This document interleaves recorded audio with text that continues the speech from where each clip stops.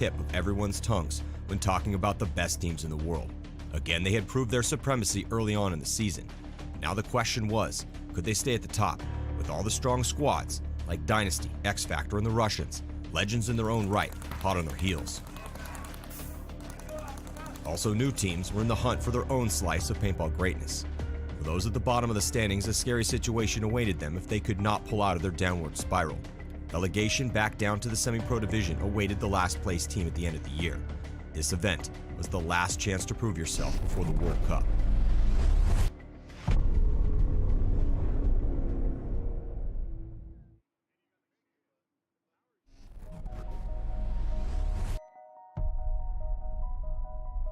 To what would you give each moment in a day if you knew that you only get 4 unique and different days to shine?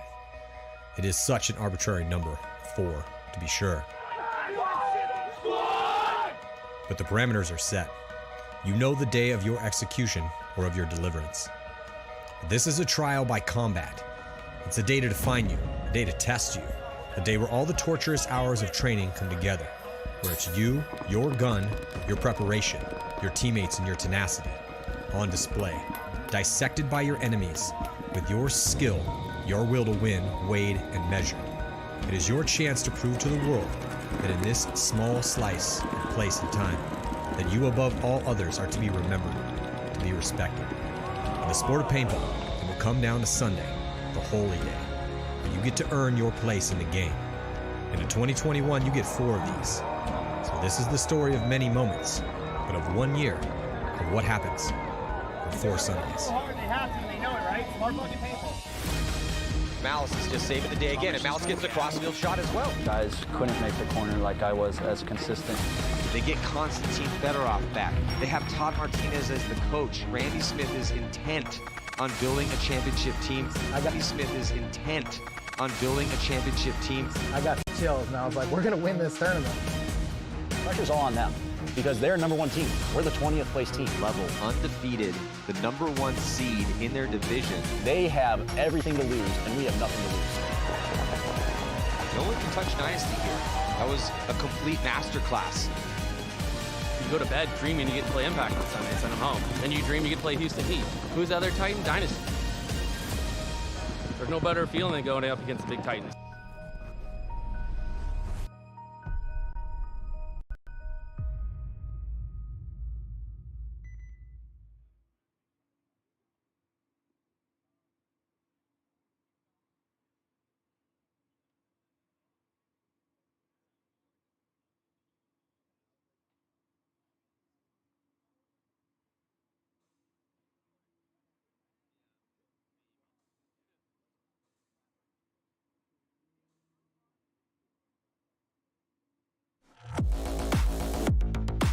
King time on 1, 2, 3. King time!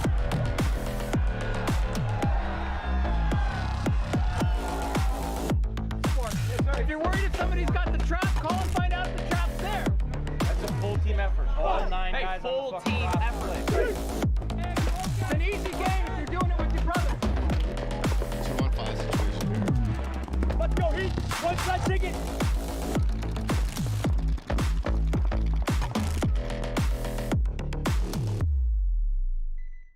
Welcome to Go Sports Live. I'm Matty Marshall. We got a special show for everyone today. It's the All-Star Game 2022 here in the NXL. It's going to be held at the Windy City Major. It's going to be going down September.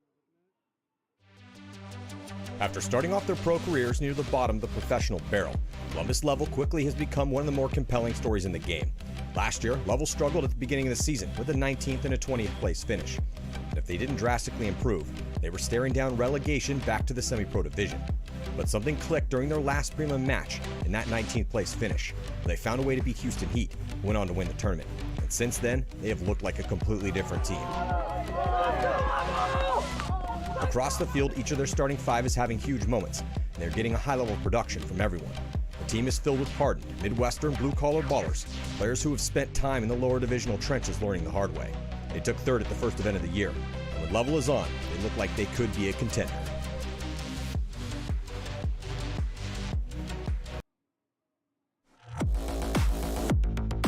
King time on 1, 2, 3. King time!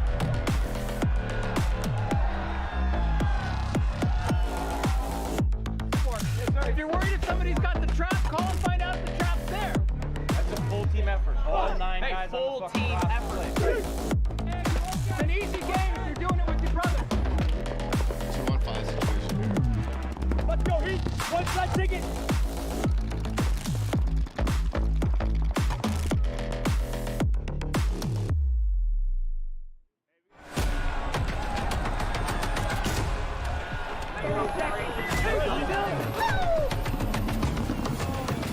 It's hard, but we're doing it together.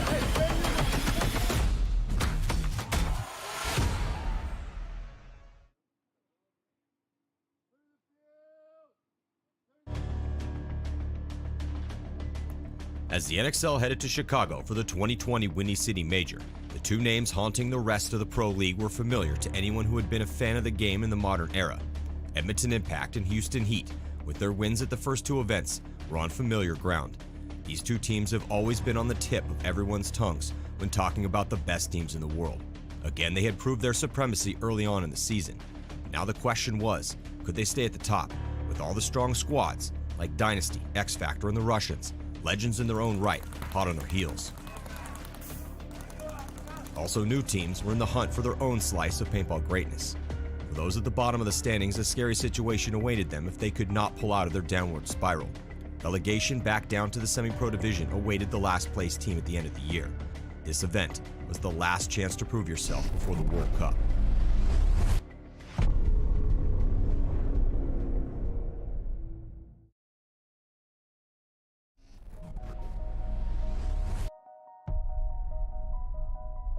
To what would you give each moment in a day if you knew that you only get 4 unique and different days to shine? It is such an arbitrary number, 4 to be sure. But the parameters are set. You know the day of your execution or of your deliverance. This is a trial by combat. It's a day to define you, a day to test you, a day where all the torturous hours of training come together, where it's you, your gun, your preparation, your teammates, and your tenacity on display, dissected by your enemies, with your skill, your will to win, weighed and measured. It is your chance to prove to the world that in this small slice of place and time, that you above all others are to be remembered, to be respected. In the sport of paintball, it will come down to Sunday, the holy day, when you get to earn your place in the game. And in 2021, you get 4 of these. So this is the story of many moments, but of 1 year of what happens on 4 Sundays. So hard, they have to, they know it, right? Smart fucking paintball. Malice is just saving the day again, and Malice gets the cross-field shot as well. Guys couldn't make the corner like I was as consistent. They get Konstantin Fedorov back. They have Todd Martinez as the coach. Randy Smith is intent on building a championship team. I got the chills, and I was like, we're going to win this tournament. Pressure's all on them because they're #1 team. We're the 20th place team. Level undefeated, the #1 seed in their division. They have everything to lose, and we have nothing to lose. No one can touch Dynasty here. That was a complete masterclass. You go to bed dreaming you get to play Impact on Sunday and send them home. Then you dream you get to play Houston Heat. Who's the other Titan? Dynasty. There's no better feeling than going up against the big Titans.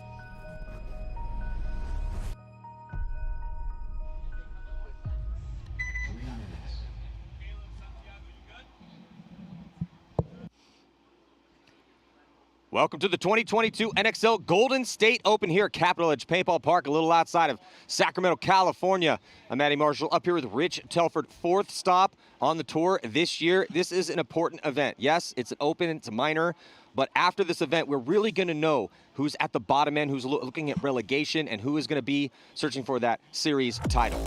Also, it's a blind layout, so all the teams are out here walking this field yesterday, trying to figure out the angles, the strategy, the tactic, and see what's going to work out here. Also, on center court, we are going to be seeing some of the semi-pro teams as well, and that's how we're going to start it out today. It's going to be Austin Notorious taking on Carolina Crisis. These teams have battled the past couple years for dominance in the semi-pro division, and also Distortion and CEP. Rich, how you feeling this morning?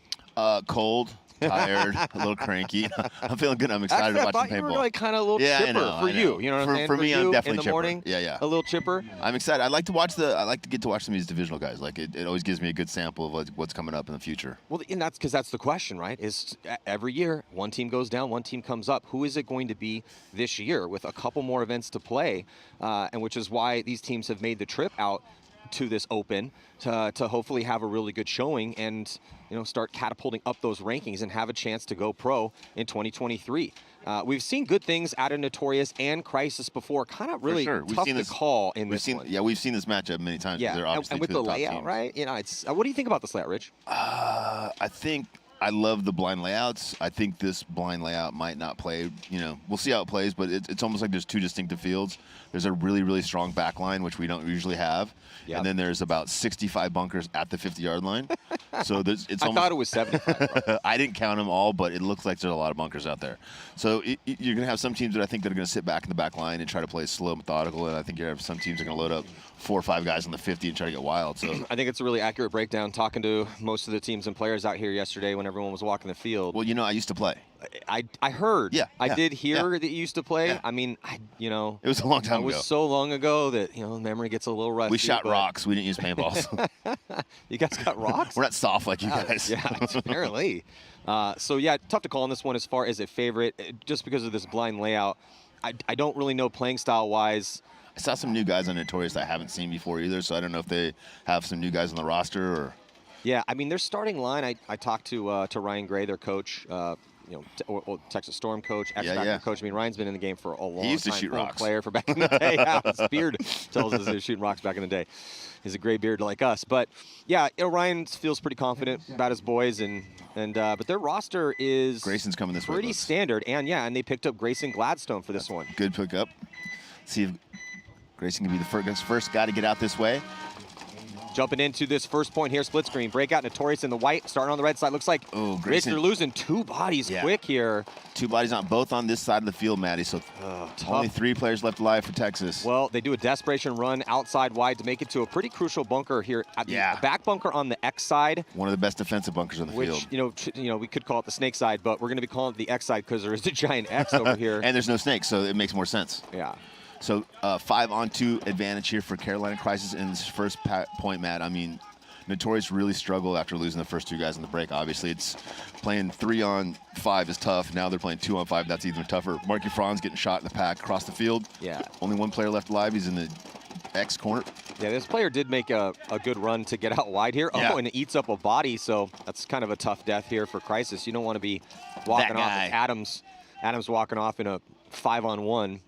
Getting shot down the sideline. It's not going to matter, though, as Summers was still alive over here, and pretty much everyone else was still alive. Everybody else. And everyone else, yeah. No, that was a solid, just started with that break. You get 2 kills on the break, go 5-on-3. Do we see 5-on-3s pulled off every tournament? Of course. It still just makes it very difficult. But that's kind of the question, right, is that how much of a bloodbath is it going to be to start things out in the beginning of these points?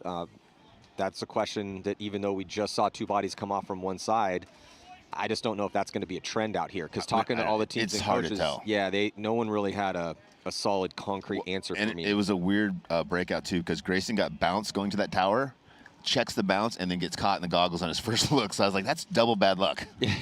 And at the same time, the guy in front of him was walking out, and I was like, oh, that's like triple bad luck. Yeah, so they're going to have to shake that one off, and we're going to reset here. Chicago Distortion, CEP, coming out to play this next one here. 20 seconds. CP starting from the blue side, Distortion there on your screen. Yeah, it's kind of fun watching these first few points because obviously all the assumptions that we've made on this field, what we think is going to happen, now we get to figure out whether or not it's actually going to happen. The first assumption was correct. It's hard to get out.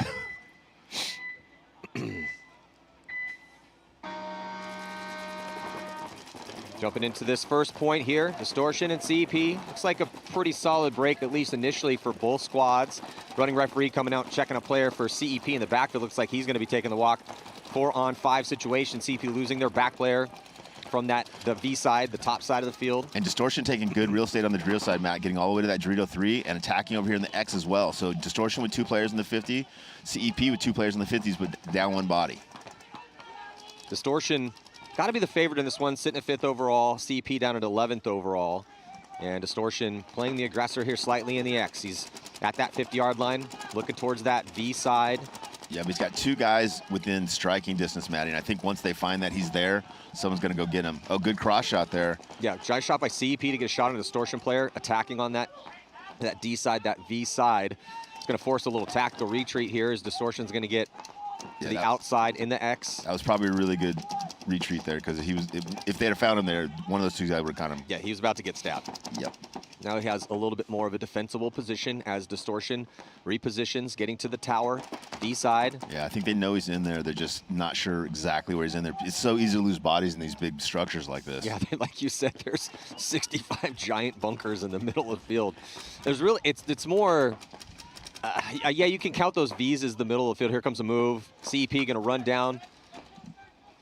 Takes out, is that Dave Haber? That is Dave Haber playing for distortion. Haber taking the walk. He got up there early, but then kind of played defensively. Maybe should have looked to go get one of the guys in front of him. Well, I liked that he, or maybe they should have had a body watching over him because. Yeah, either way, right? I think it's a 2-on-2, Maddie, or 2-on-3 maybe. Definitely 2 bodies left alive for CEP, and they have some ground. I do not see a third. I see 2 distortion players. The tower. Oh, maybe there's a distortion player in the far corner too. I can't block that by him. Yeah, there's a body in the back corner bunker in the can. The 3-on-3. 3-on-3. Yeah, so 3-on-3. As one of CEP players was, he was actually wrapped around. I like that actually. He was over there in the Doritos. He's in D4, wrapping around. He's in a good position. He's going to get a little help. Yeah, CEP. 2 players at the 50. Yeah, attacking to the 50s on both sides of the field, really putting the pinch on distortion. Distortion going to lose that back player here, X side, and this is another one of the things we were wondering. Like, can you hold off from the back line if they've got 3 or 4 50 guys at the 50? A lot of guys said no. A lot of guys said yes. We're going to figure it out here. I think it's also going to come down to personnel, right? Yeah, it's going to come down to the team, right? You can't have the same conversation for impact as you have for some of the other teams. Yeah, if you have 3 solid guys who are great shots and have the ability to cross it up from these back spots, I think we're going to see that a bit this weekend. Just, again, from preliminary walk in the field, it doesn't look like it's happening right now for distortion as they lose their 4th body. That leaves just 1 body at the tower, and that is going to do it here. And out of those 3 bunkers, Maddie, the X corner, the Dorito corner, and that right tower over there, I think that the Dorito corner is going to get shot out the most. It's that can. And it's inset from the tape, so the guy can get to the wing and wrap, and then anybody on the X side wraps at you, and the 88 that at the same time you're walking. You can kind of see it here on your screen as CP going to get checked out for point number 1, looking for the thumbs up. Point is good. So, but yeah, on the left-hand side of your screen, as we're looking at that, we're calling it the V side, the D side. But the farther you go out, when you get to those little mini walls, those are the bunkers that are actually on the sideline, whereas the Doritos are in set. Now there's a pipe and the can's in set with but there's a straight up gunfighting just lane. Yeah, it's a gunfighter field for sure. This is definitely at least on that side. Field. Yeah, the one thing that after walking this field yesterday, I think we're going. Look, it's paintball. We're going to see this at every event, but some more than others. I just think we're going to see a decent amount of lost gunfights out here that will decide things. Yep. Where both teams will, maybe it'll be 4-on-4, and then a couple guys will lose gunfights. It's such a gunfight heavy field. The back corner bunker on the X side can shoot everyone, but everyone can shoot at you. So it's a fortress back there a little bit. It's a turret, but and because you're going to be locked in a gunfight the whole time. Yeah. And then the same thing with a can. It's a little bit less. It's limited as far as shots are concerned. Some great wrap shots though. A lot of blind shots out here. These guys got to figure it out here on this blind layout. We'll see if Notorious can figure out a way to get 5 bodies out alive. That's disastrous first break. Carolina Crisis tries to take the corner on the X side and makes it out there, Maddie. First people we've seen take it on the break. Notorious is the same thing. 5-on-4 advantage here for Notorious. Shooting 1 Carolina Crisis player on the break. Notorious also a little bit more gun dominant here to start out point number 2. It was a big move. A couple of them actually. 3. Thomas getting into the 50-yard line here in the X. White also diving in. I think that was White. And what I like about Thomas is he gets in there, Matt, and just starts shooting the lane. He doesn't wait for the guy to start playing paintball. He just starts shooting the lane where the guy from CEP the last game got there but didn't shoot his gun. Yeah, that's why you got a decent amount of paint on you. Don't carry it if you're not going to use it. Yeah, it's not Europe. It's not limited paint. You carry out as much as you want. And if you get to a really good spot and no one's in that lane, might as well start shooting it. Unfortunately for Thomas, a guy did take D3. I like this counterpunch from Crisis right now. Initially, they let Notorious take advantage of the initiative, but they are starting to take some decent spots. They have D2, D3. Also over here in one of the boxes, box 2. Don't call it a juice box, man. I mean, I know you want to call it a juice box, look, but bro, don't. I'm a dad with a young kid, Yes. so I don't really want to think about juice boxes right now. No, I'm for trying to sure, think about for paintball. sure. I'm on like a little paintball moment right now. Man style weekend, right? Man style weekend. Yeah. Oh, hard wrap there from Notorious from the 50 on the X side, shooting across to that little Dorito. Carolina Crisis player is able to stay alive over there, but very tight. I like the fact that Notorious has 4 guys on this 50-yard line, and like we talked about, I think a lot of teams are going to kind of play that style of paintball. Well, they were the ones that went first. They got to these spots, but now the question is, what do you do from these spots, right? First thing you do is shoot out Dorito 3. Yes. He takes the walk. Now it's a 5-on-3, I believe. And 5-on-2. And this guy's about to die here in the tower. Oh, he 5 on gunfights his 1. way to the back center. He got caught going out there in the pack. That leaves just Adams over here, number 24 for Crisis, and his time's going to be limited. Oh, he eats up one body. Yeah, he shot a guy on the other tape, too. He's about to get a back massage. Right in the Ooh, a neck massage. Okay. It's going to get like that, huh? Okay, FSU. Let's see how it is. A little early. A little early for the, you know what? Ooh. Hey, that kid woke up this morning and chose violence, Rich. That's right. He chose violence. Definitely could have shot Smith's pack. Did not. Just went right for the back of the head. Right then. Got to appreciate that, though, a little bit, even if you're, I think it was Smith in there. Listen, I hate to see that kind of thing, but this is not a gentleman's sport. If you're soft, this is not the sport for you. No. Go play golf with Matt. Oh, sorry. Hey, I did my time out there, man. I did my time, bro. It's like Vietnam. I was in the tunnels, bro. Getting flashbacks. Distortion walking back out on the field. Yeah, I was out there shooting rocks with you. Oh, you mean J-ball? Oh, God. Jesus. Yeah, I remember shooting some dude in Texas in his combat boot. 2 inches away. Watch that thing bounce off. Yes, do like the fragile paint. It's much more fun to play paintball with fragile paint. Shoot marbles. So 1-0 the score right now. And so far the field's kind of playing the way we thought it was going to play. I just got a little info here from Vince Cunningham of Let's Talk Paintball, our host for the semi-pro field when we're at the majors. He's telling me that Distortion picked up CJ Shamber from Colorado Blitz, and CJ's played some pro paintball before. Yeah, I saw him over there. Good pickup for sure. Yeah, it's interesting at this event too, Rich, as the body walks off here early for Distortion. Yeah, CEP had a hard bounce in the break. Yeah, and then also with Dave Haber, former Outlaw player, on Distortion as well too. So a couple former pros here on Distortion trying to help Distortion improve upon this 5th place that they're currently sitting at. But see, Haber's in a pretty tough spot right now because his back players are getting pushed around. CEP is, okay, there we go. CEP was pushing Distortion around, but Distortion answers Haber with a little tactical retreat. But what Haber did there, Matty, is he got to that same spot as he did last time, and instead of pumping that lane, he just sat there. The guy pushed all the way through the lane, and he just missed that opportunity. Yeah, and that's 2 points in a row. He ended up just getting shot trying to come around there. Everyone's still learning these angles, though. Oh, yeah. Nice move, though, on the V side there. Nice little cut through the center of that lane. Here for Distortion, he does not know that number 3 is still alive. Neither for one CEP, of them. though. Might be getting his pack clipped here. See, he shoots that gap and catches that guy, man. Yeah, he catches the second attacker, the 2 over there, but he does not know. Oh, he's going to pay for it. See, that it's got the count. The count in all those big bunkers in the center of the field is going to be pretty crucial. Yeah, for sure. Because CEP was looking, if he had his gun up on that lane, he would have got a free kill, second one, but instead it cost him. But then 67 takes the walk right. Oh, a bloodbath point here. Do we got a no point? And we got one player left alive. One player left alive here for Distortion to tie this game up, and it's Wank. Yeah, Distortion has a decent amount of pros on their roster here. Did Distortion pick up the gun? This pretty much looks like a ton of guys from the Outlaw squad. Yeah, Outlaw squad for sure. Let's get a look at the roster. Yeah, Daniel's been around for a long time. Dave Haber, CJ Shamber, Michael Unger, Weinrob, Kevin Wank. That's a pretty stout roster. That's a super stout roster for not being a pro roster. Yeah. Well, got ourselves tie ball game here. Both games in this set. That's exactly what we like. Blowouts are boring, as you know, the ship has sailed on our playing career, except for some 10-man. Go play some 10-man. Yeah. You play 10-man until you're 80. Sneak out in the woods, just shoot some people. That's what I love about it. But yeah, just now purely as a fan, I want some good games today. And the violence isn't terrible either. Yeah. I think the guys are, it's getting started a little early out here, 7 o'clock a.m. Maybe that's why he was angry. It's like, you know gonna what? get me up If I'm early. gonna get up at 7, I'm shooting someone in the neck. It was funny. Some of the guys in the parking lot, like, man, it's cold. It was blazing high yesterday. I'm like, just give it some time, bro. Yeah. Give Wait for some time. it. Wait for it.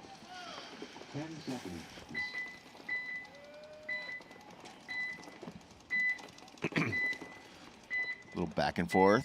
Notorious starting on the first side there where they lost their 2 players early. This time they break out with 3 guys over there, and again they lose Grayson. Gets caught going to that tower. I think he saved Marky Franz, though. He took a couple balls for him, got Marky in there. So 4-on-5 advantage here early on for Carolina Crisis. Man, I'm looking at the roster for Crisis. They have some solid names on this squad, but as far as, paintball names, Maverick Honeycutt. I like it. That's like a baseball player from like the 20s right there. Or jet fighter pilot. Yeah, that's great. He is actually an extra in Top Gun 2. Yeah, so Notorious now on the red side here on your screen, and 4 live, looking to push down the D side. Makes that first move into the V. Carolina also kind of pushing up on that D side a little bit over there in Dorito 1 and 2. Second guy fills in the back center to the tower. Notorious loses another player from that that Dorito corner, Matty. I think a lot of guys are going to get dinked out of that corner, man. I think so too. I think both corners actually, but they are seductive, man. There's another body drop. Oh, here for yes, Crisis. they are, Matt. Oh, yes, they are. A little seductive out there. So seductive.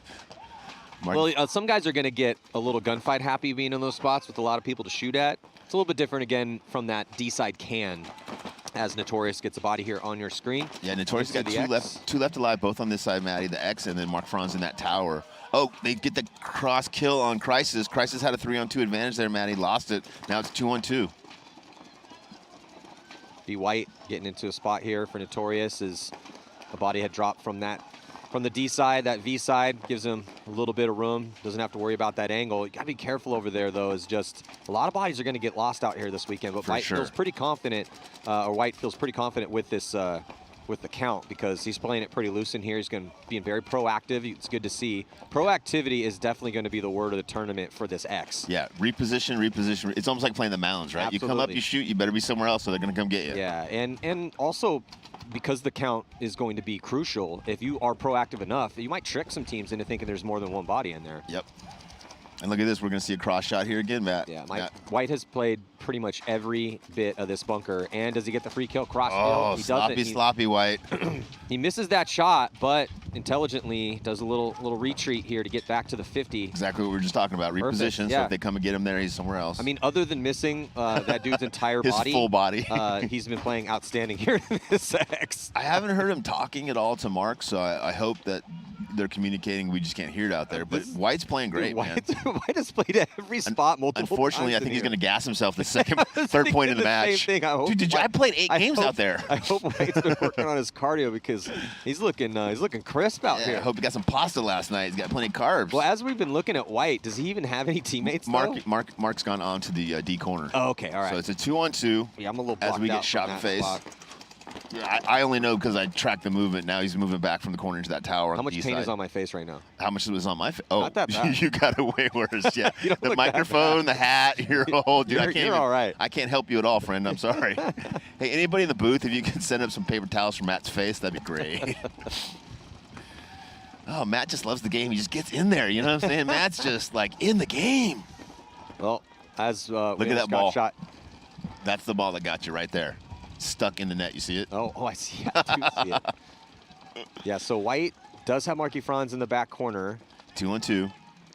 1-to-1 here, so nobody wants to make a mistake, obviously. Put themselves in a tough position. Oh, White goes forward now, gets onto Carolina's side of the field, but again, misses his shot on the cross Dorito. Repositions smartly. So White's playing really, really well, Mike. Yeah, I really like what we're seeing out of White.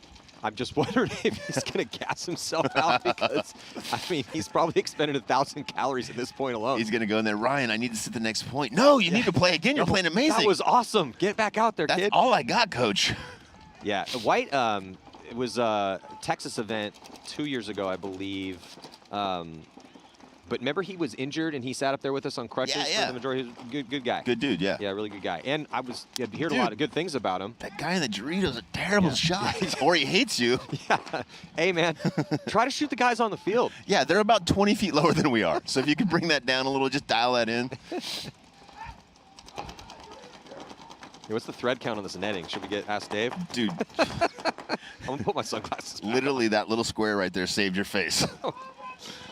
People always ask me, Maddie, why it's cloudy out. Why are you wearing your sunglasses? This exact reason. Because I want to see in the future.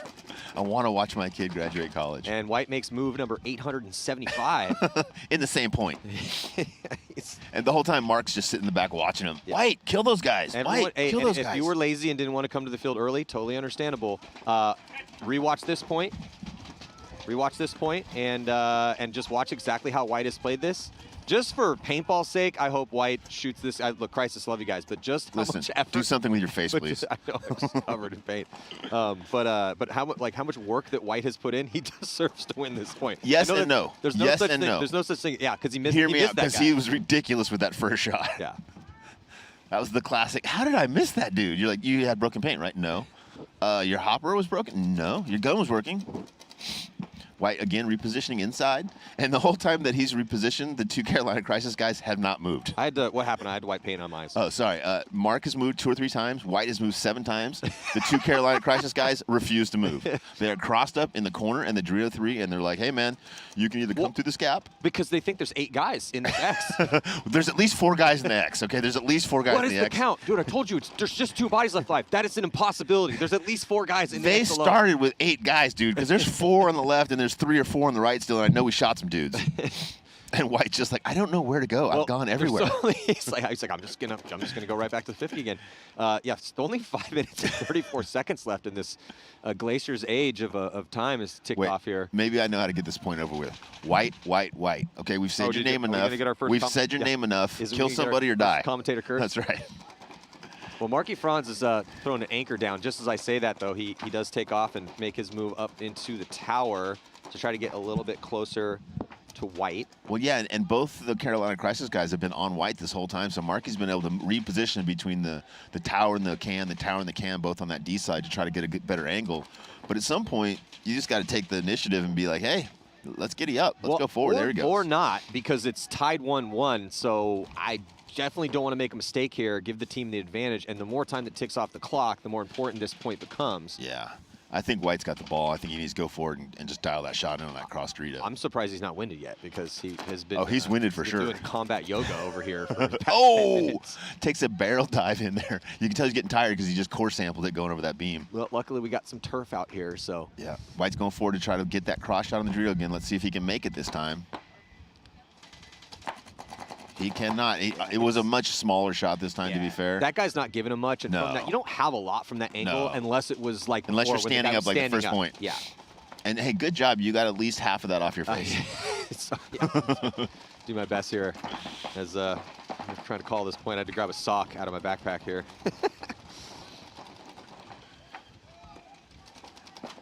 White repositions again to the outside of the 50 here on the W. 2-on-2, 1-point game. 1-1 each, a little bit less than 4 minutes left in this match. Really slowing down here based on just the 2-on-2 and kind of the spread and also the points. Like, no one wants to make a mistake here, so no one's pushing the envelope. Everyone's kind of slow playing it. Certainly our longest point of the day so far. Either one of these teams that loses the next dude obviously is going to lose this point, and then that's going to leave them only so much time left in the match, and they're going to be down by a point. So either way, if I'm one of these 2 teams, I want to win or lose this next point here pretty quickly. Otherwise, you're not going to have any options. Yeah, like we were just talking about, still 3:20 left, but the longer this point goes, the more important it becomes, because if somehow another 2 minutes ticks off, then you're going to need that 1 point. And the more likely White is to start cramping. Yeah, somebody get him a banana, some water when he comes off. He's officially out of paint now. Would somebody please tape his ankles? Yeah, and the nice thing for White, though, is he can stand on his feet like that. The Carolina guy's been hiding that Dorito the whole time, just curled up with those knees. He probably can't get up if he wanted to. That is a good point. Yeah, I'm just wondering how deep is the roster here for Notorious, because White might need a breather after this one. Rebreathing some cortisone shots. Well, him and Marky are now talking. Than you. Yeah, him and Marky are talking. They're trying to figure it out. They know it's about 2:40 left. They know it's 1-1. They know it's 2-on-2. They know where the bodies are. Yeah. They just haven't figured out how to break the cross. And look, White's been doing a great job up here. Marky Fran's been doing a great job for Notorious. But the 2 bodies for Carolina Crisis, even though they've been You know, they dug a trench out there and been hanging out in their spots. They've been doing a great job staying alive. 100%. They've been doing a great job showing, and they've also showed us that if you have to be in 2 spots to stay live, that corner and that Dorito 3 are probably 2 of those 2 spots, and maybe that tower on that D side are the 3 spots you want to be in. This is going to put this next match of Distortion and CEP in true Xball very quickly. Xball in now. Only 2 minutes left in the match. Yeah, just excellent survivability from everyone. These last 4 bodies out here for these 2 teams as we're under 2 minutes to go. Did you see how much time was when this 3rd point started? Like 45 minutes, an hour or something like that. I think we've got a good old, this might be a 10-minute point. Minimum. Yeah, I mean, they've only played 2 points, and the first 2 points are pretty quick, so I would say at a minimum of 10 points, maybe 12. Here goes White forward again, repositioning for the 672 times. I like that. I like him going all the way forward and kind of taking the responsibility. As he does that, Mark releases on the Dorito side. Looks like they're going to trade. I don't think that White saw that move, though. Or the move from the Crisis guy going inside. Well, he sees the Crisis body walk off, but I don't know if White knows that Marquis was shot in that instance. Well, here comes Crisis. Yeah, he thinks there's still a guy in that corner for sure. Oh, he just got lucky. He just got lucky and saw the guy go. The guy didn't know he was here in the X. Well, White also has got to be incredibly low on paint. Yeah, for sure. Oh, and did he get this crossfield? No, he did not. So, no. So a tactical retreat here from White. White's going to go to try to protect this buzzer. I think that's because he's out of paint. He's just going to guard the buzzer because he's out of paint. Yeah. See, that's what I was talking about earlier. If he gets shot now. He's not looking for paint on the ground. That is, why did he look that way, though? As Crisis closed the gap, he's right by the buzzer, and he's going to get a shot in on White as White comes across. So, hey, man, I tip my hat in respect to White, but Carolina Crisis going to steal the point. Can't see who that is for Crisis. Number 7, I think. Yeah.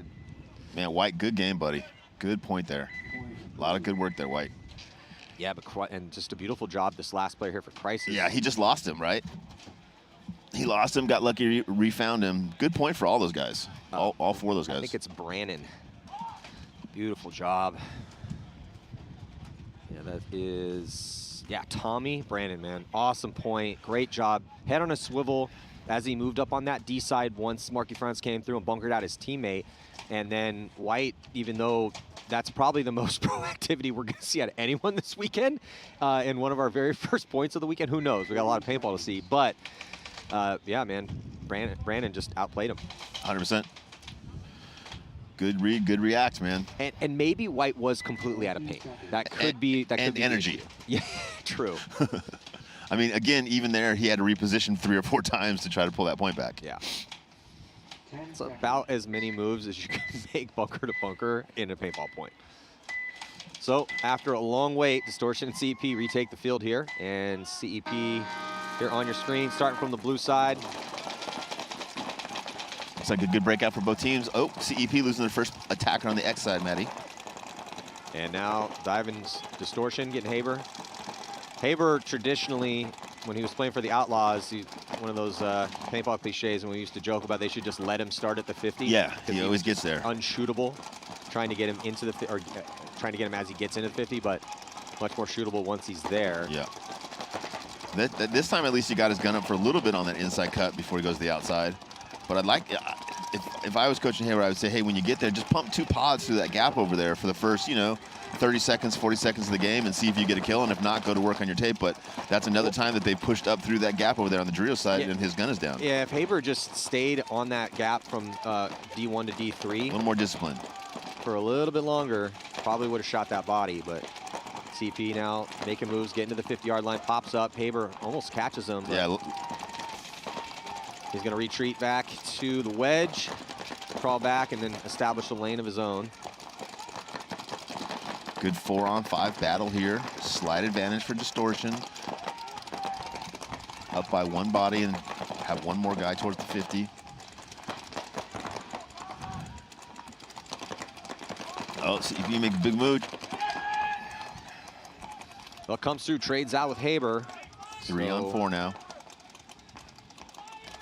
Distortion's got one in that D corner, right? Yeah, I was just going to say a little bit better field position here for CEP with a body at D4. Distortion must have recognized that as well as they send a body out to try to bunker him, but not able to get to him. Nice defense here from CEP. 3 on 3 now. Well, good little combo of offense and defense. They get that body to D4, and then they protect him. So just perfectly executed here from CEP. It's going to give him a little bit of an advantage. They still have that body In D3, that's the best position on the field currently here. Who did he get clipped up trying to make it out wide? Oh, okay, so just as we're singing his praises, he makes a mistake here. They had 8 minutes and 10 seconds to work with. Did not need to make that move right then.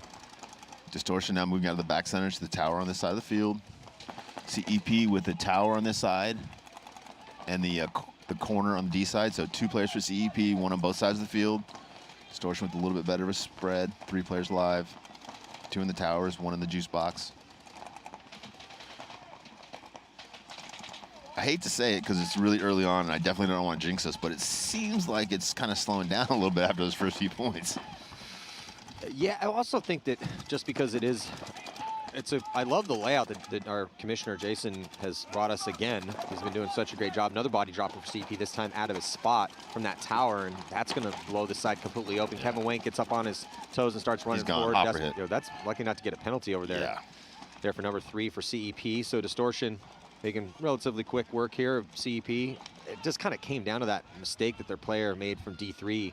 That was kind of the, that started the catalyst, fall for him at that point. But yeah, it is, you know, it is, yeah, it's slowing down a touch. I think obviously they were weighting it heavily on that 10-minute point that we just saw. But everyone's still figuring this field out. White could have just sucked the energy out of everybody. Yeah, I mean, they're trying to figure it out, but also, you know, it's a really close, both these matches are really close, so no one's looking to make a mistake. Totally. And they're just have no idea what's going to go on with the field. They're getting the first looks. CP going to not concede the point yet, content to burn a little bit of this clock off here as the Distortion players are just chilling over there waiting for the concession, and then finally CP decides to blow the horn. Distortion going to take a 2-point lead.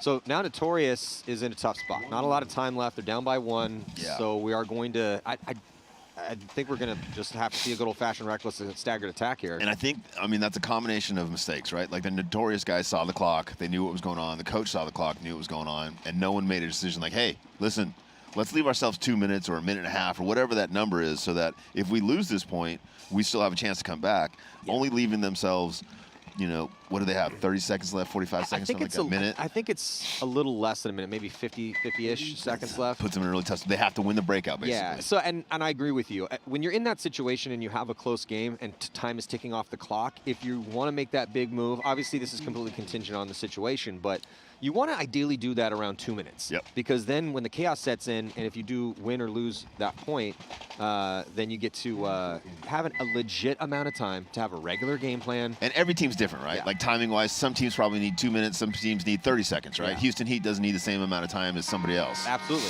But you want to have a good old-fashioned regular game plan, so because it's just much more risky to go with a hyper offensive game plan. So yeah, they have 43 seconds left on the starter one.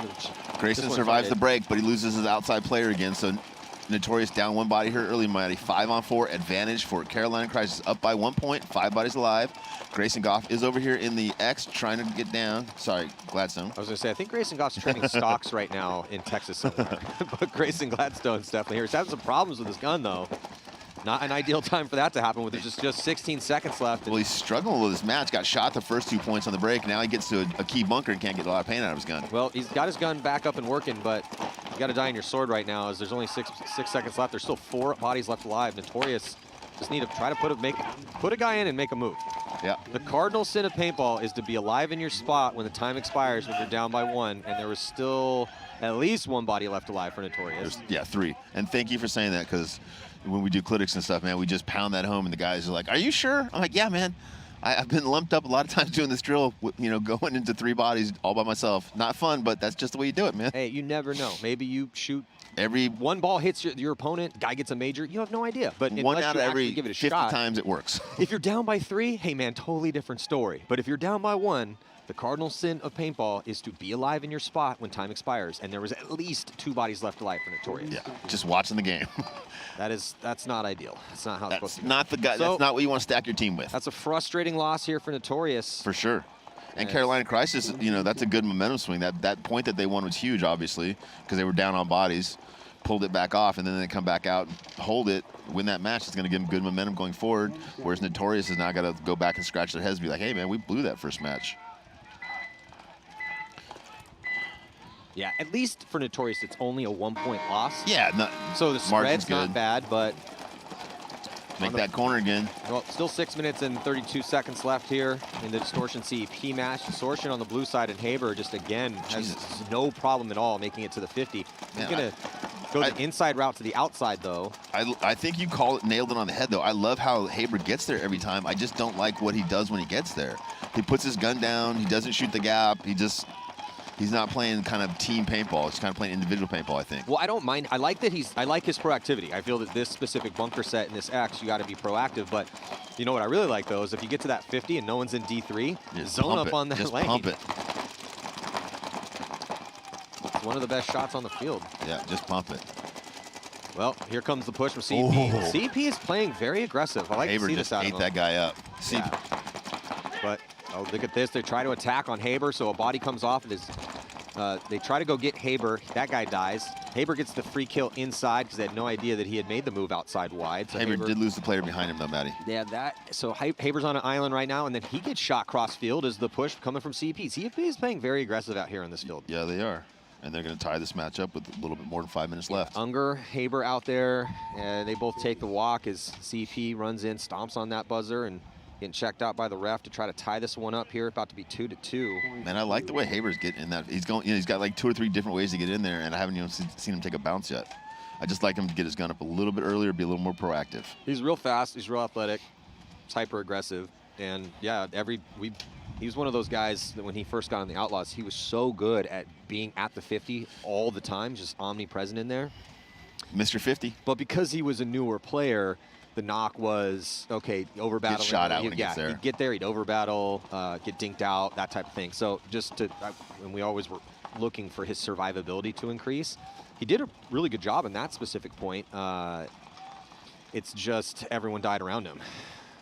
And CEP blew it open from that top side, calling that the V side or the D side. Yeah, when they attacked through the middle, he got caught. Yeah. They attacked down here, he got caught, and the third guy gets. I mean, CEP was on full attack, man. It's been kind of impressive. Yeah. CEP has been playing, Distortion. The guys they picked up from the Outlaws, those guys are all pretty aggressive players, and CEP is easily matching Distortion right now on the aggression, and that's another thing with this layout is we didn't really know how aggressive it would be.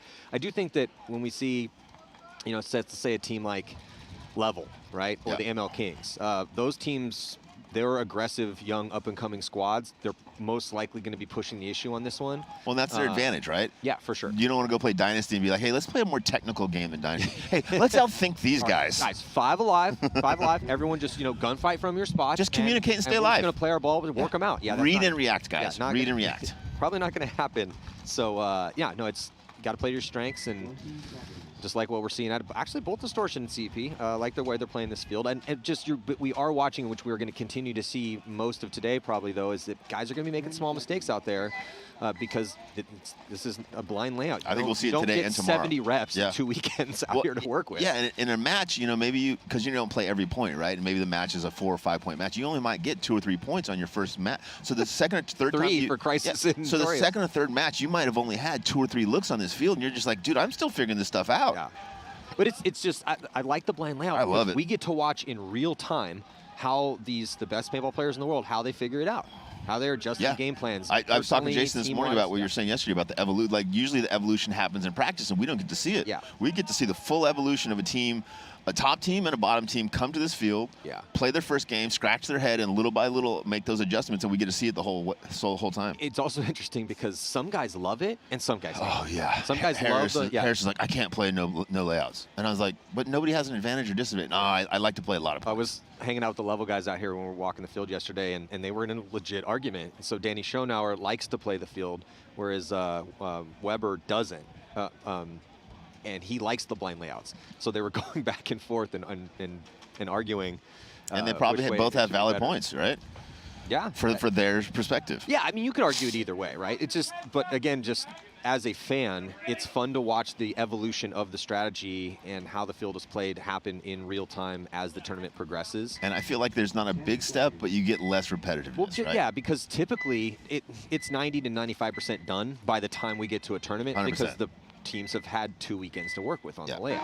Minimum. A whole bad start here for CEP, and that messes their game plan up. That guy's forced to just stop at the start station and try to stay alive there. He does, though, but they do not shoot anybody, and they don't take as much ground as they were trying to take. So that allows Haber to get right back to, well, I don't think that was why the reason that Haber got to the 50, because he's been getting there no problem. Haber now going to do his thing where he goes to the 50 and goes out wide here. Yeah, I love Haber's consistency. So far, I mean, we've only seen 4 teams out here, but he's the guy right now that's getting to this 50 the most. Well, we're in .5, and he's been in here 5 times. 2 CEP players taking the walk, Matty. Yeah, Haber can pass the 50. Ooh, he touches the bunker, though. He hits the bunker 3 times. Got to be careful about hitting that bunker and letting him know that he's there. I don't think anyone picked it up, though. They didn't. The guy right in front of him has no idea. Hits the bunker again. You want to be about an inch off that bunker, ideally. And so Haber's going to lock down that lane. I don't think he knows there's a body in D1. Nope, or the guy in front of him. Yeah, the way he's playing this, he doesn't seem to know that body's in D1. Going to get a free kill, though. Ooh, lucky that guy didn't pull the trigger. I mean, the guy got blasted. What was he? For a second, I'm like, is he really going to pull his gun up and try to shoot Haber? I think he time warped him. Got shot 15 times. He got caught in a time warp there. He's like, wait a minute. Everything just slowed way down for me. Am I just standing here getting blasted? I should shoot this guy. He got shot so many times, he blacked out for a second. I like the way Haber's playing this game, constantly pushing that gun. Now he's got a 2nd kill across in the Dorito. He knows the guy's filling out the corner, sees that guy fill out there, checks inside. He's still got 1 in the back center, 1 in the corner. Another body coming off here for CEP from the back bunker on the D side. 2-on-5 advantage here for Distortion. Yeah, Distortion flooding bodies up on that D side. They're at the 50 and past it here. With Haber still alive. Yep, gonna win this point with a little bit more than 3:30 left. Gonna be a 1-point match with 3:30 left. Off of Dave Haber there, pushing hard on the X side of the field. Yeah, when he gets in there and stays alive, it is just such a boost to the squad. Yep. Because you know what though, the guys behind him are also doing a good job of trying to shoot over his head and protect him. And then he kept his wits about him enough to get his gun up quickly and get that free kill on the guy running, because that guy did not know that he was Now it'll be interesting to see if Distortion, with their 1-point lead, tries to spread the field and play the back 5 or play offense like they just did. I think that, as on most fields, if you are going to play defense, you need to take a low ground first. Yeah, D3, what one of ground the juice to take? boxes. Yeah, I was going to say, but what ground to take? That is still up for debate. The big question is, do you go to the X corner or do you go to the X juice box, right? Because some people think it's easier to make the juice box on the break. Some people think it's easier to make the corner on the break. But the real difference is if they shoot for the corner and you go to the corner, you might get shot. But if they're shooting for the juice box and you go to the corner, you're okay. Well, if you've been going to the X every single point, then going out wide probably is not a bad move. I agree 100%. Because that guy's Set that trap. Yeah, that guy's probably going to make it. Because you have, I mean, if a guy's ran 5 times to the X, you have to respect that.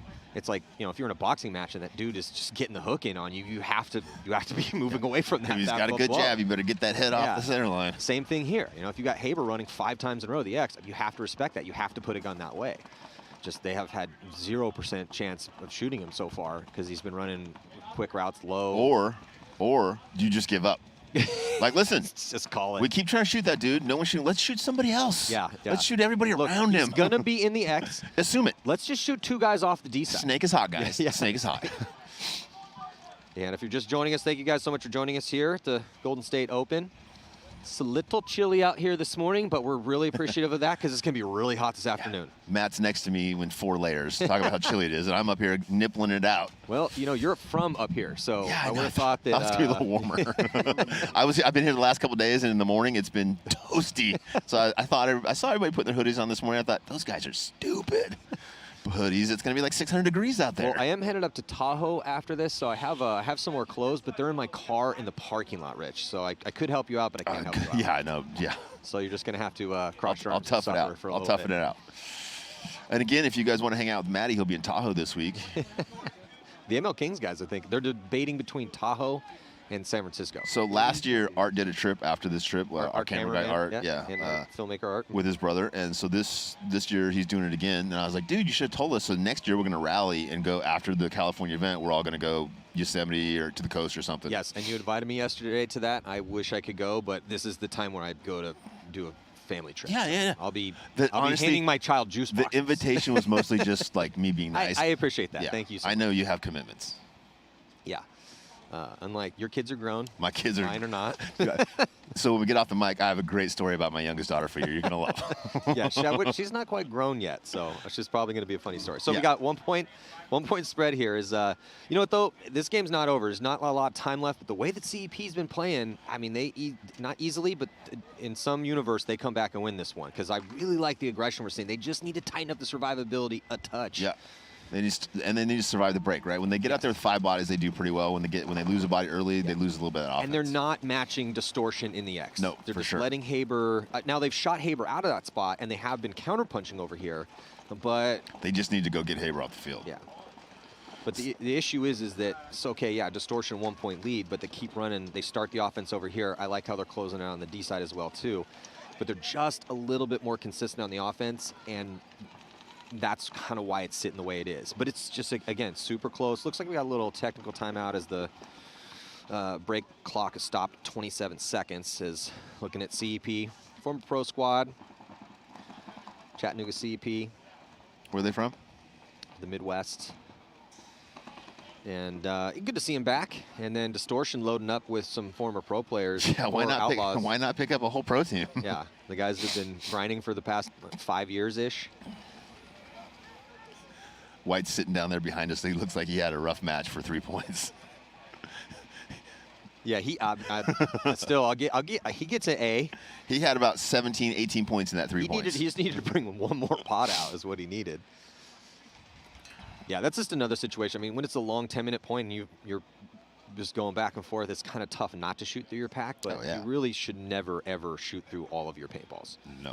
I mean, the last 10 paintballs should only be shot if you're getting run down or you're running somebody down, or the at guy's least running trading. through your bunker. Yeah.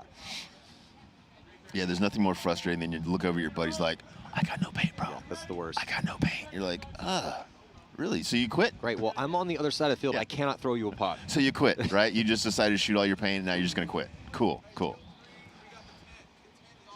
That's when you look at them and be like, all right, then can you just run forward and start, just be the paint Draw magnet? the fire. Can you Draw the please be fire. paint magnet, because I still have paintballs.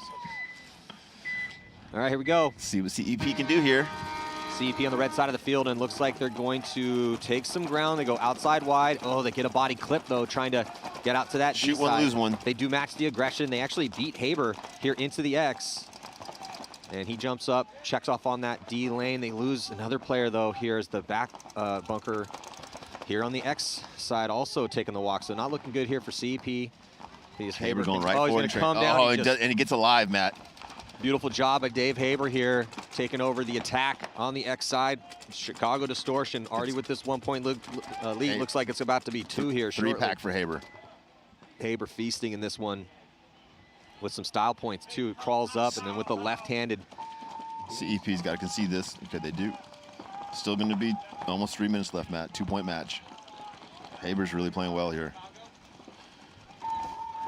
Yeah, Haber's looking good. Wank's looking good. Pretty much all of Distortion's looking pretty good. And CP's not looking bad, but just like we talked about, just a little bit. Yeah, they lost the guy going to the corner. Just a little. The survivability is lacking just a little bit. They made the corner, and the guy dies out of that spot. We talked about how, talk about paint magnets. That back bunker on the X side is a paint magnet.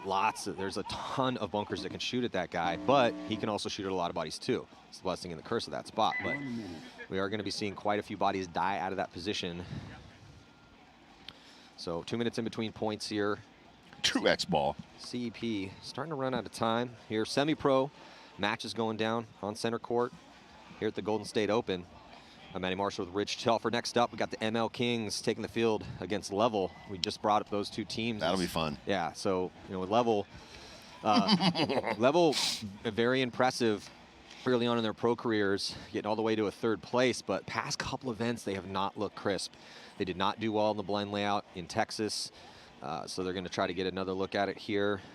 But firepower to firepower, as far as the offense is concerned, this could be a fun one, because both the ML Kings are probably the most aggressive team in the game. Level's right behind them. That should be a fun one. Also in that set is Blast Camp taking on the Titans. Titans coming all the way from New Zealand for this one. Hey, good job, guys. Thanks for coming over. Matt will buy you guys a beer tonight after the event. I would definitely do that. One of the guys on the Titans, I kind of felt bad for him. He looked a little grumpy because after the long flight from New Zealand. This 7-day flight. It's his first time to California. He lands in LAX and then drives through the the most boring drive in all of California, the 5 freeway. Up the Central Valley. You got some Bakersfield? So he was like in his, I can't do a New Zealand accent, but he's like, I'm like, "Are you all right?" He's like, that was the most boring drive ever. I'm like, "What happened?" He's like, "We landed in LAX and just got out of the car. We just drove all the way up here." I'm like, "Dude, I'm so sorry." Come up the coast, bro. He's like, "I was so excited, my first time in California, and all it was just Sucker. orchards and dust as far as the eye you could thought see." palm trees. You thought palm trees and movie Like, stars. you went the wrong way, You man. in the valley, Holmes. Should have landed a day early, taken the coastal route. Or you would have loved it. You could have flown into San Francisco. Yeah. Had a wonderful meal. Yeah, there you go. Hung out. It's a much closer Hung out drive. the coast a little bit and come over. He should call us next time. We'll tell him. Down by 2. EP needs to mount some offense here. Less than 3 minutes.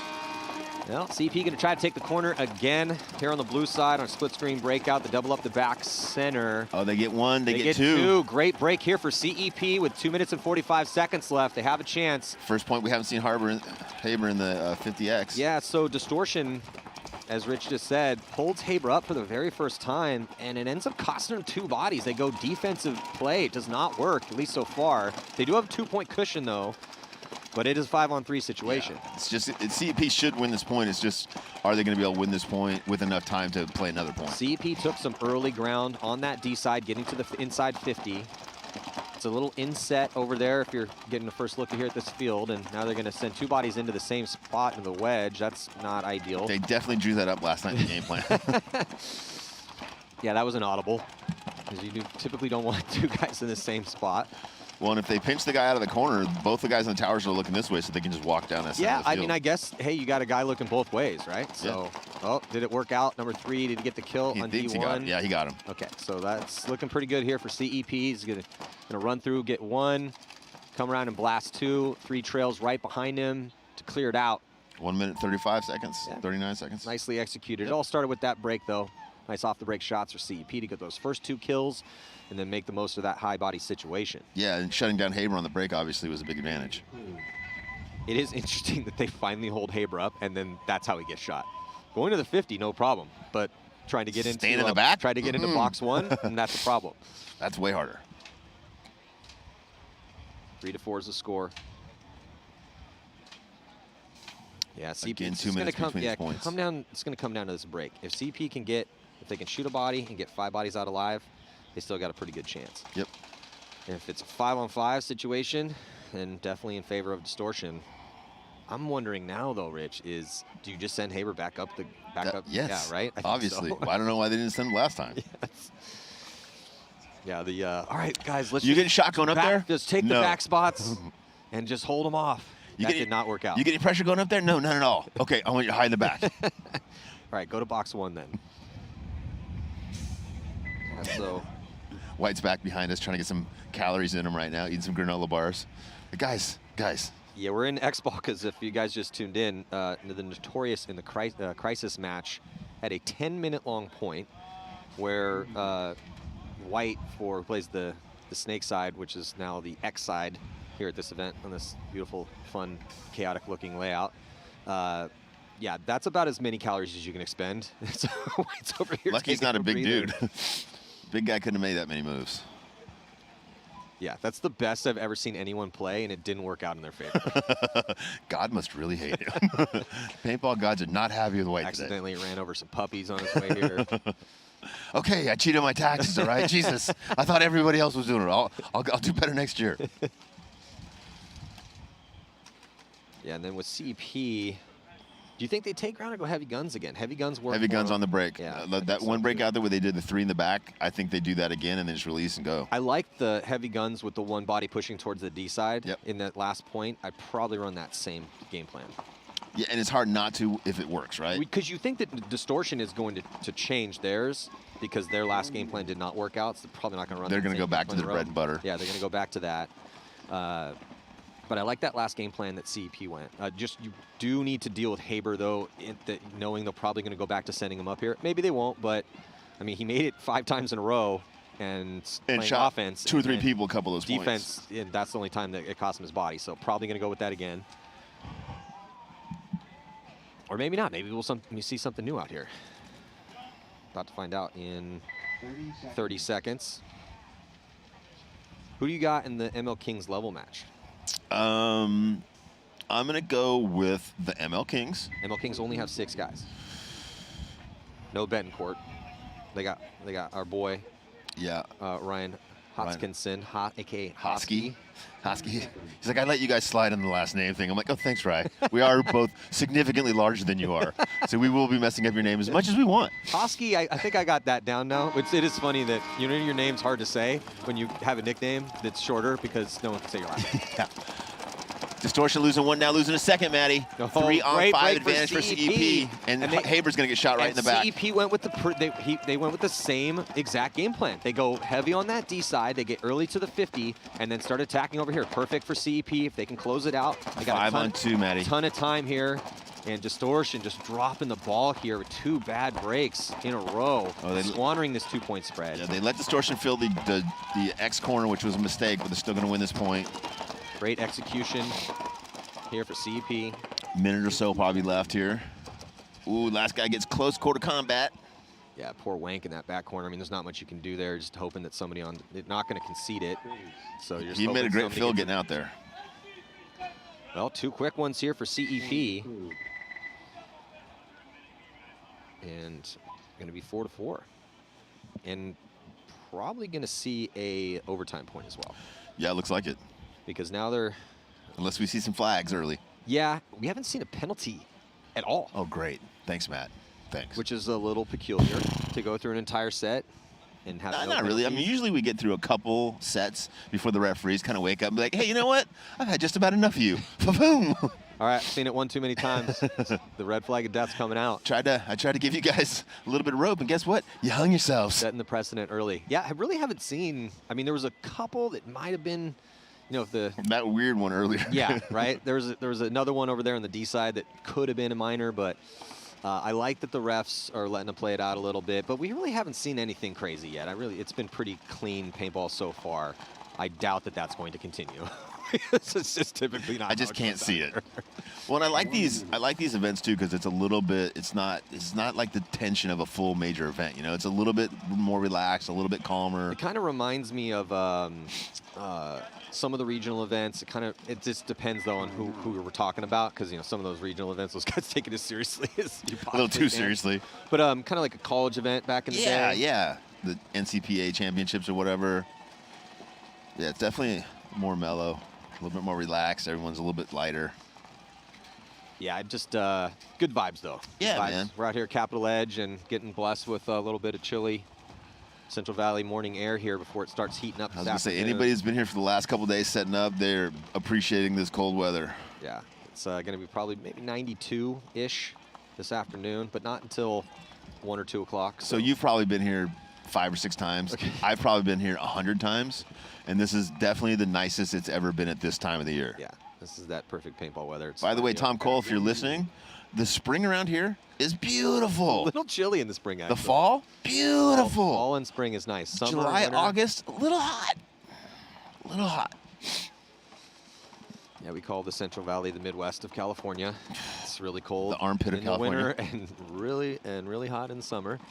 That's why the men, live up north and the soft boys live down south, where it's always 72 degrees. Hey, my family's from up here, but we intelligently moved. Yeah.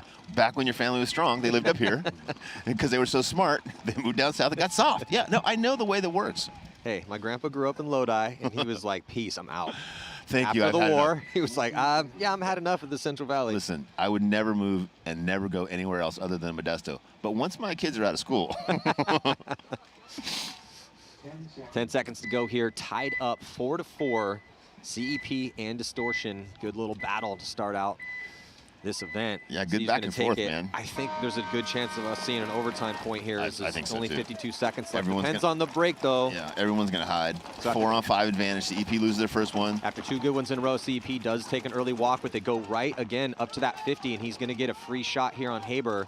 Yeah, so Haber's going to, he gets up there slow. The other guy's got his gun up. There's 2 points in a row. The guys beat him to the 50 and beat him with his gun up. Yeah, but he missed his shot on Haber. He did miss his shot, yep. Should have given Haber a little bit more. Yeah, I think we are going to see an overtime point. Yeah. So if Haber had got shot, that still would have made it 4-4. So, yeah, I think that we're going to, just 19 seconds left. Should be an overtime situation here confronting us shortly. Oh, look at this, though. Distortion trying to Win it with 10 seconds left. Haber's going to launch. Haber's going to run through. The center's going to get one. Got to be careful not to get a penalty. He was smart, didn't get that penalty. He also didn't get that second kill. Time is going to expire. Distortion, a couple of them dying on their swords on the D side after Haber's run through in the middle. Wank was still alive over here, Yeah, so even though they gave it a shot, needed maybe another. Wank did the whole wait 15 until there's like seconds. 1 second to go, though, instead of wait until there's like 10 seconds where you can actually do something. But you know what, though? With the way that shook out, he did time it, I felt, nicely because he was following up his players running up on the D side.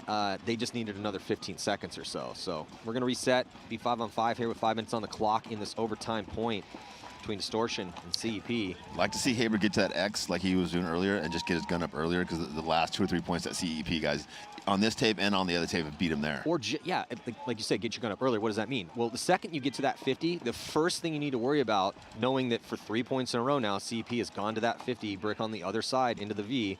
That's your, just pop up and shoot that lane immediately. And he's going there to cancel Haber out. They're like, hey, I can't shoot him on the break. Where else can we try to get Haber from? And that's a great reposition from CEP. I like the strategy that CEP is throwing out here. But now Distortion has to come back with the next move, right? Yeah. Now, hey, how are they shutting you down? Oh, now they're going to go here, they're do this. What do we do to But to speak counter to that? your point about Haber getting his gun up a little bit earlier here, because in the first couple points, he wasn't shooting that gap long enough between D1 and D3 or D2 and D3, which could have produced some kills. And then if he had popped up and immediately shot lane,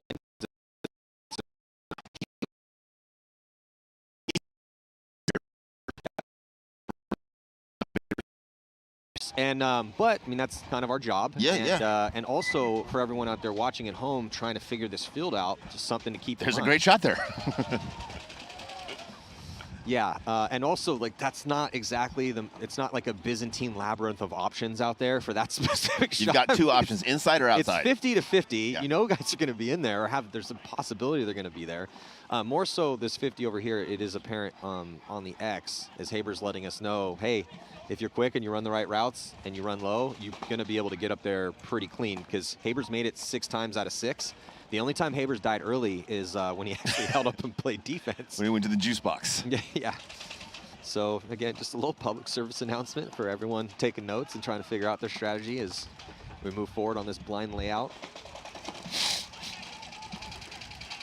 Think it's going to be windy all day? No. I hope so for the afternoon.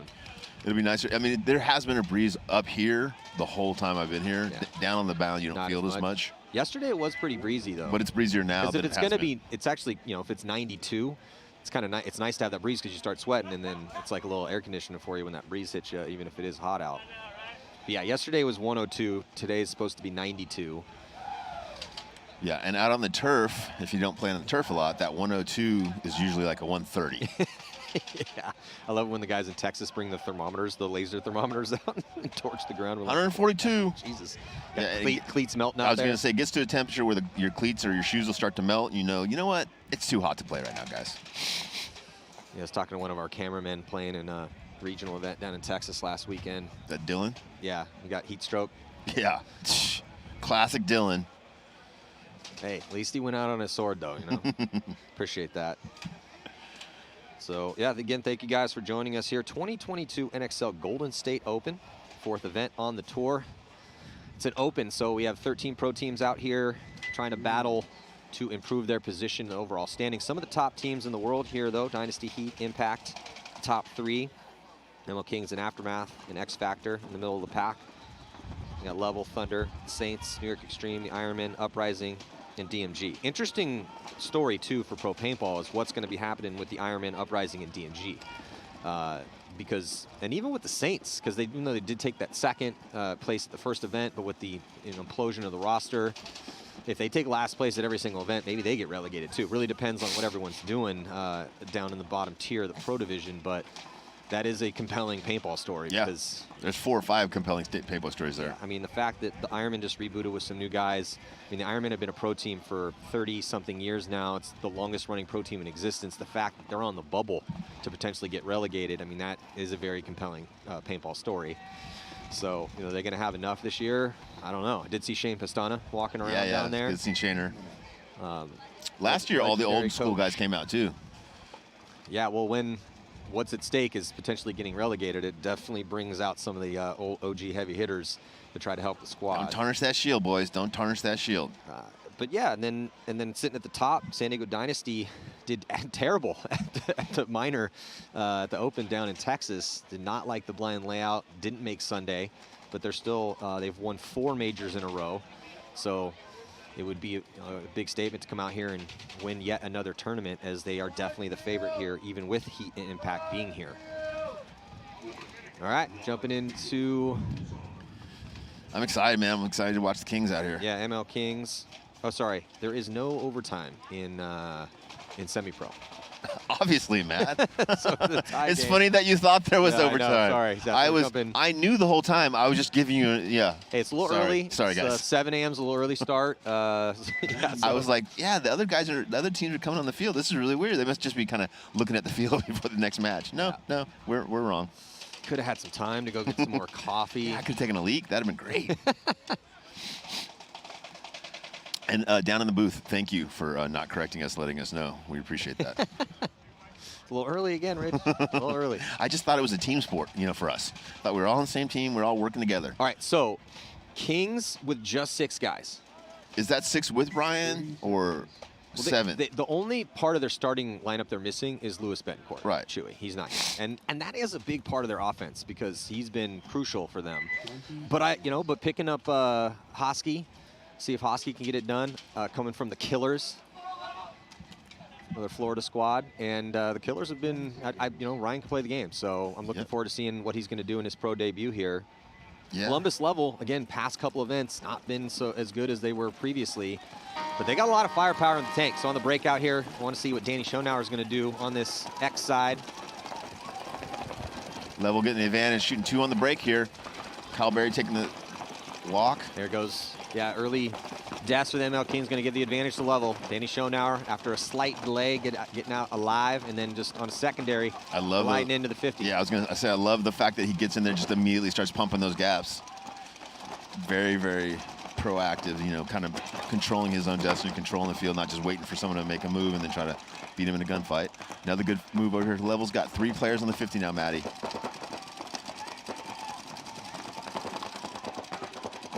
Level losing one of their back guys. 4 on 3. Oh, losing another. Danny gets shot too, Matt. 3 on 3 now. Danny taking the walk. Weber's still alive over here, and they are past the 50 in the center as well, too. So yeah, going from 3 on 5 though to 3 on 3. Yeah. Really not playing. Tough deaths. Yeah. Tough deaths for sure. But Silberg's still alive. Weber's still alive and in dominant positions. But then the question is, okay, can you win low body situations from these back spots, right? There's not a hit on his face? Weber? Apparently not. He's got a referee right in front of him. Wait until he turns his goggles towards you. Okay. Maybe there's a glare or something. Must be a glare. Another body coming off. Yeah, 2 on 3 advantage. The walk. Oh, there he goes. Silberg running through, cutting up the field. A little 2-pack to close for Level. So even though they did lose 2 bodies for no reason, still made the most of the situation with a nice little run through for Silberg, and Weber also playing so consistent. Does that not look like a huge hit on Weber's face? There is a little bit of a glare there, and yeah, he was taking some heat, but the referee's right. Yeah, well, the other referee just walked to him. They're talking about it now, so obviously they saw it spray off of something else. Level though, going up 5 on 3, then losing 2 players to 3 on 3, and then dropping the hammer and winning that point with 3 guys left alive. So good first point here for Columbus Level. ML Kings only lost 1 on the break, but then quickly started losing bodies after that. Yeah, and Level, still no Carl Markowski. Yeah, I think he couldn't get out for work or something for this event. Understandable, but would love to see Carl Markowski, a paintball legend, and to eventually take the field and play with his Midwest boys. That would be amazing. Getting ready for Blast Camp and the Titans. So, yeah, Blast Camp, definitely a favorite here. Titans making the journey, coming over from New Zealand. They also have Harrison Fry on their squad from Los Angeles Infamous. Thanks for coming, guys. Appreciate it. One of our all-stars. Make sure you guys check out, we just did all-star draft with Team Martinez, Team Brettauer, and captains Ryan Greenspan and Tyler Harmon. It's currently on our YouTube channel, Go Sports. You can check it out.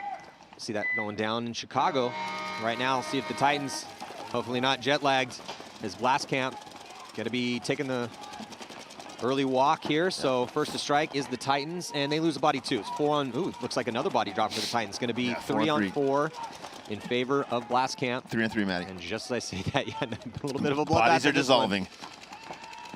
Everybody's racing. Oh, there goes another Blastcamp. 3 on 2 advantage now for the Titans. Yeah, Titans getting out wide, making a couple moves to get in some decent spots out wide on the D side. Harrison's over in the tower. Another body coming off right now for Blastcamp. 3 on 1 now. Oh, Harrison's getting the check. Oh, and Harrison John. Oh, he does not. First penalty of the day. Nope. Yep. First penalty of the day. Harrison Fry, everybody. Oh, Harrison. Luckily. In a 3 on 1. Luckily, there's 3 bodies left alive, so 2 will come off as Harrison got shot. Penalty, pulls another one, and still 1 body left alive here on the X side to go hit that buzzer to put the first point on the board for the Titans. Harrison, you're better than that. You shouldn't have to cheat at a semi-pro. Come on, man. First point of the day, you got to go out and cheat in a semi-pro match. I love Harrison, but Where's it your is confidence? a little funny that we get no penalties in the very first penalty of the tournament. It's going to be Harrison at 3 on 1. And he only gets a yellow. He's over there hiding it. He's like, he only got a yellow.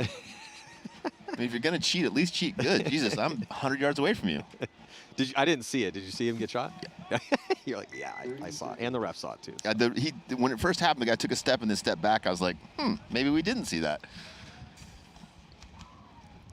Here we go with Columbus Level coming back out with the Kings.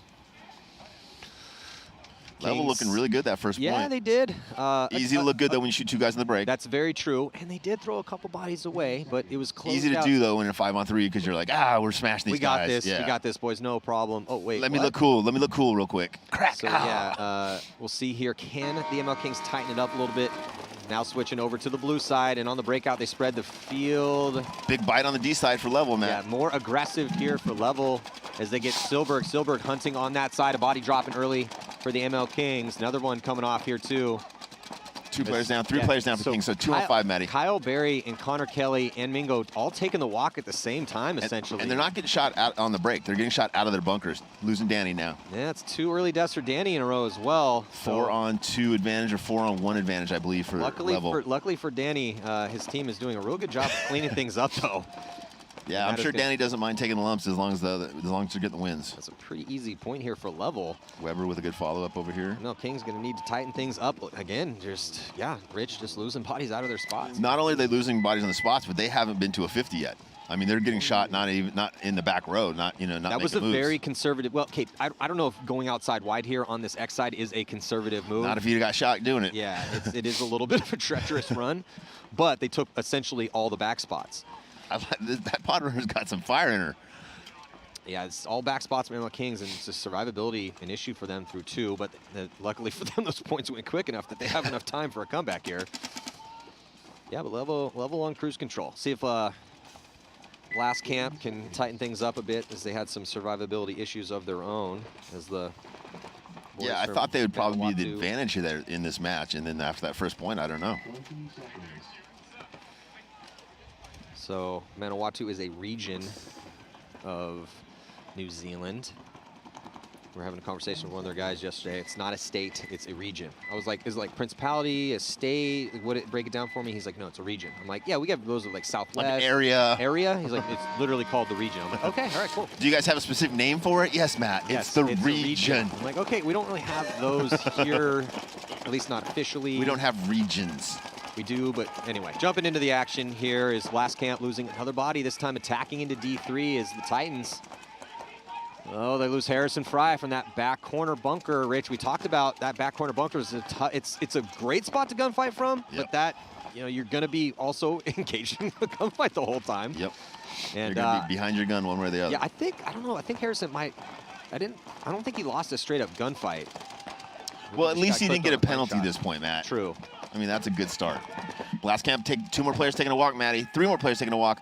4 on 1 advantage here for the Titans. Wow. Looking really good out Hey, man, if you're going to come all the way over here, you might as well smash some people. Good job, boys. Looks like they're going to get a penalty. Major, minor. I don't see a flag. Oh, red flag of death here. Everywhere. There was 4 guys left alive. But I feel like they're going to take it away from him anyway, the way the referee went over there. Well, I mean, then gross major? I mean, they had 4 bodies. It's a major penalty. 2 bodies should come off. They still should get the point. Point has not gone up yet. Also, was the point and they conceded? should start with 5. Was the point conceded? No, I don't think so. Well, I heard a horn as the referee was Gotcha. signaling, so I couldn't quite tell. I thought that was the ref or the scorekeeper. Maybe it was the other team conceding. But regardless, still should not be an issue here for the Titans. They still should get that point. See Harrison Fry out there pleading his case to the ref, and Harrison has not come off yet until they figure out exactly what's going on.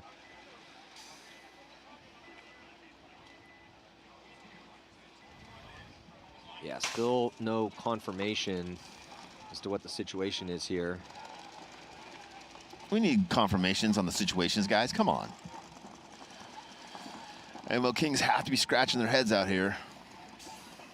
So we did see the Titans at an event this year. They took 10th in Texas. Yeah. So going to try to improve upon that here. Looking Hey, good man, so far. Even with the penalties, still looking good. The ML Kings are not looking good through 2. If you can come from anywhere else and come over here and place top 10 in your division that you're playing, you're doing amazing. Yeah, it's not it's an hard argument. Out here. It's hard out this here. is the most difficult league in the world. If you think you're good at paintball, come on over. Come to the NXL and see how you do. Then that's the test. You're going to find out. Then you can go home and recalibrate. Yeah, it's awesome if you're crushing your local league. Good for you. That's great. And some local leagues are harder. That's how we all started. That's how we all started. Yeah, but if you think you're really good at this paintball thing, then definitely come take the test in the NXL. Yep. And we got lots of divisions for you to try out. This is a big pond. Lots of big fish out here. Well, so we still got Blast Camp, the Titans on the screen for the score. The ML Kings and Level are ready to go. This is I'm ready to go. This is 2-0 Level. Yeah. So I think at this point, ML Kings just have to start going full send, right? Especially if they lose one more point sitting in the back, they got to be like, listen, we got to go forward, boys. We're losing in the back, we might as well go forward. Well, and it's just the ML Kings pride themselves on their offense, and rightfully so. I mean, they've made 4 Sundays in a row. I saw them in the parking lot too, and I was like, hey guys, not to put any pressure on you. But I'm gonna put a little pressure on you. Don't suck. I could see you guys going deep at this one, and Kyle was like, "We have been going deep." I'm like, "No, that conversation's whack." After you slapped him, what did he say? You've made 4 Sundays in a row. Going deep for you guys now is top 4. Just making a Sunday, if you've made 4 of them in a row, even top 8, right? I'm not patting you on the back for that anymore. No. Well, it's only going to be top 8 here. Only 8 yeah. teams move on, so that's not a drastic cut as well. 13 teams here, 8 go on. Top half. 20 seconds. So ML Kings versus Level here on your screen. Starting from the blue side, split screen breakout. And ML Kings with 6 bodies here, so it's a blessing that they're playing in the morning. I like the Level guy in the back center. I think it's Weber hiding just so they don't know which way you're shooting. Like, nobody cares which way you're shooting. Come on. Weber is a very cerebral player. It's crafty. Danny getting out wide. 5-on-5, Matty. Again, ML Kings across the back, Matt. 5 across the back again. Yeah, I mean, it is a risk to try to get out wide here on the D side, and Donaldson's going to move up, but looks like Danny beats him to the 50. Both teams going to be losing a body as Donaldson gets shot out. So good zone control here for Level, but they lose Silberg, and Silberg played awesome in the first 2 points. Danny died in the first 2 points, but he's currently alive and past the 50 and in a really good spot. Yeah, he's going to put pressure on that cross tower. This is really going to help Level move on that D side. The problem is they lost Silberg, so yeah, Danny needs to be very careful here. And for the Kings now, basically they can't move down the trio side of the field with Danny there. There's no reason for Danny to risk anything here. No, just pump that gap, right? Dude, they have 12 minutes. Ideally, burn some by clock 2 off. points. You're up by 2 points. You're in an awesome spot. Everyone's looking at you. He is trying to get that inside shot. He's going to get a little help with Weber. He's working hard. He's not at White's level, but he is working hard in there. Yeah. So Weber and Schonauer here in the X for Columbus Level. ML Kings looks like Barry trying to get out to that corner there. Yeah, it's Connor Kelly. Oh, Connor Kelly, nice. So 4-on-4 now as Danny takes the walk from the 50. Well, they do shoot out Connor Kelly, and he needs to tighten things up. But again, Danny taking the early walk. There was no real reason that Danny needed to recklessly engage. No. Weber is also in here now. He's engaging, but he's on he's got a little help. Another body coming off here. Nobody's watching him. Look at Kyle Barry right now making a huge move over here because nobody's watching over the 50. Yeah, Level was in a really good position. They just blew this one here as Kyle Barry comes through, bunkers out Weber, and he's going to have to deal with, I think that's Askren. and then trades out with Kyle, but looks like Navarro is still alive. 2-on-1, I think. I believe that just one body left alive back corner. Definitely this corner, but I can't see if there's one in the other corner. I think it's either 2-on-2 or 2-on-1. Well, Navarro is in the X here. He's on your screen for the ML Kings, and in a point that Level really should have won. I mean, they had the early advantage. Oh, yeah. They had the 3-on-5. 3-on-5 with all the guys trapped in the back line, or 3-on-4. And a 2-point lead with 12 minutes to go, and with the spots, other than losing Silberg early, is Navarro's going to come through, and actually that's it. Yeah. And Kyle got them all. So nice job by Kyle Berry on the counterattack. Mingo stays alive over there to help Navarro out, and they're on the board. Yeah, ML King's on the board. Getting a bit of a gift, though, is... The two young bucks are getting shut down, though, Matty. They're getting shut down. Yeah, Donaldson and Kelly need to step it up here. Big time. Yeah, they've been two of the big reasons that the ML Kings have become a team that can make Sunday on a regular basis, but 3 points in here, we just haven't seen much out of either Donaldson or... And, you know, with Chewy not being here, that makes a big difference. He's a really strong offense for them. Well, typically, either Betancourt or Donaldson is kind of setting the tempo on the offense, and we always talk about how those, you know, you have basically 3 positions in paintball, where you have your first attacker, here's, you know, the 1s, the 2s, and the 3s. Your first attackers, they set the tempo and the pace for the game. And though they have a lot of attackers, I mean, almost everyone on the ML Kings is an attacker, but Betancourt does set the tempo and the pace for them. He's usually often. that first attacker. Yes. He's typically, whether it's the middle or the snake, he kind of gets them going, and then, you know, Donaldson also does it too. But they play off him more, I think. Yeah, so we'll see. A little bit of a change in the starting lineup for them, and they're a little bit scratching their heads a bit. They did win that last point, but it took some bad deaths for Level to give it to him, and a great move from Kyle Berry. But that's kind of Kyle's stock and trade, right? Yeah. Blast Camp getting 5 bodies out alive, Matt. Yeah, and for this one on paper, I mean, Blast Camp is the #2 team with 2 wins in a row. So on paper, maybe they're just sleeping on the Titans a bit, because the Titans have had 2 penalties, the only penalties of the tournament so far, and they're still up by 2. A lot of time left, and it looks like Blast Camp first to lose a body, right? You see a body drop over here? No, 4 and 5 advantage for Titans, up by 2 as they push up the D side of the field. Yeah. No, but the Titans losing a body from that D side. It's that cross shot that we've been talking about. Yeah, that cross shot is pretty potent. The Blast Camp has 2 players over here on the X side. They got 1 in the X and 1 in the juice box right behind it. 2 players in the towers crossing it up. I think we're going to see this a lot. Titans have 2 on the snake side as well, but they're in defensive positions in the X corner and the X juice box in the back there. Oh, Blast Camp loses another player on the back line, Matty. At the same time, Titans attack into this X over here. Blast Camp has no idea he's in there. They will as soon as he starts shooting that gun. See if he can get the cross shot first. Might be looking for a trade here. Oh, yeah. Oh, John in here. Stays alive. Stays alive and gets them both, I bet. Look at this, though. He's going to try to come around. John's been looking inside the entire time. Oh! And he switches his gun at the perfect time. Wow. Oh, Spidey sense is tingling out here for John. How did he not get that second guy? Blast Camp making a big move over here. 2 bodies left alive for Blast Camp, and I see Harrison's taking the walk. So might only be 2 Titans left, both in the corners, I believe. Again, Harrison taking an early walk here, Matty. It's tough when you come and guest on a team. You're the superstar on the squad. I mean, he's done that quite a bit, so he'll be able to pick it up. But yeah, it's always tough, too, when you go down and play a division below you to, you know, get that timing down. It's tough. Blast Camp, 2 guys in the 50s, both crossed up, communicating across the field. Man, great. It's a census from John over here. John dodges one here, too. He's been living on the edge. He got that kill early, right? He's working on a 2-pack, possible 3-pack here for John. In the X currently here for Blast Camp, and they need it. Down by 2. They're past the 50 on the D side as well. Communicating well with each other.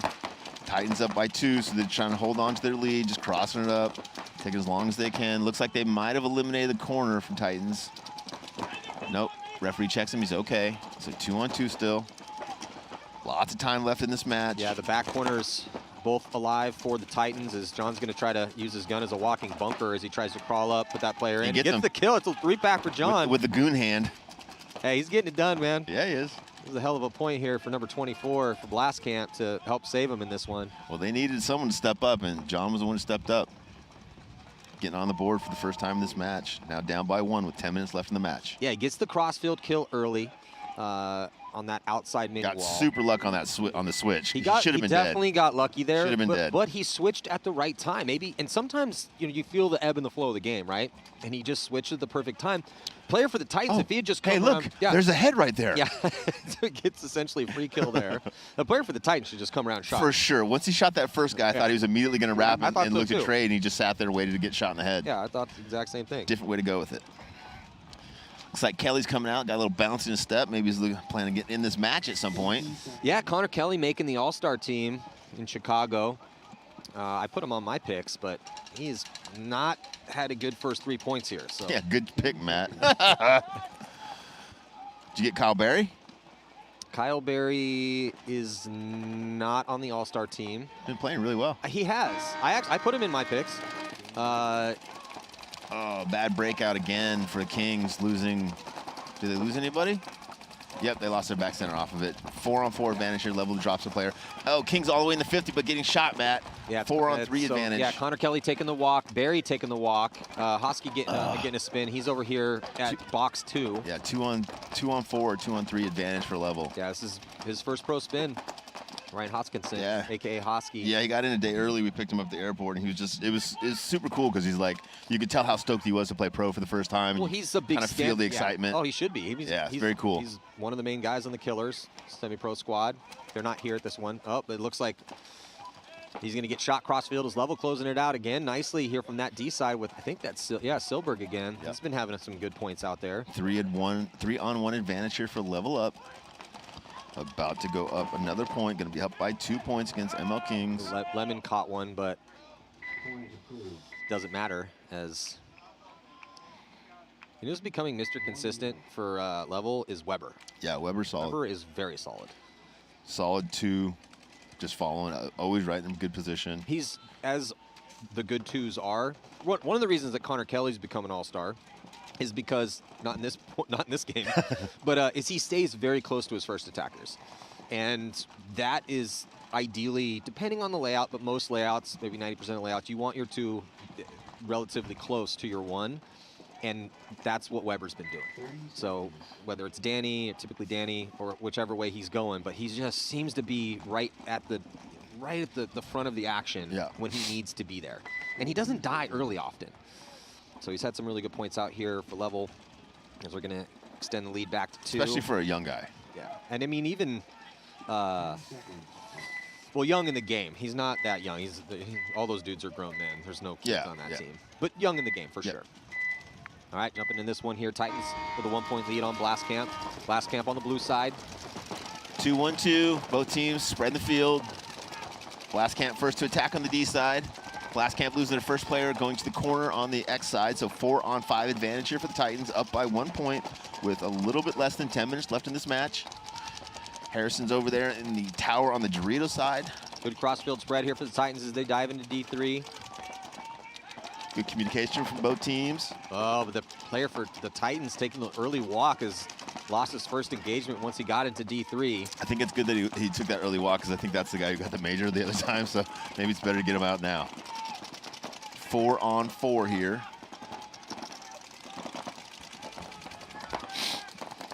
Blast Camp with 2 people on the X side. And Blast Camp now making moves. D side, getting outside. They seem to like that D side. They pushed up there with their first body. He got shot. Now they're attacking with their second body. Both teams are slow playing this X side a little bit, Matty. And I think that's what we're going to see. We're going to see people getting out to that corner in the tower and just trying to stay alive as 3 people transition to the D side of the field. Yeah, it does appear that on this X side, you're either going outside wide and kind of slow playing it, or you're just attacking full and getting commit, up there. Yeah.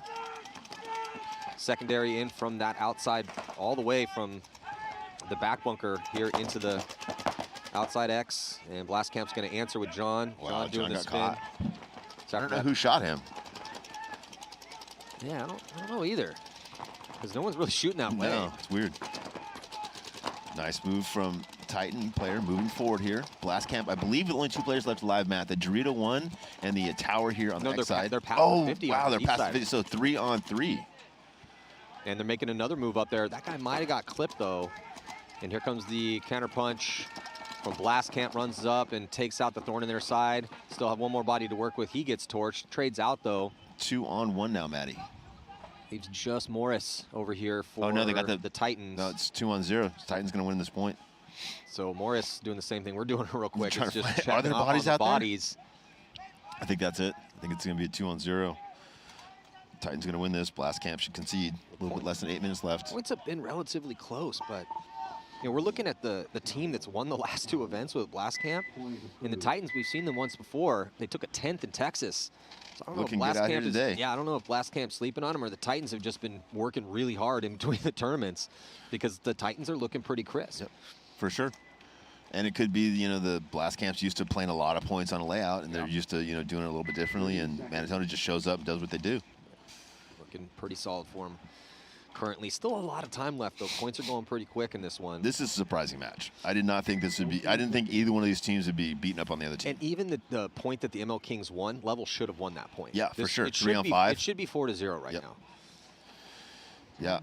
Yeah, and with the ML Kings making 4 Sundays in a row, we're continuing to expect a lot out of them, but they are missing one of the key components of their starting lineup with no Lewis Betancourt here. And it's one of those things where these are the 2 up-and-coming teams, and they're both battling to be that, that top up-and-coming team. And right now, Level's kind of moving back into that front position. Yeah. The ML Kings are the 4th-ranked team that's here. Right, try to get away with one there. 3-on-5 advantage for Level here. ML Kings just, again, struggling to get out of that back line. Not taking any real estate on the break, secondarying forward, and once those teams are in those 50s, it gets harder to make those secondaries. Kyle Berry gets shot filling out to the corner. Yeah. Now there's only 2 players left alive for the Kings. It's like, why can't Donaldson or Hosky do what Haber did? I was just thinking the exact same thing. Haber for distortion. If you go back and watch that game, is this going to be another piece of cake point here for Level? Looking really good, man. It should be 5-0 right now. They have never even been to this area of the field. ML Kings. They don't even know what the 50 looks like. Yeah, they don't have any offense. They're having problems with survivability. They don't have any offense, and their defense sucks. Yeah, the one knock against Level right now is, as another team that did not do well on the blind layout in Texas. And they've had a couple early deaths, but it didn't really matter because they had guys like Weber and Lemon and in some crucial spots, and Silberg to clean it up. So even though Sam did have an early death, but Sam's playing great on the D side. Weber's playing outstanding. Danny needs to increase his survivability. They're shooting bodies on the break. They're winning gunfights. They're winning the breakout for sure. They're winning, and they're just better at the gunfights right now. So yeah, Level looks legit. 20 seconds. Yeah, it's also interesting too because it's with the weird number of teams, of 13 teams being here. It's essentially one big bracket, and then the top 8 will move on. So it's a little different. A little spicy. Change it up a little bit. Because this isn't open. See if Blast Camp can do something different here. It looks like they get 5 bodies alive. Nope. He made it there alive and then died. So 4-on-4. Titans losing a body early from the D side, and Blast Camp losing one from the X side. John gets into the X over here for Blast Camp. Down by 2 points, a little bit less than 8 minutes. Plenty of time. Harrison getting shot out of that Dorito corner again early, taking the walk. Another Titan taking the walk. Titan down to just 2 players left alive here, Matt. Yeah, not looking good for the Titans in this one here as Blast Camp has woken up a little bit in this point, taking some ground D side, and in the center, there comes John's going to clear off the X. It's good that they woke up because they didn't have much more time. Yeah. Got a little rub there on his hopper. Blast Camp 2 in the 50s now. 1 in the X, 1 in the V. Titans looks like only player left alive is in this tower. No, they do 2 players alive. The tower and the juice box over here, both on the snake side, so 2-on-4. Pretty crisp so far here in this attempted close from Blast Camp. Yep. As they know they need 2 just to tie. They have 7 minutes to work with, so no need to risk anything quite yet.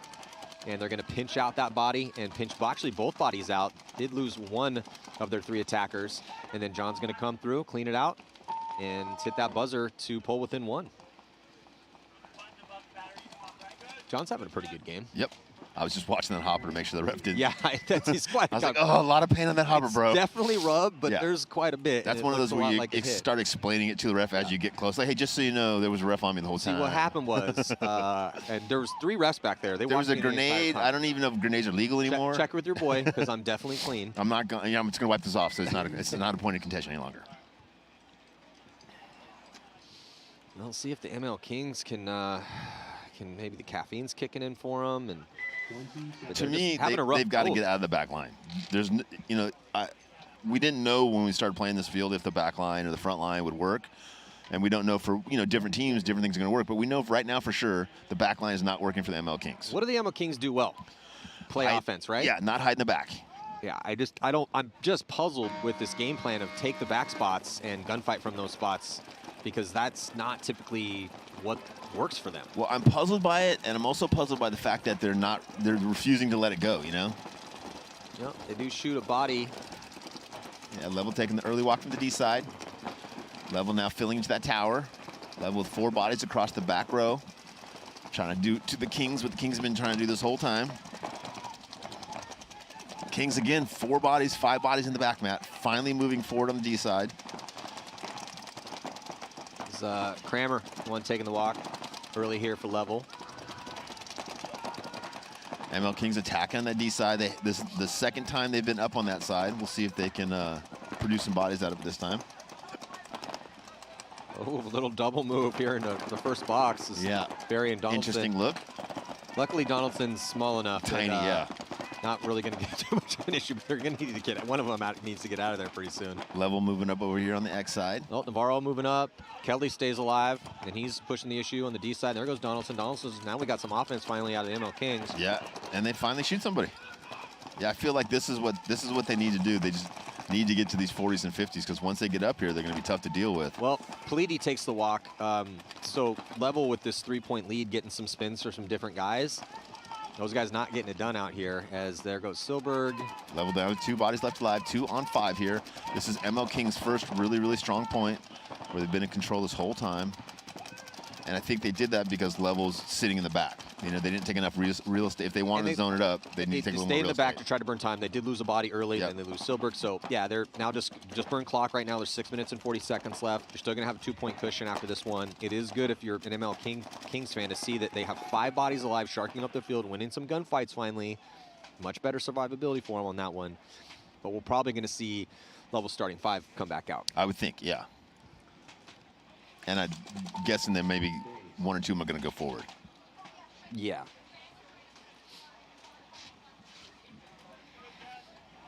Just looking at the notes that Panda always sends us some notes. Yeah. And he's quite the witty guy. But for Sam Silberg, it's like he plays D1. He's our best athlete. Questionable style and fashion. Sometimes wears clothes from the dumpster. I thought it was highly questionable fashion sense. Does like the dumpster clothes. But hey, sometimes he pulls it off. Really good at paintball, though. So that's all we care about. Small, fast, aggressive. Those are good things. Apparently, questionable style. So now 1-point match here with the Titans and Blast Camp. Titans, though, pretty impressive, man, coming all the way from New Zealand. Super impressive. And Harrison has not had a good game. Horrible game. And they're still winning. That poor kid. Yeah, and all that traveling too, coming all that way, 30 hours to get over here, then driving up from LA. Yeah, I mean, I got back from England. I was lucky enough to go out to the NXL event there. It was awesome. But yeah, man, traveling internationally, it's not really that fun. It's fun when you get there, but it's a bit of a rigorous situation. So impressive so far. See if the Titans can keep it going, though, because Blast Camp, again, on paper, the better team here, more successful winning these last events, and they still have 6 minutes and 30 seconds left, and they do shoot a body on the break. They get Morris, though, for the Titans in a pretty good spot here into the X early. 5-on-4 advantage. Blast Camp losing their first player on the D side. Harrison going to move up to the tower, get a kill, cross field. Actually, that might have been Morris. I think it was Morris. 4-on-4 now. I like this. Morris is backing up off this spot, not feeling any pressure. Got to be careful, though, but he's getting a better angle on that gap. Yeah, I do. I like that. First time we've seen it. That really helps him out because now Blast Camp's not in a position to attack. Yeah, and he can see so much more backing up off that bunker like that. No, he's going to come back in, get a little tighter on his spot, as Blast Camp does position a body out into D1. And Harrison matches that and goes out to the G corner to kind of cancel that out. Blast Camp losing a body over there, losing from this X side. 3-on-4 advantage here for the Titans, already up by 1 point.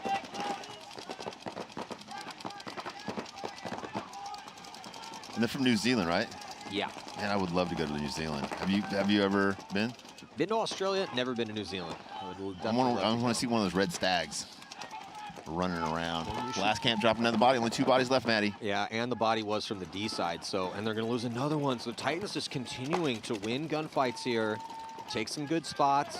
They're going to go up by 2 now. 5 minutes and 14 seconds left. Hey, Harrison survived that point. Good job, buddy. Last camp's got to be shaking their head a bit here. Yeah, no kidding. And the coaches, right? Like, what is going on?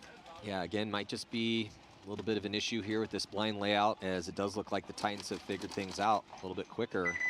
But again, on paper with Blast Camp, 11th at the first event at the Sunshine State Major, but they won the Lone Star Open, and then they won the Mid-Atlantic Major. So, I mean, how can they not And they be look dominant last 2 times exactly. we've seen them. So if you're the team that just came off of 2 wins, got to be feeling pretty good about your chances here, blind layout or not, especially because they won the blind layout Texas Open. So it's just, maybe they're taking the Titans a little bit too easy here.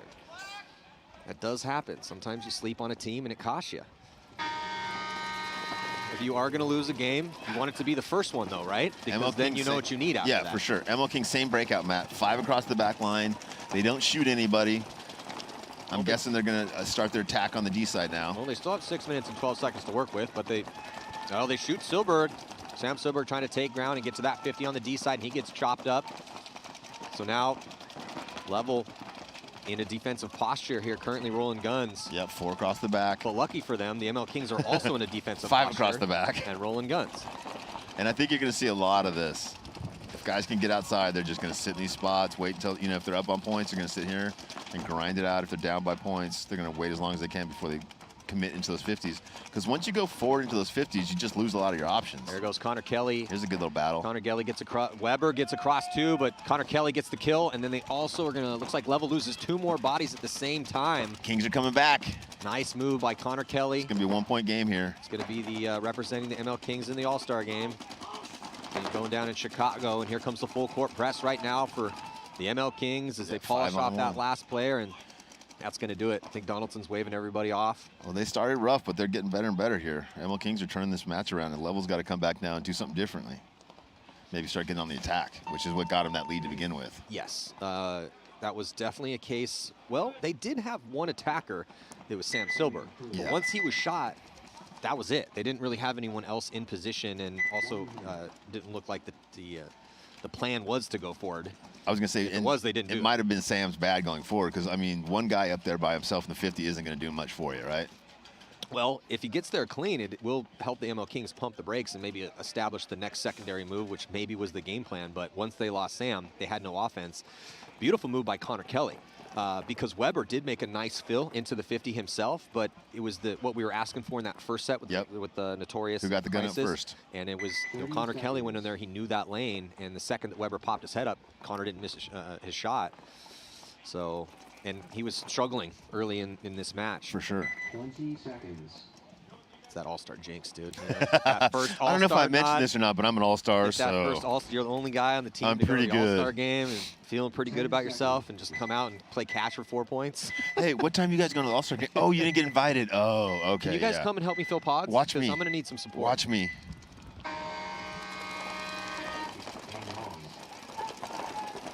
So on the breakout here, both teams running reckless up the center.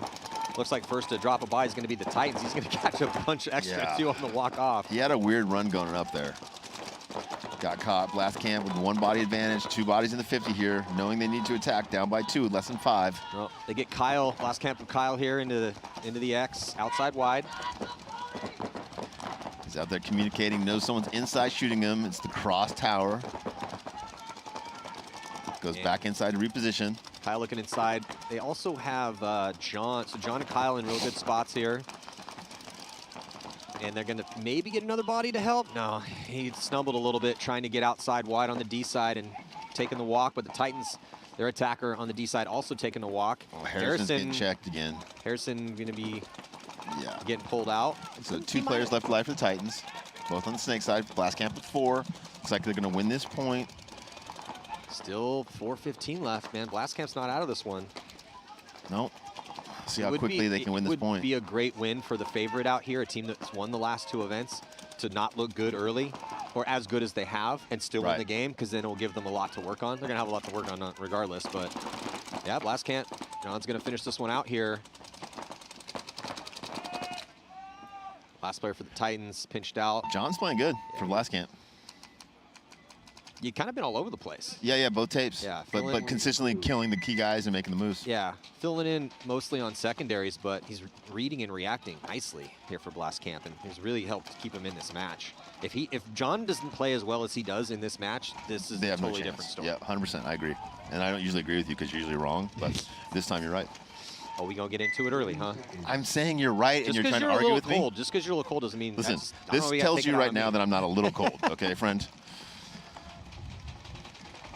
20 seconds. So 20 seconds to go before the start of this next point. This level has let the ML Kings in this match. They've looked a lot better than the ML Kings, but they've made enough mistakes that that's why the score sits as it is. ML Kings just down by 1, even though this is not the best look we've seen out of the ML Kings. So they got some stuff to work on before the next game. And now going to be playing some offense as Mingo rolling dice, trying to get into D3. They shoot a body on the break, too, here, as Danny Schonauer coming off early. Danny taking the walk, and all he did was go to the deep juice box, Matty, so they had that shot dialed in. Level now attacking to the Dorito 3 on the other side of the field. Yeah, Silberg going to be coasting into D4. I love getting over there and getting that gun up early. He's been very consistent over there. I mean, I think only had 1 early death on that D side. 2 points ago, right? But for the most part, Sam Silberg has been the most consistent offensive threat here for Columbus level. Does he get? Yes, he does. He chews up Donaldson. Donaldson trying to make that move over there. Looks like Barry, he's taking the walk as well. Again, you know, if you get to those 50s, Matty, and you get your guns up first, if you're on both 50s and you have both your guns up, it's going to be really hard to move down to those 50s. Well, and that's kind of the story of this game, right? We thought this was going to be more of a car crash game with both teams doing what Level's doing, but instead, Level, though.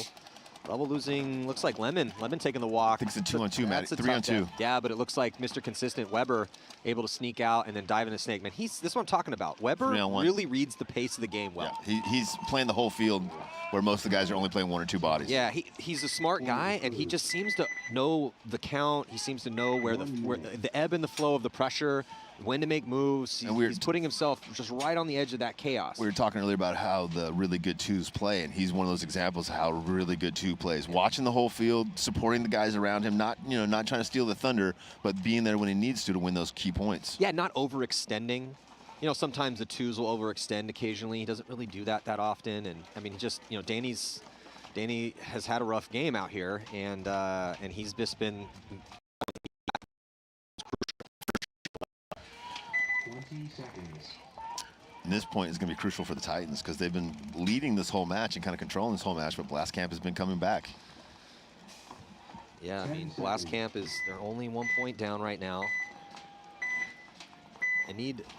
Everyone on Blast Camp needs to take a page out of John's book right now. He's been just holding it down as their Mr. Consistent.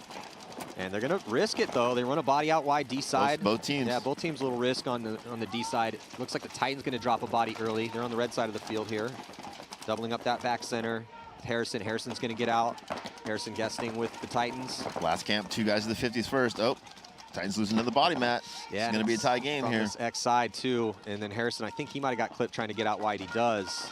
This is just another solid point here for Blast Camp on this comeback. Yeah, Titans need Harrison to step up a little bit. They do lose John, and here comes the launch, though, for the Blast Camp. Going to run down, and Untouched goes all the way through. Might have got caught by this last guy. Yeah, gets caught in the corner. That's going to open things up for Kyle, though. 2-on-1.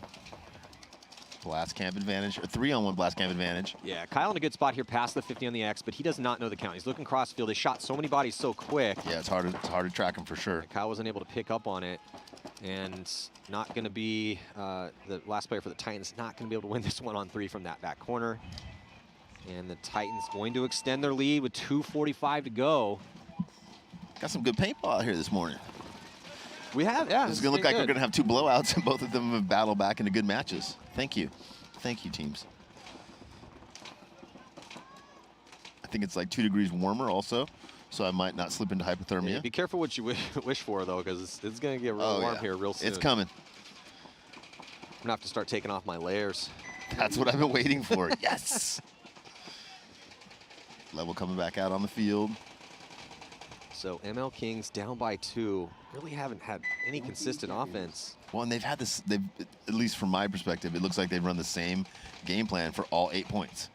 And for at least you know, 5 of those points, that game plan didn't go well. Not much variance for sure in their game plan. It's been mostly take the back spots. The only real risk is outside wide.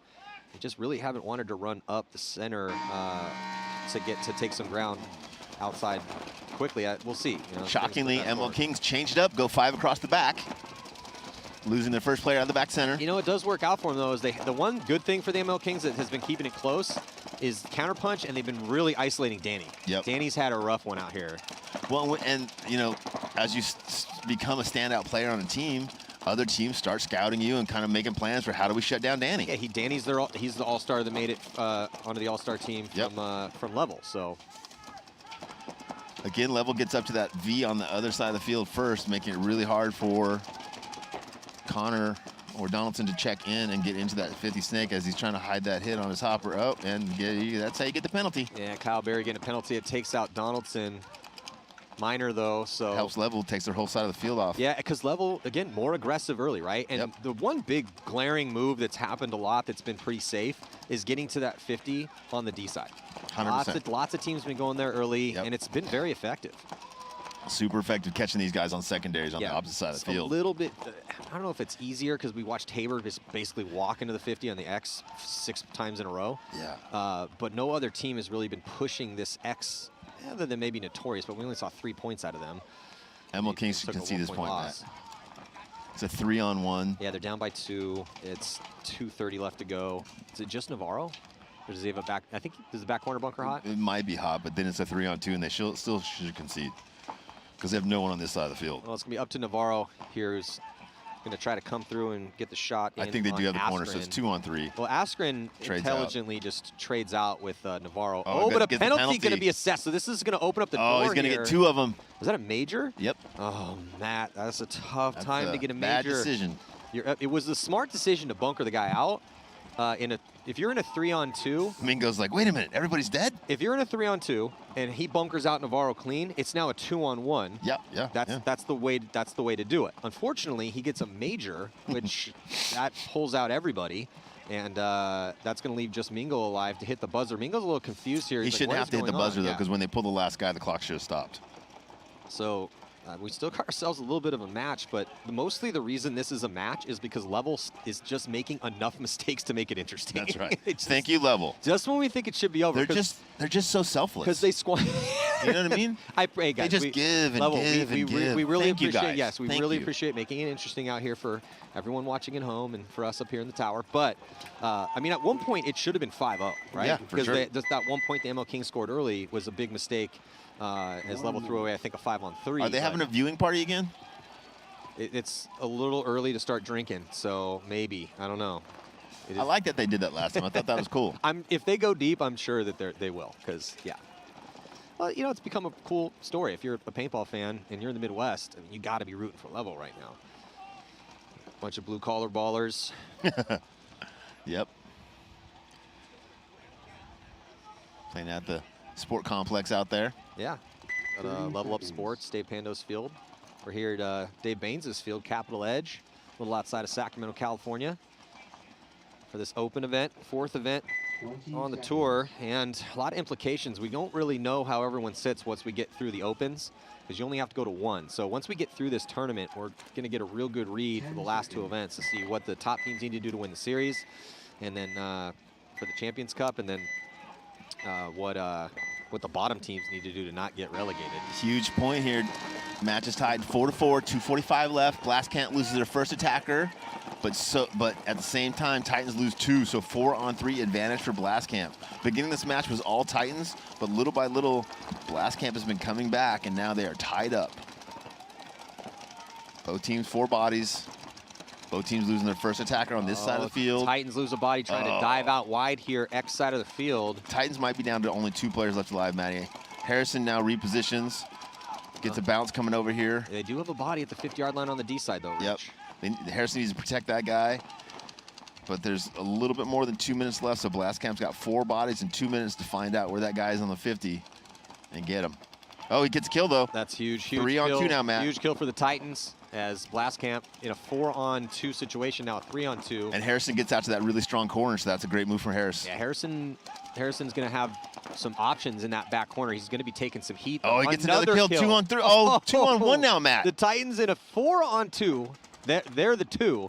And now it's a 2 on 1 in favor of the Titans. Yeah, that Titan player over there that got the penalty earlier has made it up for this game. Yeah, whoever that kid is over there playing the first attacker is saving this point here. And good job by Harrison to stay alive this entire time. Just stay alive and support that semi-pro player that's doing all the damage.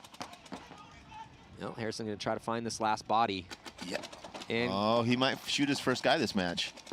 I think Harrison might have got one of those other kills. Yeah, I'm just giving him a hard time.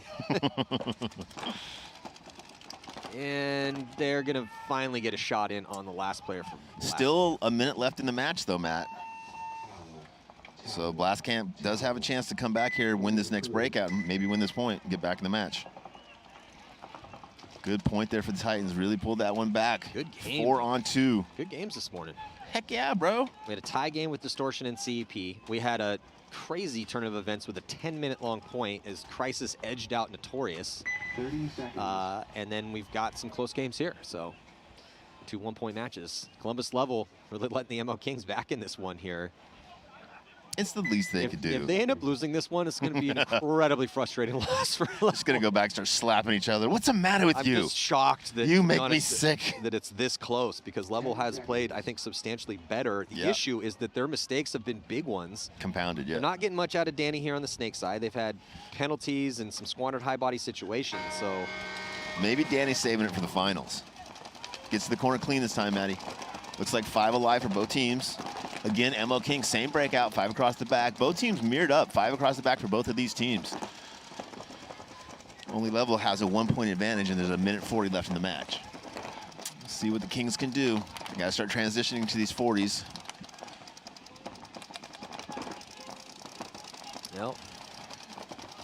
Yeah, ML Kings are not in reckless attack moment yet, but they aren't really in position to attack. I love that move, but I would have had him watch this way so he could shut this side down. Well, he wants to get to that 50 and look inside. Yeah. Now that he's there before, it's going to make it really hard for ML Kings to move into this X50. And Rich, this is what Level's been doing better than the ML Kings. Better than anybody, I think. They're very proactive. They're getting up quicker than the ML Kings. The ML Kings, for whatever reason, have been grinding their gears on the offense. Now, this is made up for Danny's lack of offense over here, them being able to take that out. The ML Kings have had enough go their way and enough individual He shoots them across the field, steps up, shoots them, Matty. Just an excellent play call, excellent execution of the play call, and a great shot. Yeah, and just taking Donaldson across the field like that and keeping him out of that 50 is huge.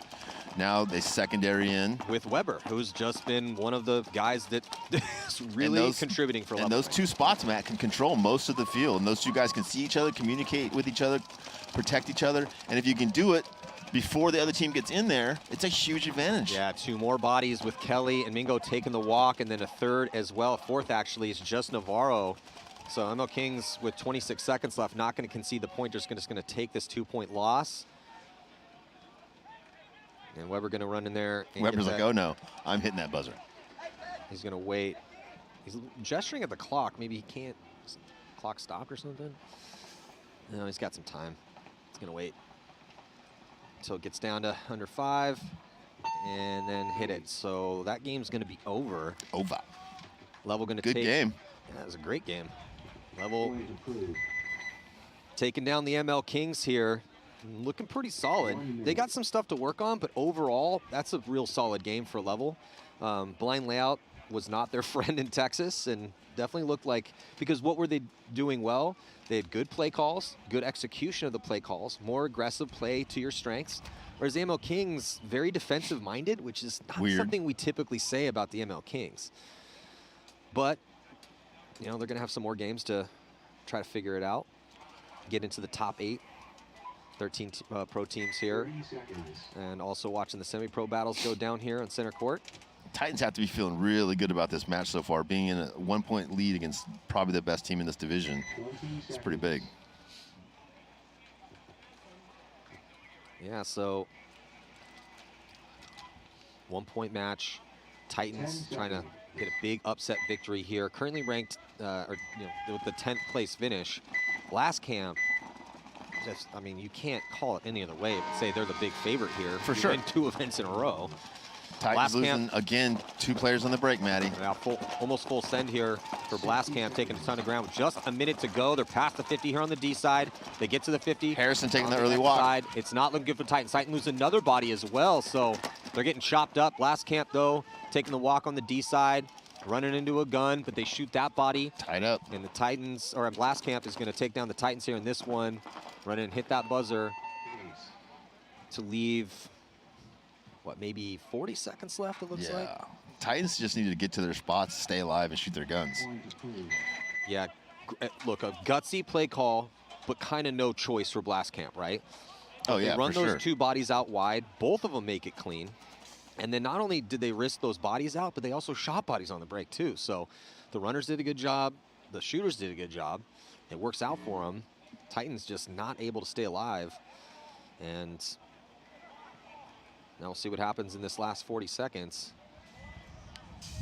In this ML Kings, I think there was, what, 6 seconds left? Yeah. Weber hit that, so don't think they're going to play the 6-second point. Level going to take that win.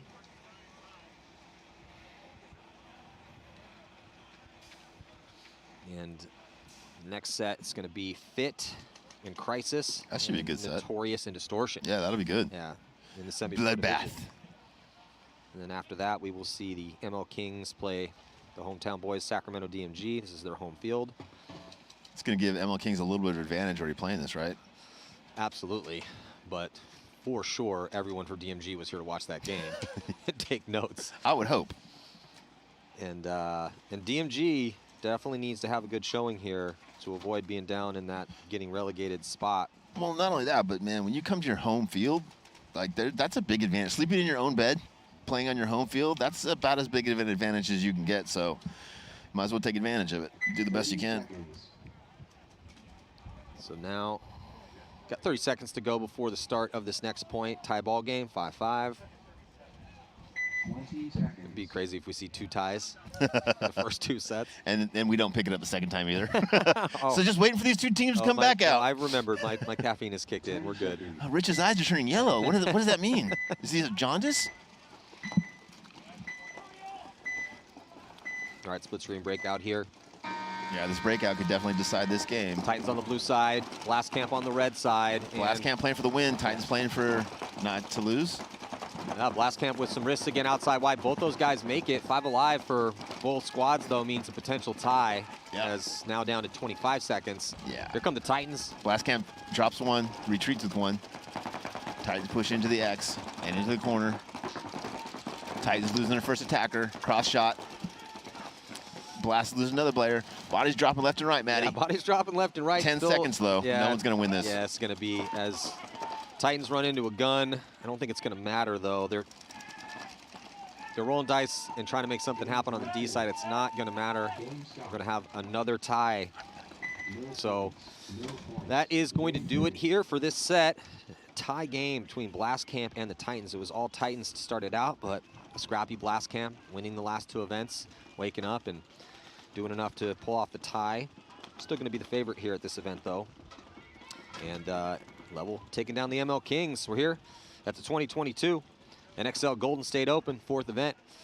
We're here at Capital Edge, a little outside of Sacramento. Matty Marshall with Rich Telford here on Go Sports. We'll be back.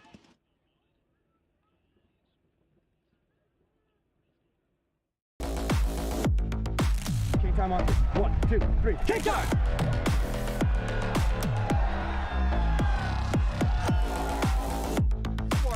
If you're worried if somebody's got the trap, call and find out if the trap's there. That's a full team effort. All 9 Hey, guys full on the fucking team roster. effort.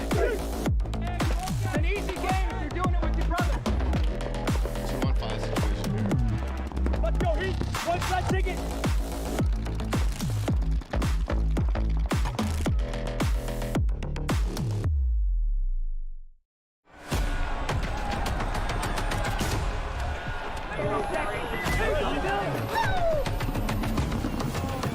It's hard, but we're doing it together.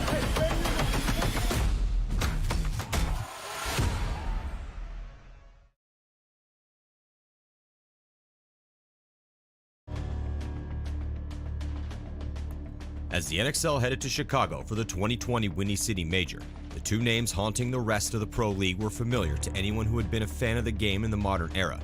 Edmonton Impact and Houston Heat, with their wins at the first two events, were on familiar ground. These two teams have always been on the tip of everyone's tongues when talking about the best teams in the world. Again, they had proved their supremacy early on in the season.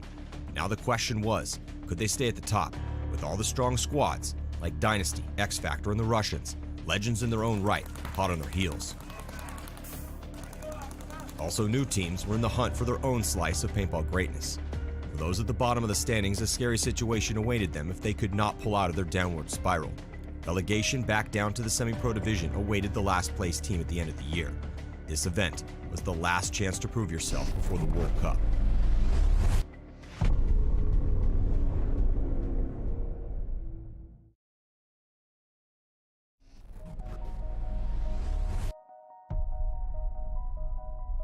To what would you give each moment in a day if you knew that you only get 4 unique and different days to shine? It is such an arbitrary number, 4, to be sure. But the parameters are set.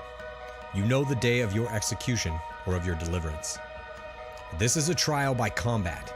It's a day to define you, a day to test you, a day where all the torturous hours of training come together, where it's you, your gun, your preparation, your teammates, and your tenacity on display, dissected by your enemies, with your skill, your will to win, weighed and measured.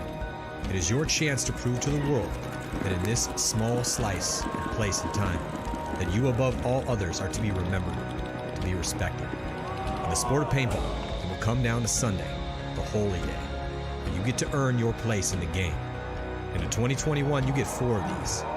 So this is the story of many moments, but of 1 year of what happens on 4 Sundays. They have to, they know it, right? Smart fucking paintball. Malice is just saving the day again, and Malice gets the crossfield shot as well. Guys couldn't make the corner like I was as consistent. They get Konstantin Fedorov back. They have Todd Martinez as the coach. Randy Smith is intent on building a championship team. I got the chills, and I was like, we're going to win this tournament. Pressure's all on them because they're number 1 team. We're the 20th place team. Level undefeated, the number 1 seed in their division. They have everything to lose, and we have nothing to lose. No one can touch Dynasty here. That was a complete masterclass. You go to bed dreaming you get to play Impact on Sunday and send them home. Then you dream you get to play Houston Heat. Who's the other Titan? Dynasty. There's no better feeling than going up against the big Titans.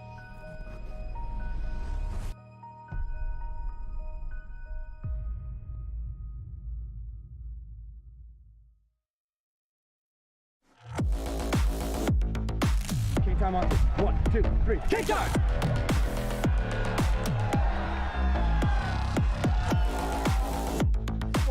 If you're worried if somebody's got the trap, call and find out if the trap's there.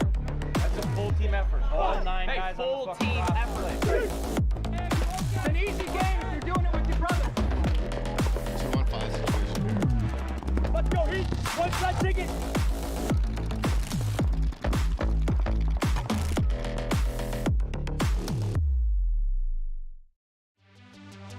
After starting off their pro careers near the bottom of the professional barrel, Columbus Level quickly has become one of the more compelling stories in the game. Last year, Level struggled at the beginning of the season with a 19th and a 20th place finish. And if they didn't drastically improve, they were staring down relegation back to the semi-pro division.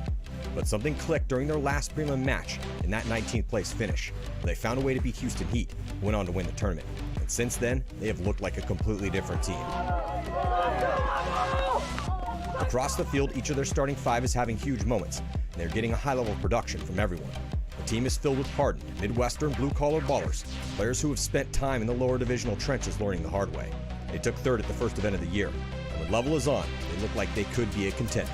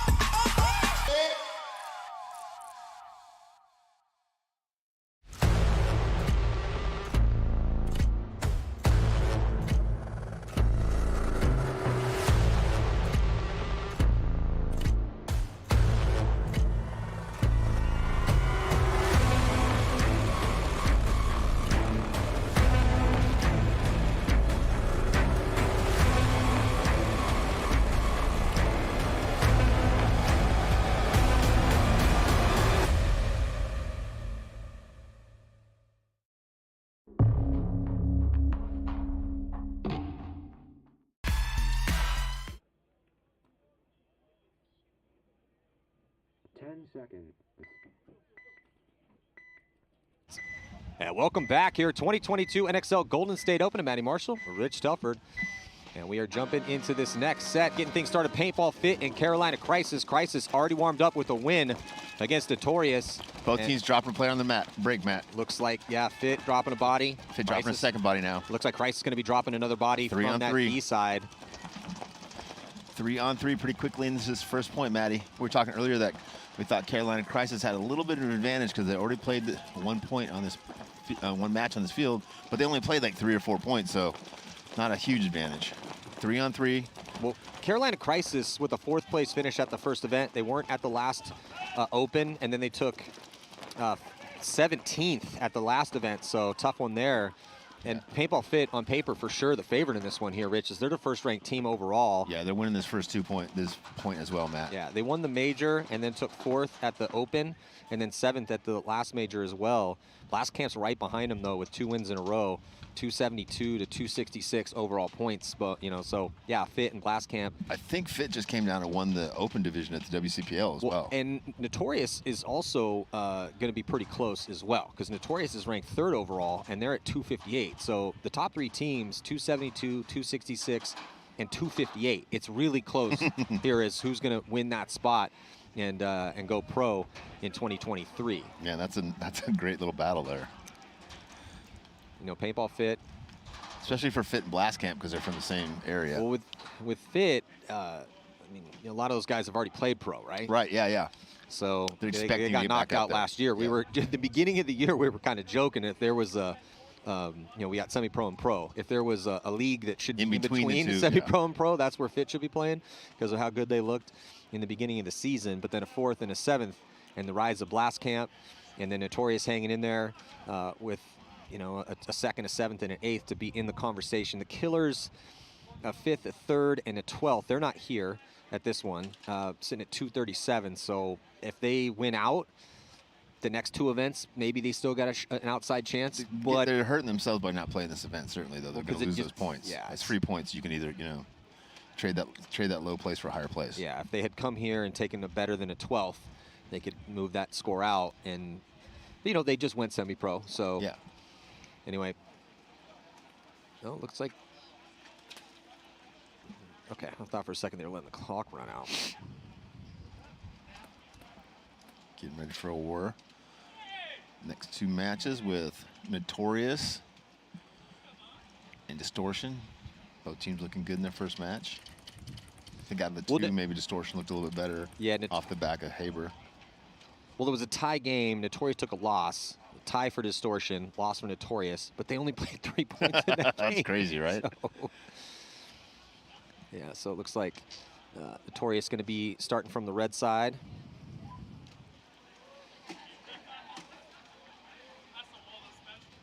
And not sure what's going on. Distortion just left the field. Yeah, I'm wondering what is going on right now too. I think maybe you and I should go down and just walk around and see if we can figure out what's going on. No, we can grab a coffee while we're down there. Yeah, we'll get back to you guys and let you know. Notorious is on your screen and ready to go. But we have no Distortion. Maybe they scared Distortion off the field. Distortion's like, those guys look super serious. Let's just give them the match. Distortion's got 1 back on the field.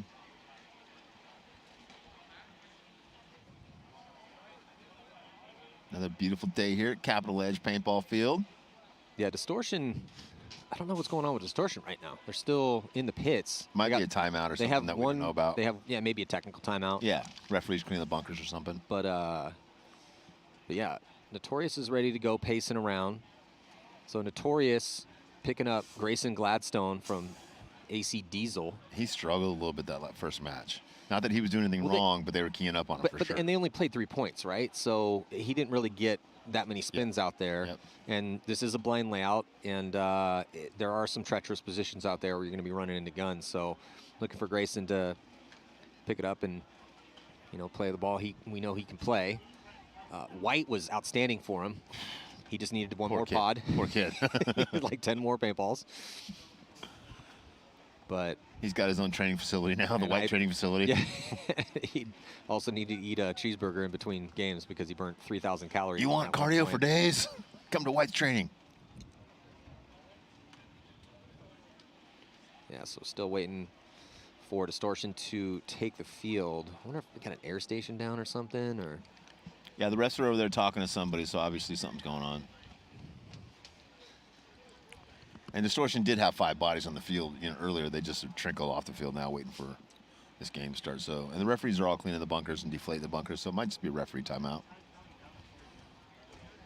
Again, with the not being a major, we have a little bit more time in the schedule, so they're not going to be hustling them quite as much as they usually do. I mean, it wasn't awesome when I woke up at 5 o'clock this morning, but it is nice to get started at 7 a.m. Why would you wake up at 5 to get here at 7? Well, I woke up at 5. Guys, he just lied to you guys. He did not get up I woke up at at 5 sure. because I have a young son, and he wakes me up at 5 o'clock in the morning. He's actually been waking up at like 4:45 some days, which is just not that awesome at all. So you're not giving him the whiskey anymore? He is a bit Irish, but it's still a little too early for the whiskey. Oh, again, wait, so Southern California. In our culture, we wait until 3 or 4. Oh, okay. Yeah. Yeah, if you want it to be soft, that's fine. Wait till 3 or 4. He might not even get a taste for it by then. 1 minute. I heard Jason yell 1 minute, so hopefully 1 minute before we get to play some paintball or watch some paintball. We haven't seen. Although Distortion is still not on the field. We have seen some good paintball here. Yeah, dude.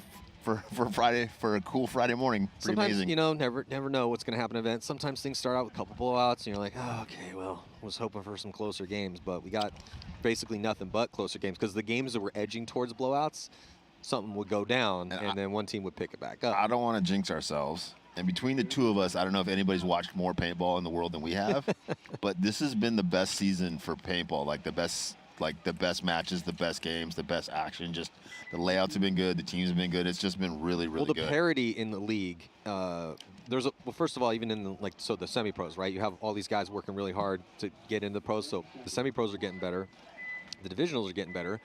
But then, in the pro league, there's 20 pro teams, but that middle of the pack, when we're looking at like 8, 9 teams that could have a chance to win an event, I mean, outside chance for the obviously down in 9 and 8, but anyway, jumping into this first point here, Distortion on the blue side, and man, Dave Haber. Shockingly, Haber's in the 50. Yeah. But he doesn't get his gun up because he could have smashed that dude filling. And so White going to get in there with him. So it's going to be a White versus Haber battle as body coming off early here for Notorious. And then Haber's going to crawl forward. Got to be careful not to hit that bunker. White gets a kill cross field, but he's about to get stabbed by Haber. I love that goon hand. That's the second kill we've seen out of Haber in 4 points by doing that exact same move. Might get a free kill cross field. I want Haber to have his gun up a little bit more, right? So he gets into these really great spots. And he misses him on the first gap, Matt, and then lets him go through the second gap because, again, does not have his gun up. Grayson with a good fill to the corner. Eventually, that guy does get clipped across the field. Distortion with 2 or 3 guys left alive, though. I mean, leaving the field too, Matty. I think this might be a 3-on-2. Grayson made a great move over here. Oh, Grayson's about to dice up, gets one, and does he get 2? Got to be careful not to get a penalty. A little 2-pack here for Grayson Gladstone. Nice move, unfortunately draws the penalty. Penalty going to be assessed here on Grayson on that run through that pulls off. Is that Markey? He got, no. Not Markey. No. He got the first guy clean, just stayed a little bit too long on the trigger on the second guy. It was a pretty nice move. It was a great move. Just missed the first shot on the second guy. Leaving 1 player left alive in the corner for Distortion. And forces Notorious to concede that first point. Yeah, I mean, Grayson was kind of put in a spot where he kind of had to do something. The way the guns were shifted and the situation presented itself and made the move. But yeah, to stay on that second guy just a little bit, 1 extra step. Yeah, great move, just a little bit poor execution on the end of that move. 90% of an amazing move. Another good job by Dave Haber over here. Like we were talking about, he just needs to get his gun up a little bit earlier and be a little bit more diligent about watching lanes. I think if he knew how many kills he was giving up, like just free, easy kills, he'd be like, oh, you know what? I'm going to listen to those guys. Yeah, I mean, because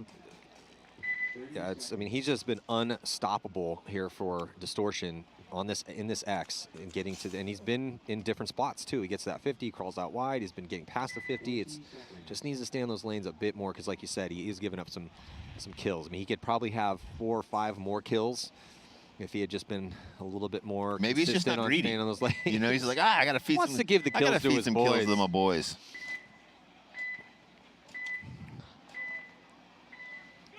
There you go, Carolina Crisis breaking out from the red side of the field. Losing nobody and eliminating 1 player from Distortion, 2 players from Fit. So 3 players from Fit now, only 2 players left from live from Fit. Looks like Carolina Crisis is going to come back to second point and get a win. 5-on-2 situation here. Fit with one player in the X corner, one player in the back center, although Carolina Crisis does lose their first player, going from a 5-on-2 to a 4-on-2 now. Yeah, so Crisis in some good positions here, about to get Adams up here on the tape. Yeah, into this X structure, and here comes Fit with a little bit of a reposition. Yeah. Into the center. Looking outside towards that D side.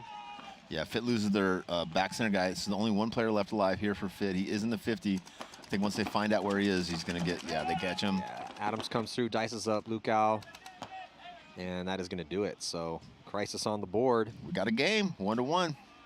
13 minutes left. Already back and forth battle. Fit having a real hard time surviving that breakout, and just, when you're 5-on-2 or 5-on-3, you're in the center of the field, you're in a tough spot. Yeah, we kind of discussed this a bit already. I guess it bears repeating now. Something we will continue the discussion on is that survivability has been an issue for a lot of people out here. And walking this field yesterday, we talked about this during the open before the first match, was that probably going to see a decent amount of guys lose gunfights. 100%, especially on that D side. And look, every field's it's paintball. Yes, everyone's going to be losing gunfights throughout a tournament, but with the way this field is laid out, the fact that it's a blind layout and guys are going to be maybe second-guessing moves because they haven't had 70 reps over 2 weekends 100%. to figure it out, and the way that these back bunkers are a little seductive, and the way you think you can. I love that. Look at this turret! Seductive. I can get out to this back corner bunker and I can shoot it at everybody. So, and then the way that the D side is lined up, when you get out to that backhand, it's just a gunfight alley on that side. If you're in the Doritos, they're all lined up. Same thing there. The outside mini walls, same thing there. So, because a lot of guys are getting lured into these gunfights and not really knowing what the best game plan is yet, we're watching a lot of guys lose gunfights this morning, and we just saw Paintball Fit do that a bit here. Yep. And Paintball Fit, I mean, there's not a lot of teams that play as much paintball as Fit does because of that awesome training facility they have down there. That's a huge advantage for anybody in that area. But that's something, if you those guys are known as amazing gunfighters, right? That's their stock and trade. That's the best part of the game that they have dialed in. They're like the Matty Marshalls of this generation. 5-on-5 breakout for both teams. I'm getting old. But yeah, so good breakout here is Haber on the second. Finally gets to the X. Secondary this time. Looks like Notorious having a little bit of an issue with the loader in there. He's had to do a little gun surgery. Yeah, he got in there first, but his gun didn't work, so he wasn't able to do anything. Haber gets in there again and misses that cross shot as the guy goes to Dorito 3. Haber repositions, goes outside of the X. They fill into the corner behind him. That's a great fill. Distortion, a good position here, although they do lose the corner behind him. Haber going forward. Looks like he might get this kill inside. Yeah. Problem for Notorious. Might get the other guy behind him. He misses his cross shot. Well, so he got in there and he got a little, I would say, tunnel vision because he needed to do the surgery on his gun. Yeah. Oh, and Haber with a little 2-pack. It's a crossfield kill on Grayson. That might be the last guy, Matty. No, there's one guy in the last corner bunker, or back corner bunker. At least one left for Notorious in this X side corner. Distortion, though, with 4 bodies left alive. Yeah, they had CJ in there. Nice job by CJ. He's been playing well with Haber. We haven't seen a lot of guys playing that center canvas. CJ went up there and played it well. Yeah, Distortion, a bulk of players from the Outlaws. They got CJ out there. They got Haber, Wank, and Unger. So, I mean, that's a pretty experienced semi-pro squad right there. For sure. Yeah, it is getting interesting in the semi-pro division this year. Decent amount of teams. We were talking, you just joined us, we were talking at the beginning of this one, that have a chance to earn that spot. I mean, the it's pretty cool. top 4 teams are pretty close. So obviously what happens here is very important, and then the next 2 events, it's going to be a fascinating story to track to see who is going to be the team that moves up into the pro division, as every year one team gets relegated down and one team will get promoted up from the semi-pro division. So who's it going to be? Is it going to be Fit? One of these 4 teams. Yeah. I bet it's a team from Texas. Yeah, I mean, Fit, Last Camp, and Notorious have a real good chance. Killers, maybe outside chance. Distortion, if they win out, maybe. They're sitting at 5th. 5-on-5 break. Paintball Fit now on the red side, and a good move. Yeah, getting up into D3 real early. It's a good spot to be in. And walking the field, I thought people would be up in that D3 more than they are. So I must have missed something. Well, I don't think he missed it. I think maybe, minor penalty here assessed on Crisis. It's not going to help their chances in this one. They had a body in D3. He loses a gunfight down that line. 2-on-5 advantage here for Fit, Matty. Yeah, Fitz looking pretty good here in this one. I mean, like they could easily take the lead as long as they execute. We have seen teams throw away high body situations out here this morning already. And you can tell how hard it is to see what's going on in there by the way these guys are playing. They have no idea it's a 5-on-2 or 5-on-1 now. They're still playing tight in their bunkers as if, you know, they have a lot of pressure because they just can't see anybody out there. 5-on-0, they're still all shooting their guns. They finally figured it out. Rogers pushing up on this X side for Fit. Yeah, that was a textbook point there from Paintball Fit. Good to see him tighten things back up. Yep. Again, known as amazing gunfighters. They have offense. I mean, you don't do as well as Paintball Fit has done without having some offense, but their biggest offense is the breakout. Yeah, well, they play so much paintball, and anyone that's grinded as much as Fit grinds knows that, man, your snapshot gets real dialed. You feel you're break shooting too, right? Your break shooting, your snapshot, the pressure that you are able to put on your opponents, and then your survivability, because you feel much more comfortable in that gunfight. So sometimes that will produce that extra edge that is needed to prevail out here. And some teams are just, and some players are just better gunfighters. It's like, I've heard this from top-level pros. If Tyler Harmon is against you in a gunfight, you're gonna give him a little bit more leeway and let him have a little bit more than you would some of the newer guys out here that don't have his gunfighting ability. I watched Malloy put on a clinic up in New York for a couple weekends in a row against the New York guys who were, you know, pretty good gunfighters.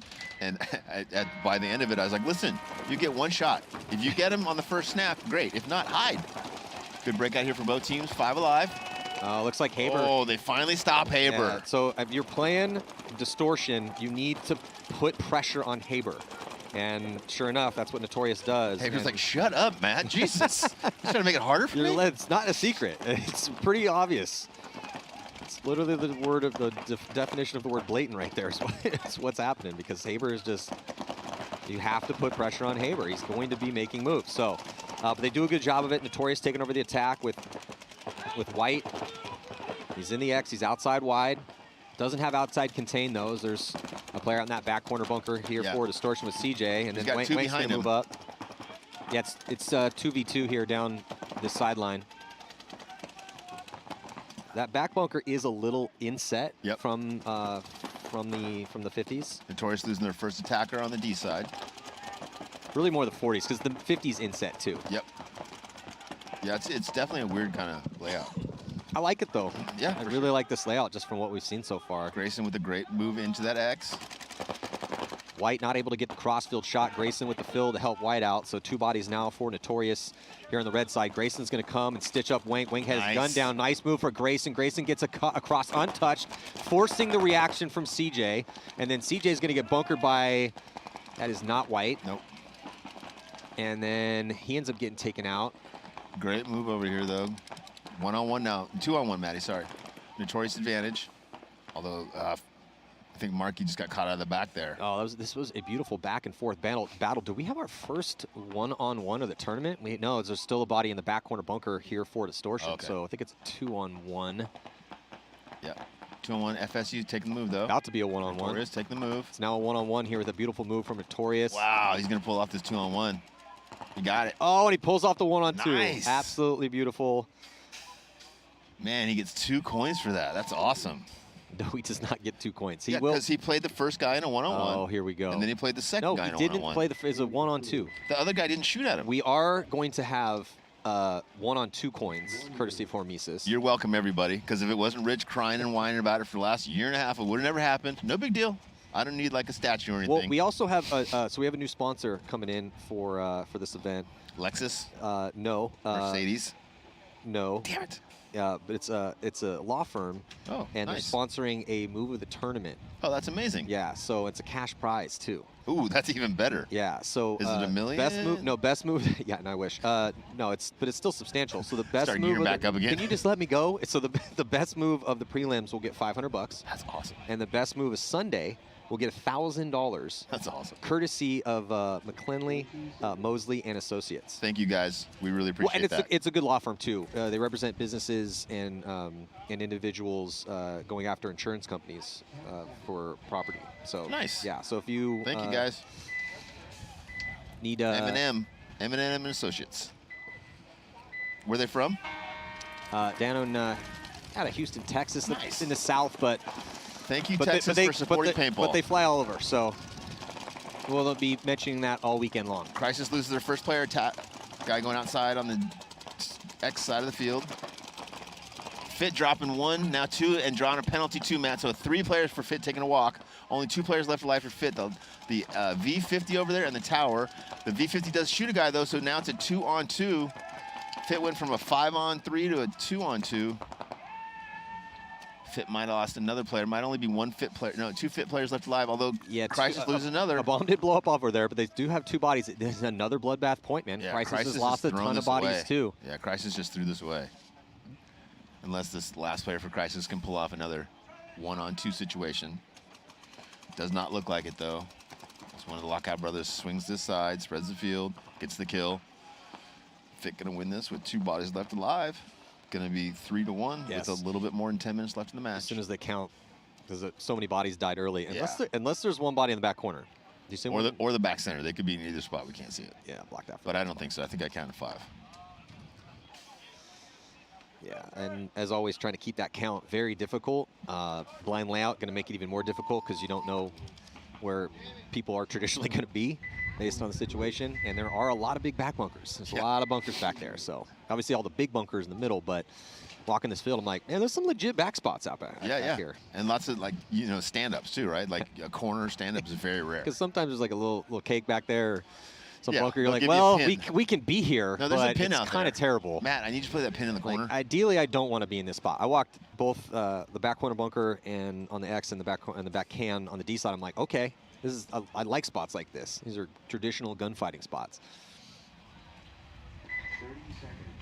So 2-1 Distortion up over Notorious. Yeah, Notorious struggling a little bit trying to find their feet here so far this weekend. Well, we'll see if Notorious can continue to shut down Haber, but obviously it's not just Haber because, as we've been talking about, I mean, there's a lot of experience on this Chicago Distortion squad, a lot of pro experience out there trying to fight their way back into the pro division. Distortion name's been around for a long time. Yeah, watching Distortion playing Fit would be like pretty much watching a pro match. And Notorious, past couple years, been rising up the ranks and have been impressive when we've seen them. And body dropping here early for Distortion. It's not going to help try to protect this lead, and here comes Notorious with attackers down the Drew side, V side, and Mark Franz up the center. Second Distortion player taking a walk now. 3-on-5 advantage here for Notorious. CJ taking the walk, but here comes Haber. Haber's going to mirror up the move from Notorious. Haber gets caught on that cross shot. Yeah, that's the blessing of having a body at that 50-yard line on the D side early. Grayson Gladstone going to glide up here, try to put some pressure. Crossfield, he gets to the 50 as well, so a full complement of bodies here for Austin Notorious as they're pushing this, trying to find these last couple kills. So we'd like to see, going to be a tie score now with a little bit more than 9 minutes left. Great point there for Notorious. 5 bodies left alive. Won that breakout and just applied the pressure with 3 guys attacking at the same time. 2 on the tapes, 1 at the gut. Very good point for Notorious. Maybe they're back into this match.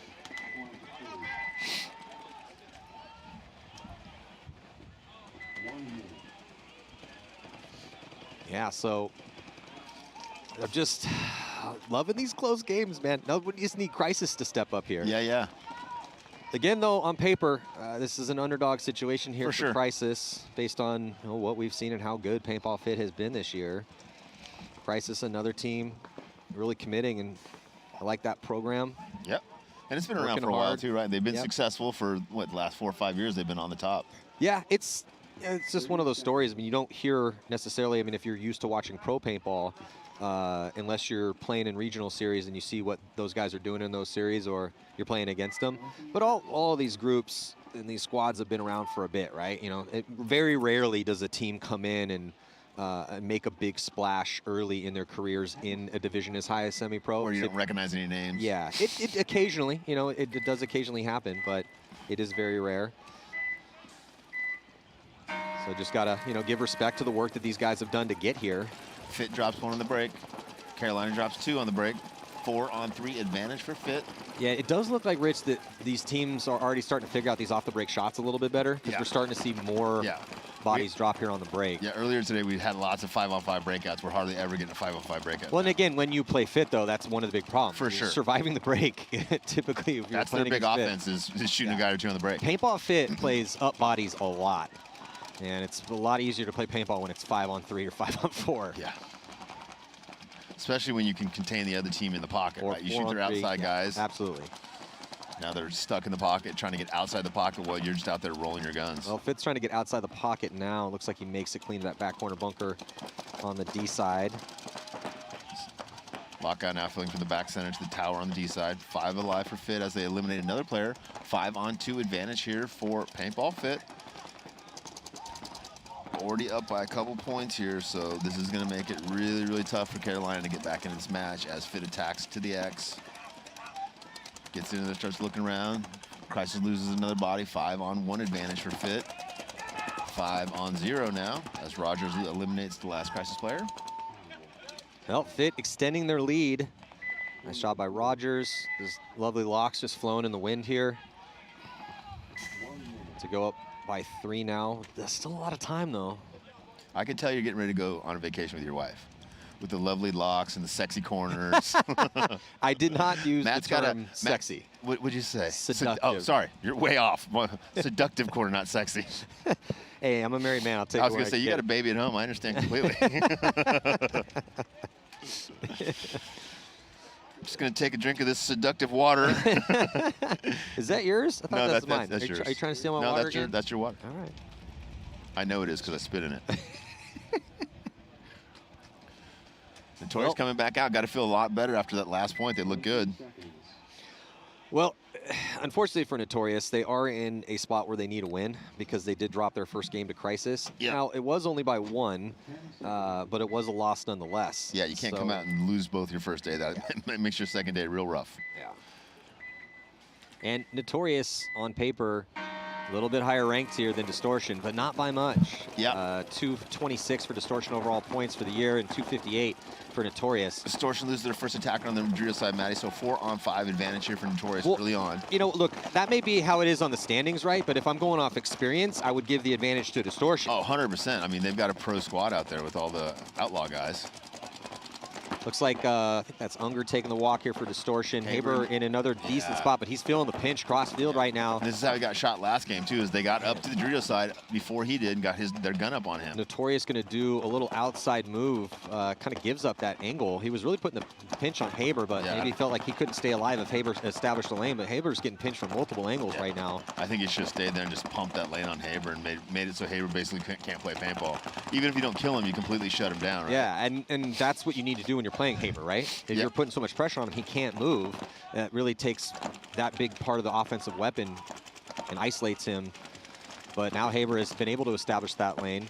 It did allow the Notorious player to get outside wide, so he does have outside contained right now. Yep. But he did allow Haber to get back in this game and get his gun up. But now Notorious moving past the 50 on that D side. He's on the Distortion side of the field. See if he can do some work from there. Yeah, Marquis Franz needs to reposition. He's in that center can.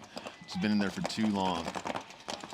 Only thing that's saving him is the penetration that Notorious has over on the D side right now. Yeah, he's kind of watching the angle because he's a little blocked out from the inside part of that. He's kind of hoping that Haber either jumps over the pin or comes around wide. Even when he comes around wide, he's not really going to have too much of a shot from that angle, especially he's feeling the pinch a little bit too. But Notorious from Marquis over has 3 bodies this way. Do you notice how after White's big match earlier, we haven't seen him back over here in the Snake? He's like, no, I'm not going, bro. Well, unless he's wearing Franz's jersey. I don't think so. But White was wearing his jersey before, right? Yes, he was, and not wearing a beanie. Notorious now all the way on Haber's side of the field. Yeah, Haber gets him. And whoever this is wearing Marquis Franz's jersey comes through and shoots Haber. And Haber turns. Nice grouping there on Haber's neck. Yeah, it's a great grouping. But he turns around. I think I know who that. I know who that is. Did you see Haber turn around though? And yeah. Like, where is everybody? Yeah. Oh, everyone's hey dead except for one over the body. Okay, great. Yeah. Well, Notorious was running a little bit of a racket, pushing up past that 50 on the D side. Marky's over there now. Yeah, he's repositioned from that center can. Him and Grayson are going to close this out. Win this point for Notorious. Good point. No, 6:40 probably doesn't look like Distortion's conceding it, so probably be around 6:30, 6:25 left to go with a slight 1-point lead here for Notorious. There's Grayson Gladstone there games, on your screen with Marky Franz. Yeah, lower scoring games today for sure. I think that's just because of the layout, blind layout, so no one feels super confident necessarily in their game plans because they're untested. Again, right? Yeah, if you've done something 70 or 80 times, you're like, oh, no, I got that bunker. Yeah, I can make I that know shot. that guy can't shoot me. Yeah, no, I know. We got this dialed. Right now, it's all questions. Like, I think I could do that, maybe? Yeah, typically when we have the majors and the layout is released 2 weeks ahead of time and you get 70 spins out there on it or around that through 2 weekends and 4 days of practice, sometimes more, it's about 95% dialed in by the time you get here. It's 0% dialed in for these teams. Maybe this afternoon things are going to be a little bit more dialed in. After you've played a couple matches. Well, no, right? more the fact that they've been able to watch the guys. entire morning and figure out what is and is not working. So right now it's blatantly apparent that the move to the 50 and the inside on the Dorito side and the V, that's a huge move. The guys are getting there early and getting gunned up on this X because the X is most of the time a little bit more slower developing if you get that guy up there early. So now the next iteration of this field is how do we stop that guy, right? Because that guy's getting there early, he's canceling out our other side. How do we cancel him out? And then what's the next move after that? Well, looks Crisis with 5 alive. Oh, as I say that. Fit losing one of their big guns though off the break, so both teams dropping a body early. And they shot this outside guy and bounced the inside guy. So Fitt's lines were on point, just didn't get the breaks. I think that's Adams taking a walk early for Crisis. He's been struggling a little over here on the snake side, but against one of the best laning teams in the division, that's going to happen. 4-on-4, Fit up by 3 points with a little bit less than 9 minutes left in this match. Carolina looking good their first match with a 1-point win, but struggling here in the second match against Fit. Yeah, again, Fit has been able to do so well on the breakouts that they haven't really had to have a lot of offense. They've been up, like you said, almost every single point here. So they've just been kind of cruising, shooting from the back line and then rolling into the 50s when they have the opportunity and they're up on bodies. They get Mason here in the 50. He's one of their guys that likes to make those nice big secondary moves and get into crucial spots. He's kind of like their Weber. We were talking about Weber for level. He's their version of that. Stays close to his front guys, makes moves at the right time typically. And he's in a good spot right now. Yeah, Crisis having a hard time. That was one of the big questions, right, Rich? Is in this situation, once your opponents have the 50s, can you live in those spots? And it's still close enough on the body count. Maybe you're one body down, but how many of those are we going to see pulled out from those back bunkers? Right. I think we've seen 2 maybe this morning so far. And that was those guys, the other team throwing it away, not those 3 stepping up. It's definitely more of multiple mistakes made on the team that has the ground. Yeah, you're just trying to stay alive as long as you can, hoping the other team makes a mistake. Yeah, I still think that, especially when you watch the ML Kings struggle, not taking much ground and not winning those low body situations from those back spots. Yeah. I just don't think that should be the game plan, right? A defensive-minded game plan. Well, I agree with ML Kings surviving the breakout, but if you're surviving the breakout, but you're putting yourselves in a worse position than the team, you survived it, but you lost it. Well, right now, Fit being very, Roger's taking very methodical here. They've taken these spots, but really no mistakes at all. They're talking it up. Up by 3 points, right? Yeah, they have a huge lead. No, it's not. Yeah, that's a pretty sizable lead. And they're doing this perfect. It's 7 minutes left. They have ground. They're up bodies. They're talking it up. They're just burning clock off right now. Complete control this whole match. Just beautiful job here from Fit.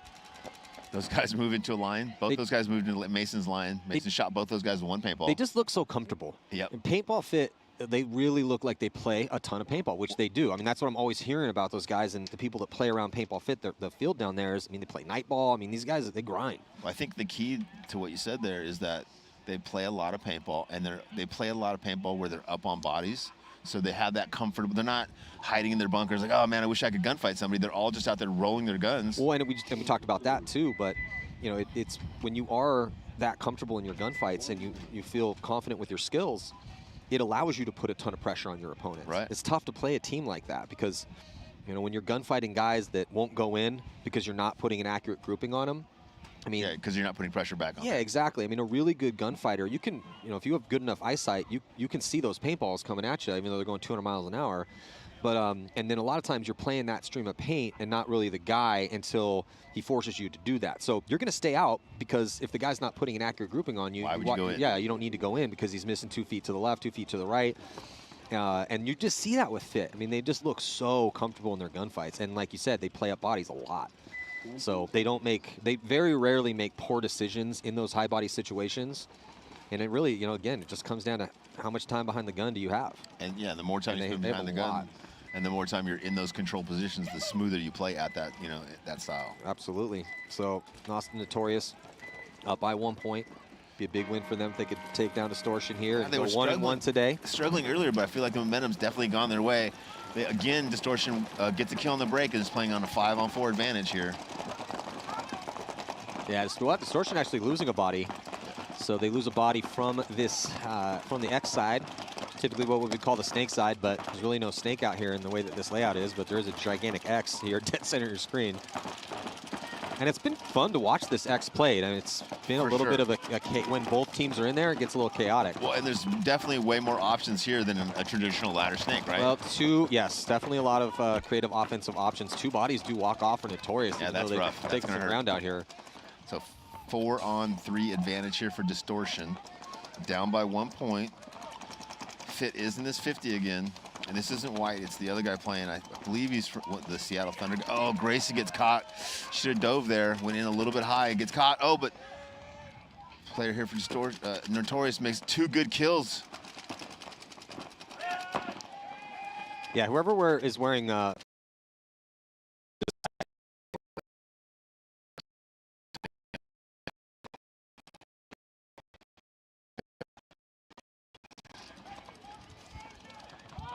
So Notorious is going to go up by 2. Distortion, 5 minutes left in this match. Distortion has been losing these breakouts on the points that Notorious is winning. So Distortion wants to get back in this match. They got to first survive the breakout and then try to beat Notorious up to that 50. Yeah, I mean, Notorious has definitely been doing a good job of getting guys. Oh, it's Archie Barnes. Archie, yeah. Arnold kept coming to my mind. I was like, not Arnold, it's not Arnold. Yeah, I was looking at his body language, and I'm like, okay, we definitely know who this guy Asian is. under that jersey. Yeah, Archie Barnes. Yeah, he's a badass. So, and he's looking good out here. Yeah, just gives another weapon. Picking up Grayson for this one, who's guesting from AC Diesel, getting Archie Barnes Jr. out there. This is looking good for him. Yep. And they got a little bit of a lead here. Talking about lead, Paintball Fit 4-point lead over Carolina Crisis. So if things do not change, Crisis will go 1-1 today. This is the first time we've seen Fit. They'll have another one.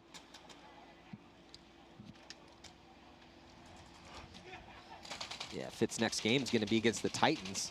And the Titans in a tie, they had control of most of that game against Blast Camp. And Blast Camp's surprising for sure. Top team out here, so one of the top 2 teams.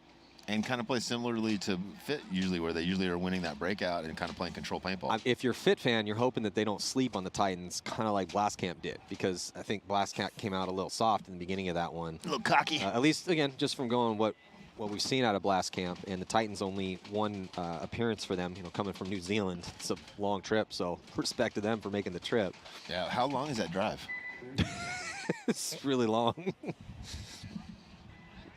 Crisis just struggling on the breakout. I think they've lost every breakout so far. 20 seconds.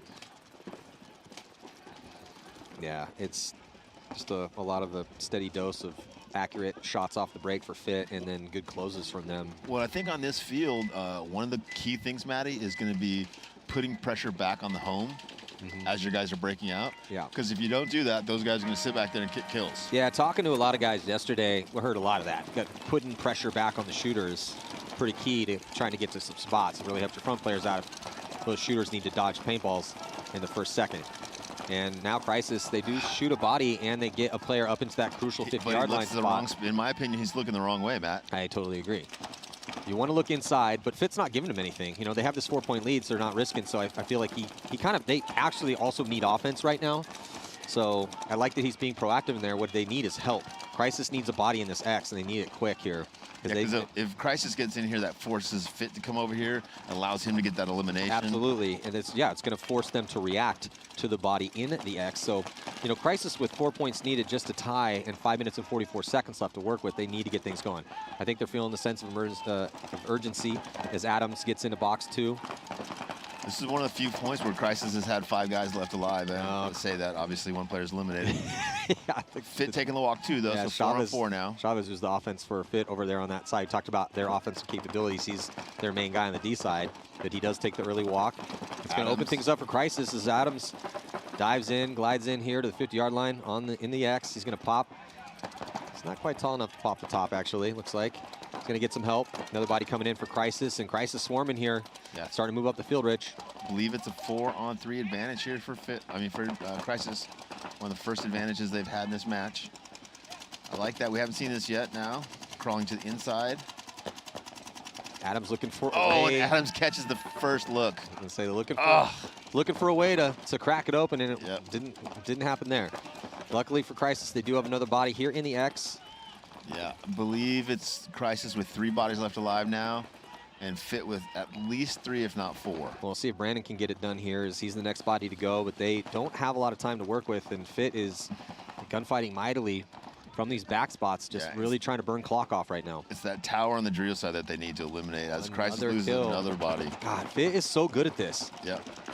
They're not in the best spots. There are, well, I mean, these back spots are pretty legit, and Fit is showing us what we might see out of some of these top teams. You just get shot again? Yeah. Direct hit, no bounce. Yeah, where, Rich? Ow. It didn't break. Okay. I wiped that shit. And here we go. Nice move. Little counter move from Johnson. Johnson now assassinating referees left and right, and also one of the Carolina Crisis players. It's like Fit's going to win another point. It's going to be 6-1 with 3:49 left in the match. Mark Johnson guesting here with Paintball Fit and still getting it done. Ageless assassin in his own right. Still doing work. He's a one-on-one champ. Everybody loves Mark Johnson, and an all-star. He's going to be representing AC Diesel.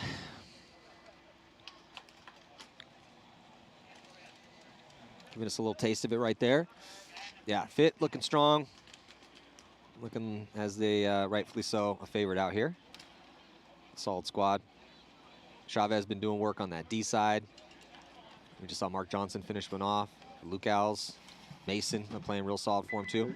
Haven't seen a ton of points out of them yet. This is just game number 1. They are going to be throwing down a couple more sets. We'll see him again, but looking like they should be cruising to a victory here. See him all weekend long. 20 seconds. Notorious up by 2. Beginning of this match was all Distortion. Notorious has come back, taking the momentum. See if Distortion can get back in this game. There's plenty of time, only down by 2 points. Looks like Notorious is going to go with that similar breakout again. 2-1-2. Ooh, Marky Franz got a good swing on that gun for the breakout. Was not able to eliminate anybody, though, so 5-on-5 here. Oh, as I say that, the first FSU player is taking the walk. I think that might have been Archie. So 4-on-5 advantage here for Distortion. Secondary, still down by 2 points. Yeah, secondary move for Notorious to get Marky up here, but looks like they're going to be losing a body. 2 body, 3 body. 2 body, got a minor penalty assessed as well. Yeah. Not looking good for Distortion right now, or sorry, for Notorious. Haber now getting in here. He's going to spend see a nice little battle between Haber and Marky Franz. Well, this is what Distortion needed, down by 2 with 4 minutes and 20 seconds left. Yep. Haber trying to find, Marky eats him up. He found him. Marky almost getting shot cross-fitted. He actually might have. I think he did. So he had to focus on Haber, but he backed up a little bit too far off, and some ground taken by Distortion on that D side. Cost Marky his body. Grayson's in the X corner over here, but he's in a 1-on-4, so that's a tough situation.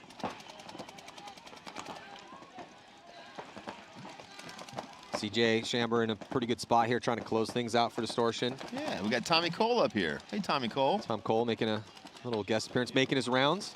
Distortion making the push, 4-on-1 here. Really need to win this point, down by 2 with 5 minutes left in this match. Excuse me, 3:37 left in the match. 1 point. It's going to separate these 2 teams with a little bit over 3:30 left in the match. Making good it a comeback. game here. Yeah, good comeback from Distortion. Yeah, good off the break shots for him. Good zone control as well too, and most importantly, taking that ground on the D side once Marky Franz was in that X And even though they did lose Haber in that engagement, nice shot by Markey in that Well, situation. it looked but like he Markey didn't know thought about staying in there, and I'm glad he didn't draw that penalty because that'd have been a rough one. Down, only one body left alive, not going to win that point. But a penalty did cost him. They put Markey in a pretty tough spot anyway. Yeah, that's true. Yeah, I like the counterattack, but he had no idea that move was made on the D side because he was totally focused on Haber. Well, and he wasn't playing super loose. He wasn't backed way off of it. He was still pretty tight. Yeah. It's just a tough spot if both those places are hot. Yeah. His grouping on Haber was nice, though. Very tight group. Very tight. Not so much here or here, but mostly in this area. Yeah, Haber is definitely one of those dudes that even if he's just getting worn out there, he's just going to go right back at it. Like, you can shoot him 10 times in the back of the head. The next point, he's still going to be right at your 50, so I love that. Give respect to Haber for that. I love That's what you want to see out of a one. Need a little hardcore toughness. But he's a former Marine, so I get it. Hoorah! Yeah, I always forget. Is it? I think for the Marines it's oorah or is it hoorah? Because I think the SEALs are oorah. I can't remember. I don't know. And I should know. I've been told this multiple times. If I ever have a question or anything like that, you're the guy I go to. So if you're asking me, we're in trouble. In Modesto, we just say, a bang bang. Here we go. Notorious taking the field. Up by 1 point here. Yeah, and respect to Fit. That Mercy Rule win over Crisis. It's a 5-point Mercy Rule in the semi-pro. So we'll have 2 minutes in between points in a close game here. See if Distortion can keep it up. And again, look, I know that Notorious picked up Grayson. He's got some experience. But just looking on paper at the pro experience that Distortion has, picking up those 4 outlaw bodies, that's huge. I mean, still, if you were doing some Vegas odds, you might have to make this even or a little bit in Distortion's favor with the bodies that Distortion has, started to comprise the starting lineup with. Yeah, Distortion drops 2. This goes to show you how good Notorious is getting, though. Yep. Distortion down with 3 bodies left alive now. FSU filling the center. Oh, Haber's going to feast right here. Oh, yeah, gets 1. Oh, but he doesn't look across the field, gets bunkered. Yeah, Distortion needs to do a little bit better job of protecting Haber. For sure, look at him. Yeah, Haber, we just talked. Don't worry, he'll be right back in 50 in the next one. He's going to have to do quite a bit of cleaning, He's though. gritty. They've got 4 pairs of goggles for him over there. They should. Distortion down, 2 players left alive. Matty, the tower on this side of the field, transitioning to a juice box, and the Dorito 3. FSU with 2 bodies left alive. Grayson here, another on the other tape. I don't know if there's a third that I'm missing, but certainly 2-on-2 or 3-on-3 as FSU Notorious makes a good move outside, gets that elimination. Now 2-on-1, Matt. Yeah, Grayson Gladstone for Notorious. Going to finish this one off and going to extend the lead a bit. 2 points with 2:20 left, and there was a third guy hiding in the corner there. Yeah, it's a crucial point here for Notorious with just 2:27. That now puts it in, Distortion in a situation where they are going to have to go towards a reckless attack. They're going to have to be riding on that the edge of, which just makes it a little bit more difficult, a little more risky. I don't know if you picked up on this or not, but the power move by the Notorious guy that was hiding in the corner in that 3-on-1, he sprinted down once he saw that they'd already shot the last guy and stole one of the pods off the opposing team and sprinted off the field. Oh, I love that. Very powerful move. Yeah, very powerful. We won the point, and I'm stealing your pod before your pod runner gets out here. Just so you guys know. Yeah, we're beating you on the field, and we're stealing your gear as we do it. So maybe he didn't bring enough pods. Or maybe he left a few at home. I think he's trying to make up for not engaging in that 3-on-1. No, I was there, guys. He's doing his part, getting pods. He's doing his part. He stole a pod. I mean, he did his part. So 2 minutes between these points because we are in true X-ball. Yeah, and coming up next, going to see the ML Kings dropping their first game by 2 to Columbus level. They're going to be playing hometown crew, Sacramento DMG, who needs a good performance here. And then also we're going to see Blast Camp and CEP. CEP had a tie against Distortion, and then Blast Camp also had a tie against the Titans. So both have something to prove out here. DMG does have a strong program. When you come up here and there's 40 or 50 DMG jerseys walking around, you're like, man, that's a lot of teams. Yeah. And we also have a new sponsor coming in, McClinney, Mosley and Associates, a law firm that specializes in representing businesses and individuals going after insurance companies.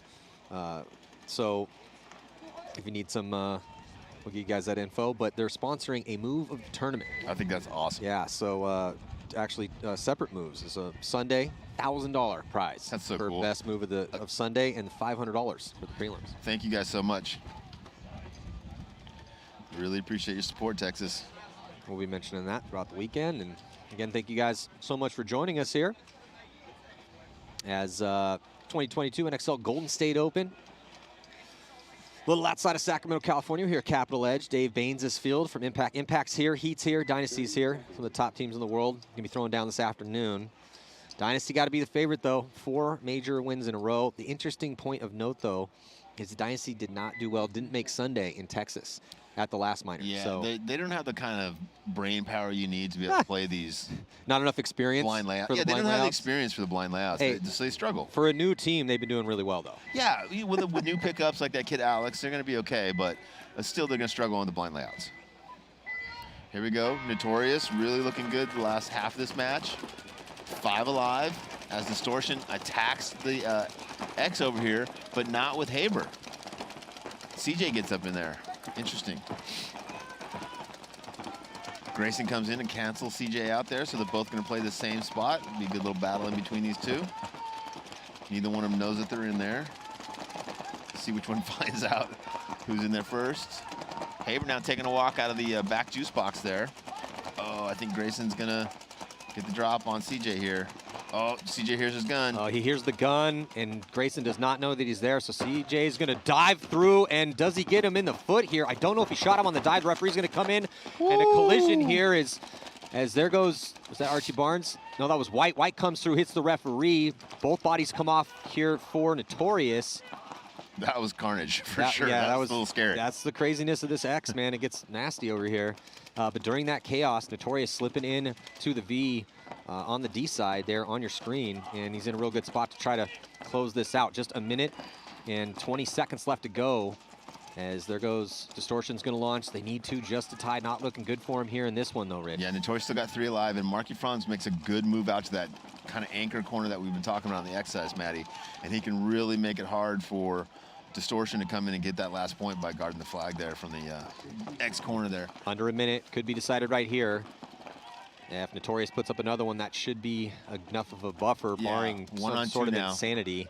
1 on 2, Distortion player all by himself in that Dorito corner, kind of feeling like he had some help. And the tough thing here for Distortion is they've run out of time. They really can't concede this one. Now they have to. So with 40 seconds left, they're going to concede. It's a 3-point spread now, 40 seconds. This game should be going to Notorious. The question is just, what is the spread going to look like? You know, out of all your friends, I like to argue with you the least. That's a lie. But you said Harbor is one of those dudes that, he's just going to keep coming back. Haber. Sorry, Haber is one of those dudes, and he didn't come back. You know what? You make a strong point, and for maybe the first time ever, I'm going to give you that. Yes! Can I borrow that pen? I want to write this down. Okay. Thank you. Write that down for Rich. For posterity. Was right. What's the date? Thank you. And the time? Thank you. You know what? That's just Haber letting me down. Thanks for nothing, Haber. Yeah, I mean, he did catch about 20 in that last one. His goggles are completely destroyed, so he had to change lenses out probably. Well, and he's been diving in there a lot today, right? Yeah. I also did get a text from Mike Bianca, coach for the Hurricanes, who grew up in a Marine family, definitely military family. I believe the Marines, but he said it is oorah. Oorah. For the Marines. He would know. Yeah.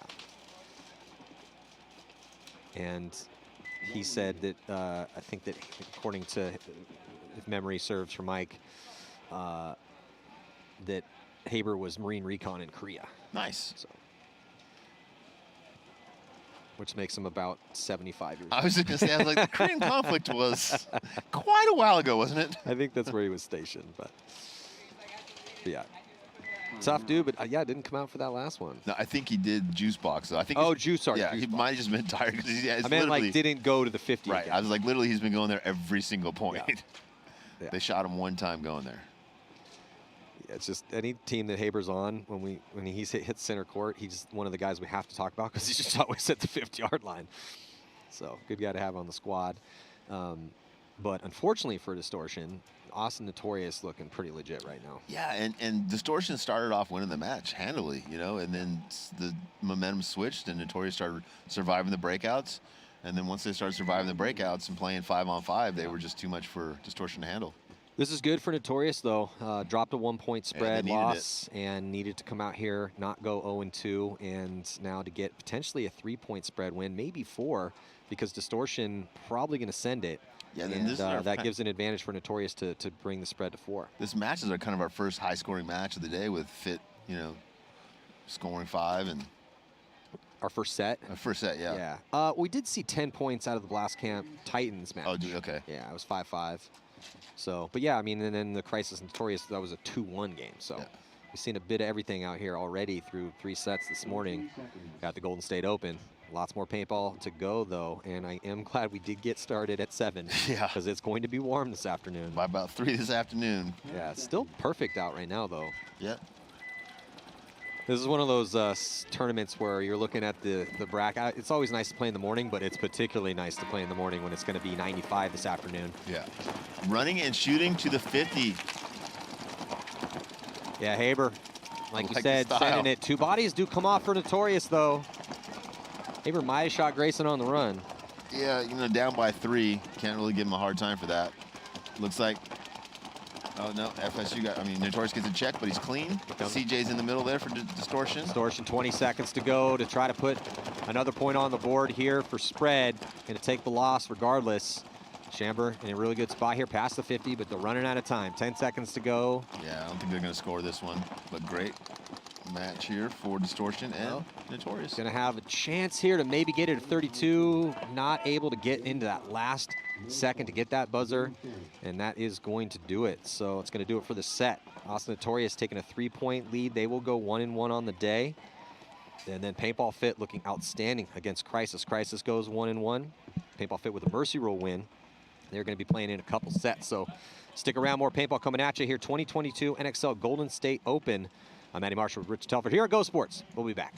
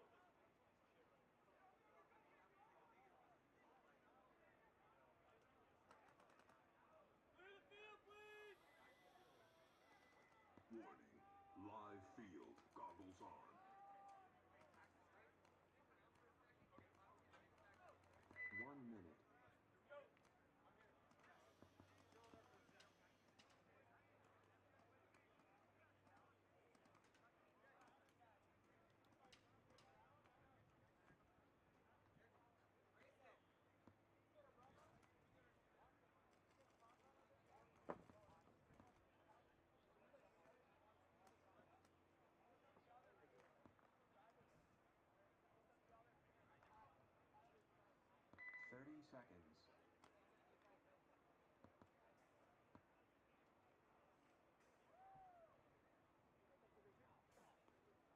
20 seconds.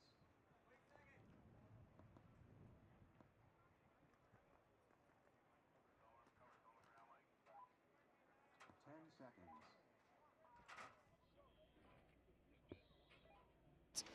Welcome back, 2022 NXL Golden State Open.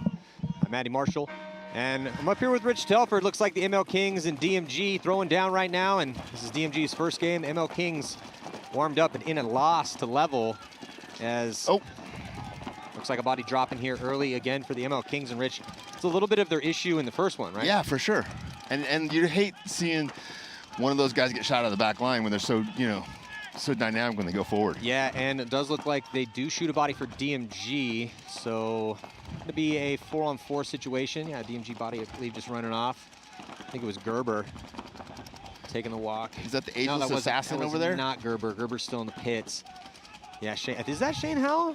It looks like his style. It does look like his style on the opposite side of the field that he normally plays, but there is some snake structure over there. So a lot of people are shifting their aggressive guy to that side of the field. Oh, another body coming off here for the ML Kings. And that came from Shane, cross shot. Just had a problem. They haven't really been offensive-minded on their game plans, and they have not been staying alive in their back spots. Now, they did make a game of it because Level dropped the ball a few times, and they had a couple decent points, but they still did lose by 2, and the adjustment has not been made with some offense quite yet. I agree. And you look at DMG, it is Shane Howell. So Shane Howell rolling the dice. Oh, but DMG losing a body out of the first box. I believe it's 3-on-3, Matt. Yeah, and you do not want to have, you have one guy over here, he's out on an island. You have 2 attackers who are at the 50-yard line on the other side of the field, and now that puts DMG in a tough spot. So it's a great kill here for the ML Kings. Yeah, and it forces that guy who was watching over the 2 guys on the Dorito side to switch this way to the X side, which weakens their attackers over there because they're not as, free to make moves and there's no one protecting them. Yeah, they have to be much more careful now because they're going to be feeling more pressure. Connor Kelly improves his position to get in box 1. He's got a body out behind him with Navarro. Now Kelly's going to move up. He gets past Shane's gun.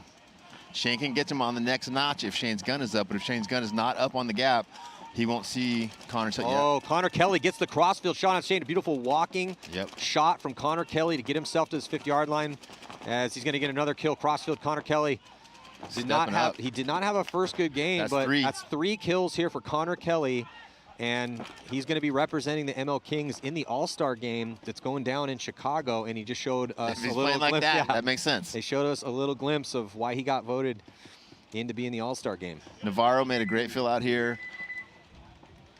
The ML King player did a great job of staying alive, but kind of going forward there and getting 3 kills is definitely why they won. Mingo's been staying alive. Mingo's going to that corner and staying alive, and that's what he does really, really well. And like guys like that take a lot of criticism because they're not always as offensively oriented as some of the teams, but you never notice those points where, oh yeah, that's right, he saved that point because he was still alive in the corner.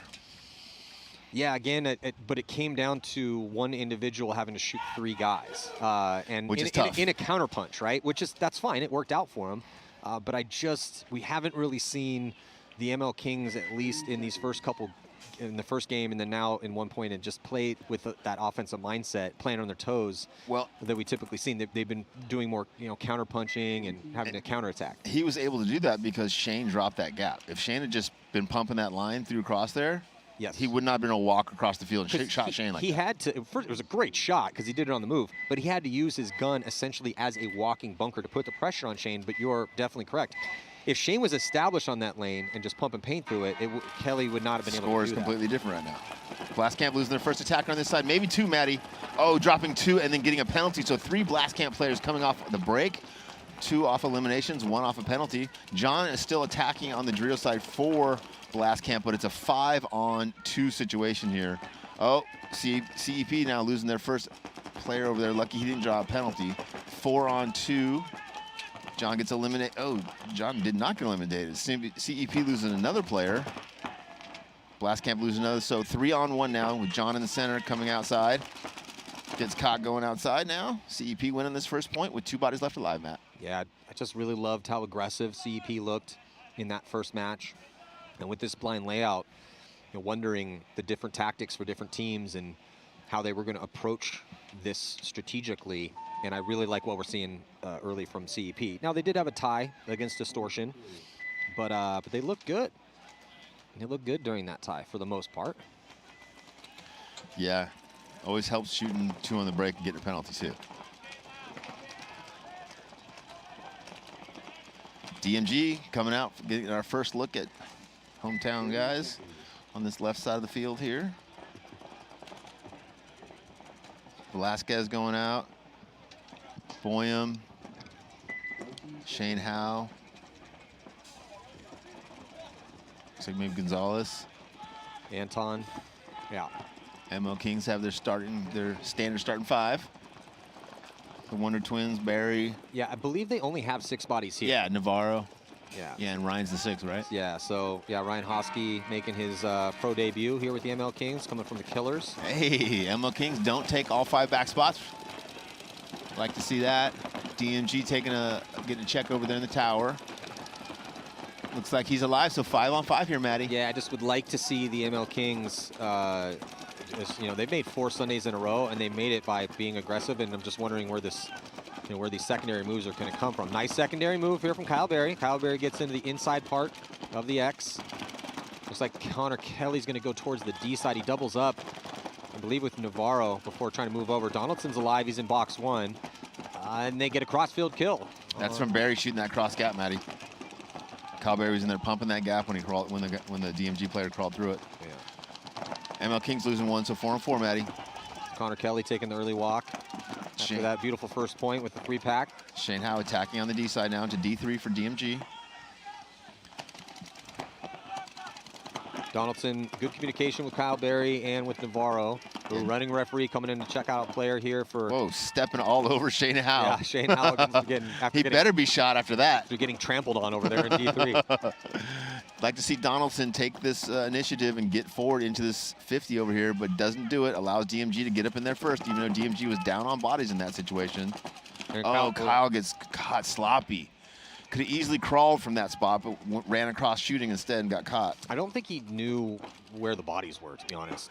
Which is just more of a reason to crawl across that fucking... Yeah, no, that's true. But Kyle doesn't normally make mistakes like that recently, so I just think he thought he had it all sized up, and he didn't. Blind layout, though, right? That's probably the 2nd or 3rd time he's played that position, right? He won't make that mistake again. Yeah.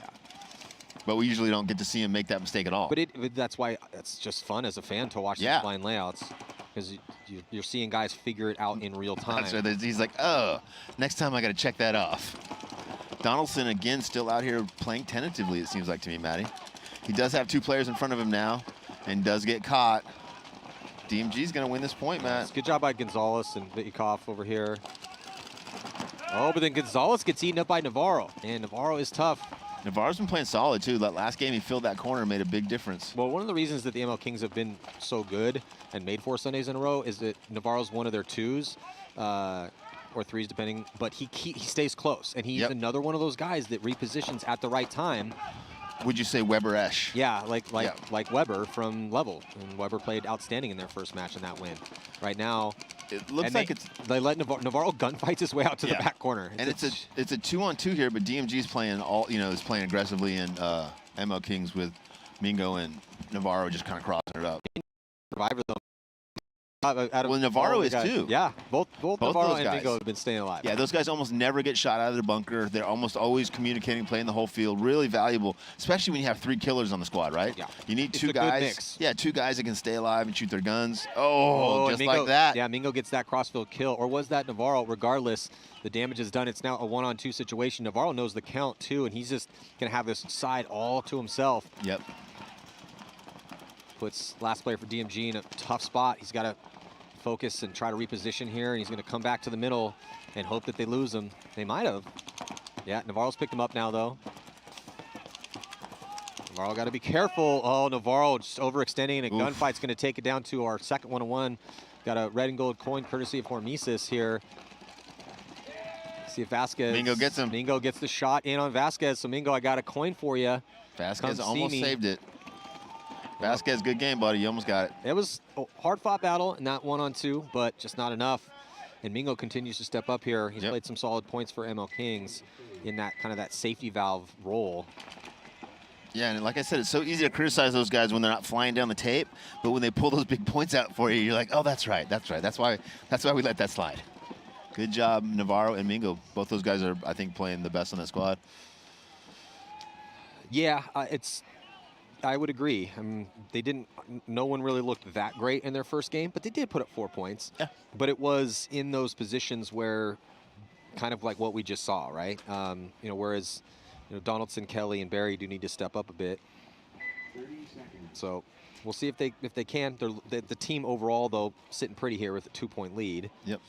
Is there a lunch break after this next match? Is that when it is? It's or two matches? Next set. Next set. So, yeah, we're in the 9:50 set, then the 10:50 set. Gotcha. Yeah, because you guys play next, I believe. Just trying to figure it out. It's a long day. A lot going on. There's a lot going on. CEP, see if they can get that breakout again. I think if CEP can win the breakout, they have a chance to beat Blastcamp. But if Blastcamp can start winning these breakouts, and Blastcamp drops 1 on the break. CEP with 5 alive. Although we do have a player over there on CEP with his gun on the ground. Looking for a hit. Looks like he's okay. So 5-on-4 advantage here for CEP. Neither team in the 50 yet. As I say that, CEP attacks the 50 on the D side and moves up the center of the field. He gets caught and draws a penalty. 3-on-4 advantage now for Blastcamp. Blastcamp immediately attacks from the corner into this X50. Gets here, stands over the top. Doesn't draw any heat, so goes forward into the wing over here. Blastcamp. Data point early here, so they need this one. Making moves as Kyle comes through and... just a little sloppy. I like his aggressiveness, just a little sloppy. CEP is another player on the drill side, so 3-on-1 now with Blastcamp. Yeah, he just didn't need to make that run through in that time. Saw the blood in the water a little bit too much. Yep. Still looks like they're going to get this one, but... For sure, yeah, 3-on-1 still.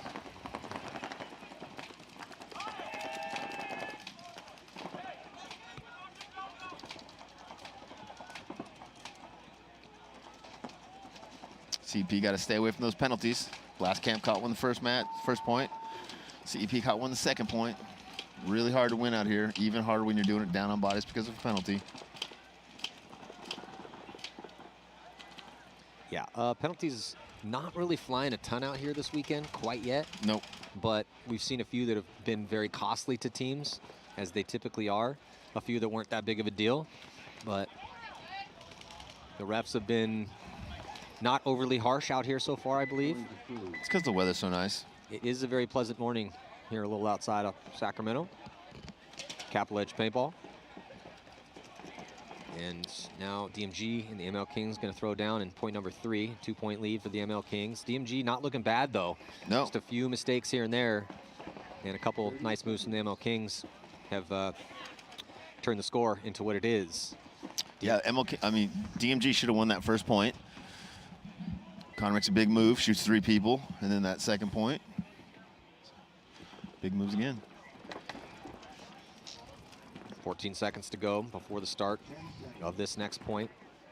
ML Kings starting from the red side, DMG from the blue side here at their home field.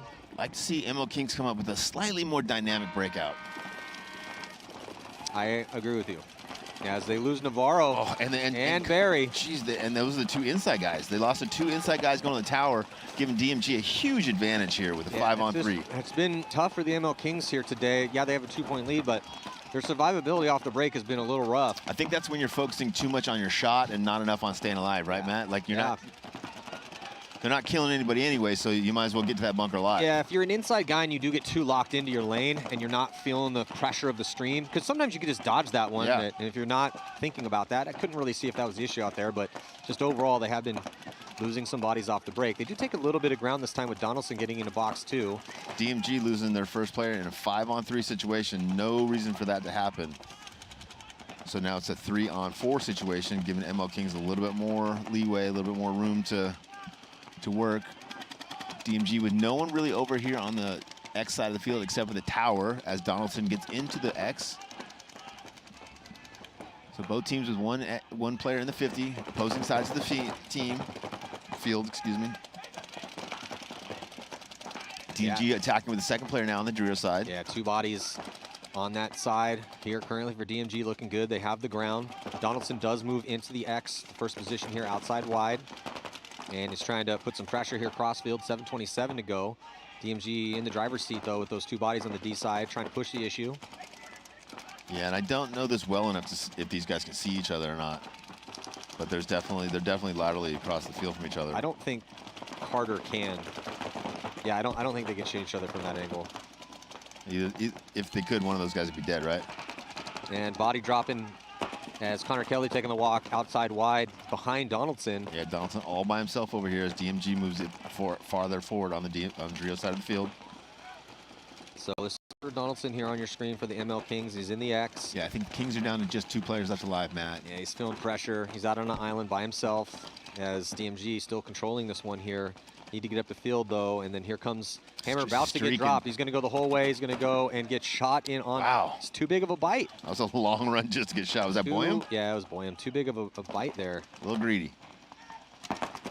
Oh, Donaldson trying to save this one. He's got the cross shot too. He can kill the Dorito over there. Yeah, but I think he's about to get shot cross field. Yeah, he blew that. He should have shot that guy. He did bounce that guy, but I think it's Gonzalez. Another body coming off.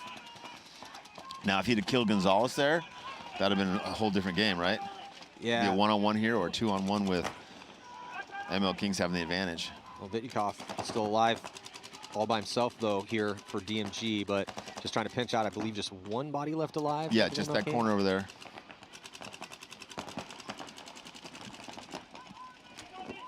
Yep. So calm here for Vityukov. Is that Gonzalez over there? Yep. Yeah, so Gonzalez and Vityukov trying to finish this one out. Yeah. 2-on-1 situation. Gonzalez is super strong. He should come inside, though, instead of sitting outside like that, because he can come inside and walk all the way into their Dorito. Gets the kill. Now Gonzalez is going to go forward and hit that buzzer, giving DMG their first point in this match. Well, making a game of it. Point approved. Yeah, solid work by Gonzalez and Vityukov. 1 minute. A little too much of a bite from Boyum as he ran kind of coast to Sloppy, coast. right? Yeah, it was just too big of a move. I mean, they had the numerical superiority. I like the intention, but, you know, he got caught about maybe 10 feet away, so he could have stopped easily at 3 other bunkers and while he was making that move. Right. You know, they had a lot of time left to work with, and, you know, the point was theirs. So just one of those little mistakes. I like that he was playing offensive and that's in his head instead of hiding For in the sure. back. Instead of, I'd rather have someone do that than hide. That's way easier to fix than trying to take a cattle prod out to get guys to move out of the back And at slot. least he didn't draw the penalty. Yeah. Like a lot of those guys, you know, when they're fully committed, they're like, oh, no, I'm getting this guy. Yeah, but again, I think that type of move is a move that he probably wouldn't have made if he had 2 weekends on this layout, right? Right. It's just one of those. It's another one of those situations where guys are trying to figure this out here on this blind layout. They didn't have. No one was able to practice this field. So. And he's not going to make that move in a 3-on-3, right? But if it's 5-on-3, you're like, I can play sloppy. Last camp again losing their first player. They shoot a guy but lose a guy. Last camp has lost a guy on the break every single point. CEP losing another guy and drawing the penalty. Yep, there it goes. So CEP drawing another penalty here, Matty. Yeah, it's only 2 players left alive. alive. Gonna kill you. 4-on-2 situation here. Last camp with a big advantage. Yeah, that used to be a thorn in their side back in the day, and the Demon has come back to haunt them a little bit in this one, and they're going to lose another body from that inside lane. Yeah, and that's John over here for Blast Camp. As soon as they figure out it's just one CEP player left alive, and he's in the Dorito corner, this point will be over pretty quickly, giving Blast Camp a 1-point advantage, but tons of time left in this match. Yeah, it's still 12 minutes left to go. We're just getting things kicked off. John looking for those crossfield angles, try to close this one out. He has 2 players on that D side, and the concession is going to come with that last player dying out of the back corner bunker here for CEP. So we'll take a slight lead. 2-1 will be the score. Now we'll see if DMG can pick up some momentum for that last one. Yep. To bring out, see if they're going to go continually with the same starting lineup. They've been doing roster roulette the past couple years. I've had a couple guys holding it down. Looks like Tyler's heading out there. Tyler Pinilio. Got Vityukov. I got Howell. And going to get a spin for, is that Dina and Vasquez? Yeah, so you know how it is. It's when you're on a team that new faces constantly. Who are going to be the go-to guys, right? Right, yeah, who's going to step up? I mean, they've had Gerber and Boyum and obviously Shane Howell. That Shane Howell kid's forever. pretty good. Yeah, but it looks like Tyler catching one here. No, is that Gonzalez? They shoot one as well. They lose 2 bodies, so it's going to be a 3-on-4 situation here in favor of the ML Kings. Oh, that's what the ML Kings needed. ML Kings losing Navarro. Wow. Looks like Hosky going to get a spin. Ryan Hosky is his pro debut. He's for a the killer. ML Kings. Crawls right in there. First time we've seen him get to the 50. See if he can do something. Checks off on Shane Howell in that corner. I mean, he's good. There's a reason why they picked him up. He's real good. Made a little bit of a name for himself playing on the Killers as they've marched up into semi-pro. Yeah. Well, and they get to practice against Tampa Bay Damage, and that's a big, big help, obviously. Oh, and Hosky gets Shane Howell, the Ageless Assassin. Oh, he's going to get He 2. gets another one. Little 2-pack, maybe 3-pack here for this Hosky. kid's on fire. Hosky going to run all the way down, wave off his teammates, and good job, Rye. Score his first point here. Welcome to the pros, buddy. Welcome to the pros. Beautiful move. Yeah, and again, we got a new sponsor, a law firm. M&M. Yeah, McClenny, Mosley, and Associates, as they are sponsoring moves of the tournament. So best move of the prelims gets $500, and best move of Sunday gets $1,000. And it's a law firm. There it is. There, you can see the contact there on your screen. It's a law firm that specializes in going after insurance companies, representing businesses and persons for property. So people against insurance companies? They're doing good work. I love it. Yeah. I don't even have a beef with an insurance company, and I want to hire them. So we'll be talking about them all weekend long as fans of the game and putting up some cash. Man, we appreciate it. Thank you so much. Somebody's winning some money this weekend. Yeah, if you're pretty sweet though. If you're a paintball patron out there, you love paintball, and you've got a company, help us out. Help the league out. Help Go Sports out. Help yourselves out. One big happy family. And again, they represent people and businesses in property insurance claims, negotiation, and litigation. So, negotiations? That's doing God's work, in my opinion. I'm going to call him for my next contract. You hear that, Darren? Yeah. Eminem's got my back. We're not actually an insurance company, Rich, but you know. Well, you know what? We're changing. CEP's got to avoid those yellow flags, Matt, if they want a chance to win this. Yeah, that's definitely something to discuss. They've had 3 points. They've had 2 penalties, and the 2 points they've lost 3 guys on this breakout. Wow. Just down by 1, though. Yep. Maybe down by 2 here shortly. It'd be hard if they can't figure these breakouts a little bit better. You got to be real good to play 5-on-2 or 2-on-5. Well, last camp call into this 50. Yeah, they don't have any outside containment. They're stuck in the towers as Blast Camp now working their way up the field. Great. Well, CP tried to get out wide, and he does. Great move. And if nobody saw him, he can easily get a kill on that inside. Oh, they picked him up.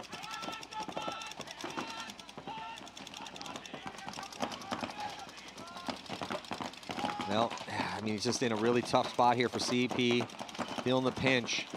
Blast Camp with the bulk of their forces on that D side and in the center. Players here on the X side. They have 1 player in the X, but other 2 bodies are in the back a little bit. Yeah, and I don't know if they know the count. A lot of time left in this match. Yeah, and if I'm Blast Camp, I'm completely content with slow roll on this one. Right, because you're already up by 1 point. You're up by 3 bodies here or 2 bodies here, and you've got all the positions. The longer this point takes for you to win, the better it is. Absolutely. So no reason, I'm not going to criticize these guys at all for chilling in the back. They lost their first match, right? So margin might be an issue. No, it's a tie. Tie, that's right, sorry. Can't remember if they tied or 1 by 1. Well, Rhodey runs to his death. Nothing he could really do in that situation other than a desperation run. And that is going to do it here as Blast Camp going to take a 2-point lead, burning a little bit of time off the clock. Yeah, good job, Blast Camp.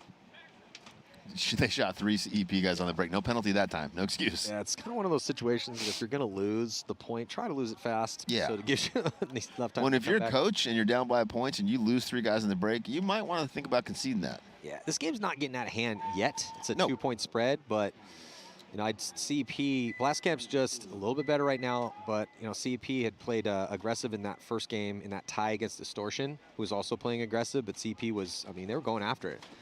So as long as they can play clean and continue that aggressive push, I think they can hang with Blast Camp here. But we will see, because Blast Camp's just shooting more bodies on the break right now. ML Kings with a 2-point lead over DMG.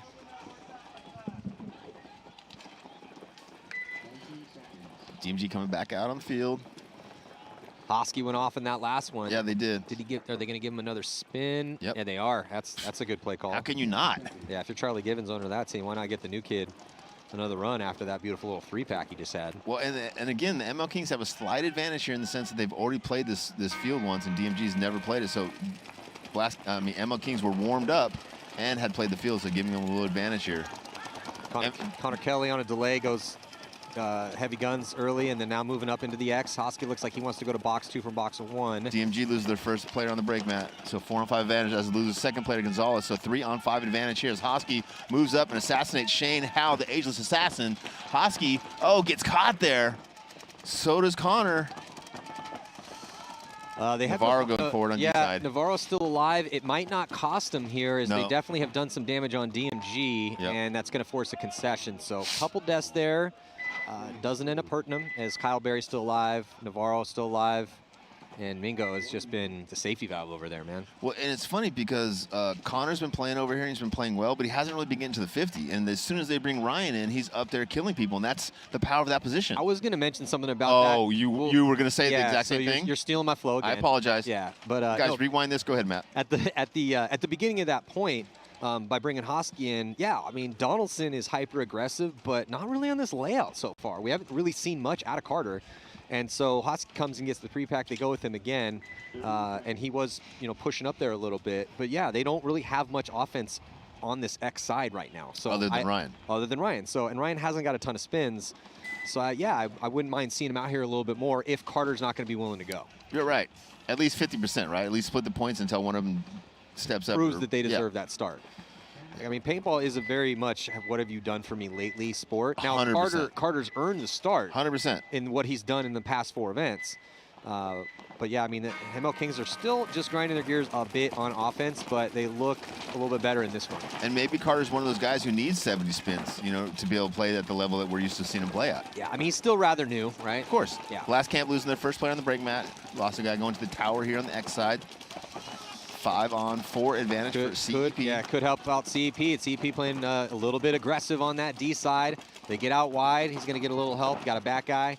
He's at the can. I really like the way John's playing for Blast Camp because he's been playing really well, but he's also been playing bow tapes, Yeah, he has. It makes him less scoutable. He does walk out into a ball, though. It's because CEP had taken some ground over there, and he didn't know that his opponent was up that far. So now CEP is at the 50-yard line, outside wide and contained on that D side. It's really going to help him out as they dive a body here into the X. CEP with good penetration on both tapes. They got 2 guys on both tapes, so they stacked up. If they lose their first guy, they got a second guy that can immediately fill it. They got one in the back. Ooh, referee's running to check the corner for CEP. He is clean. 5-on-3 advantage here for CEP.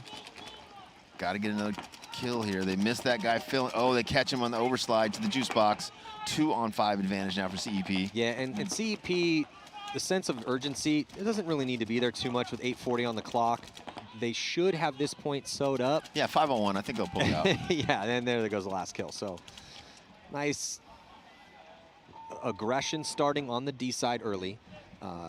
Blast Camp did not know that body was there. No, so a little bit of communication drop there. That cost John his body. And then just really crisp moves up the field for CEP. So back on the board here with another one, making it a 1-point match.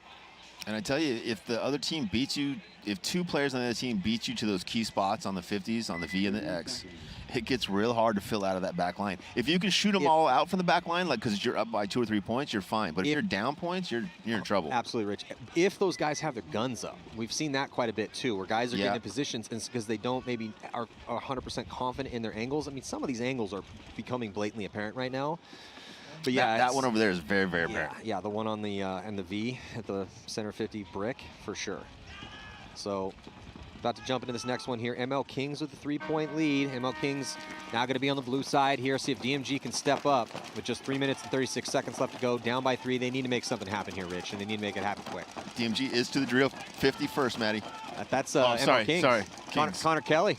Saw that dark jersey across the way. Oh, Shane Howe getting shot out of back center there early on. Yeah, Connor Kelly again showing the power of that D side. He's winning some gunfights. Pinched out of that corner. I think a little 2-pack here for Connor Kelly. At least one. Yeah, everyone really likes that Dorito corner, but I feel like the more and more this field gets played, the more people are not going to like that Dorito corner. Yeah, it's, again, a seductive spot, right? Very seductive. You know, you go to that spot, you look at how much gunfights you can get in over there, but the power is really getting bodies up early, either into that brick or outside wide, and Connor Kelly's going to feast on Boyum. Yeah, and Gerber.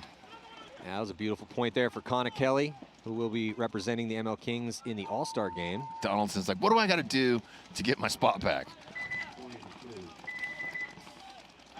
Good point there from ML Kings. Looks like they spun Carter and Hosky at the same time. Yeah, and they had a little bit of miscommunication, so they're down there talking about it now, which is exactly what you want out of those guys, you know? Yeah. First time playing together. That's perfect. If I'm the coach, I love, even if they smashed in that point, did great, right? They're still discussing the nuances of this field. Because you got to, man. I mean, no one's had any spins on it except for what we've seen this morning. And now that the ML Kings, because they did have that loss to level, putting up a big score here against DMG, which, you know, playing one of the lower ranked teams out here, ideally, as now the ML Kings are the 4th ranked team that is currently here, making 4 Sundays in a row and coming off that loss. You were hoping you'd come out and smash DMG. For sure. You have to, right? You can't plan on losing your second for the day. And I mean, a 2-point loss on paper doesn't look that bad. It feels horrible. But it just, the way they lost that game. They just didn't look like themselves in that one. And so, 100%. But they're looking a lot better now. Yeah, they just didn't have that offense that they usually have. CEP looks like they might have survived this breakout, Matt. 5 alive for CEP, one of the first breakouts they've had where they had 5 alive. Blast Camp with 5 alive as well, so good breakout here for both teams. Yeah, it's still a lot more time left in this one. 8:20 on the clock still. And just a 1-point spread, but Blast Camp pushing the issue on that D side. John again making the first move up to those center 50s. And again, he's gone there from the Doritos, he's gone there from the center can, and he's also gone on the X side of the field. Oh, big release. Gets 1. Got 2. Nice move, CEP. and drawing the red. major penalty. So Well, penalties continuing to be a little bit of an issue here for CEP. That came from pretty far away. Well, I think John might have got hurt up there. Hope he's all right. I think that was Colin Cherry. Oh, that's not good for Blast Camp. Yeah, John is limping off right now, and he's been lights out. Big component of their offense. Oh, he's taking a little bit of a bend down too. Yeah, it's seeing if it still works. Yeah, I guess it still works. I mean, he's not really limping anymore. I think he's okay, but definitely something happened to him. Yeah, maybe he's got his bell rung or something. Yeah, can't afford to lose him for sure. I was gonna say not when. Blast Camp up by 1, 7 minutes left in this game. 2-on-2 it looks like here, Matt. And CEP, if they can survive the breakout, if they can not get penalties, then they're really close with Blast Camp, right? Yeah. But if they get penalties or they don't win the breakout, then Blast Camp just runs them over. Oh yeah. 2-on-1 now. As Blast Camp shoots the back left player, calls it. Only 1 player left alive for Dorito. Oh, and he gets looked like he got caught in the head there, but maybe not. Look, he got scalped. Oh yeah, he did get scalped. Okay. So Blast Camp going to win this point. Going to give him a 2-point lead with 6 minutes and 40+ seconds. Yeah, I agree with you, though. I mean, I think if CEP could just play clean, what is that, 3 penalties for him now? Yeah. And one of them was a major.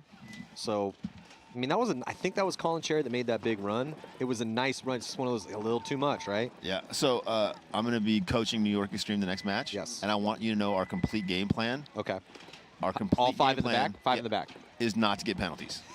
That's all I ask of them. It's like, listen, guys, I'm going to come down and pitch you, and all I care about is just please don't get a penalty. If we lose by the mercy rule, we're going to have a discussion, but I'm not yelling at anyone as long as we don't get any penalties. That's because you have to have a starting point, right? You have to have a foundation to build on. Especially if you're a team that constantly is going 2-2 and struggling with penalties, which is something that you guys do often. Yeah. So that's our first big goal, our first big accomplishment is to play a match without any penalties. Yeah. Well, we'll see if that happens as, New York Extreme will be taking the field here in just a bit. Fingers crossed. Going to be playing San Antonio X Factor, who looked Never heard of them. Really good at the last event. Actually, pretty good all the time. Yeah, the first 2 events, not so much, but they really picked it up in that last one with kind of a light line, too. So we'll see what X Factor has here at this event. They're no strangers to heat. It is going to heat up this afternoon. Both teams losing a body here. 2 bodies actually dropping for the ML Kings. and 2 for DMG. All I can say about X Factor, because they are such a good team, is I would much rather play them very early in the tournament, and I'd much rather play them on a field they haven't played before. That's a good point. Hosky going to make a move up here. I really like the way Ryan's been playing. I mean, obviously, he's a buddy, but I mean, he's been getting to this 50 more than anybody on the ML Kings and going forward more than anybody on the Kings. Yeah. And again, Donaldson is just struggling, getting shot out behind Ryan. Yeah, he's been having a tough Oh, time now with Ryan. tricks. Yeah, okay, Ryan got that kill. I thought he was going to miss that. See if he can spin back and get the second one over here. He doesn't know this guy. Nope, he just found him. Is in here.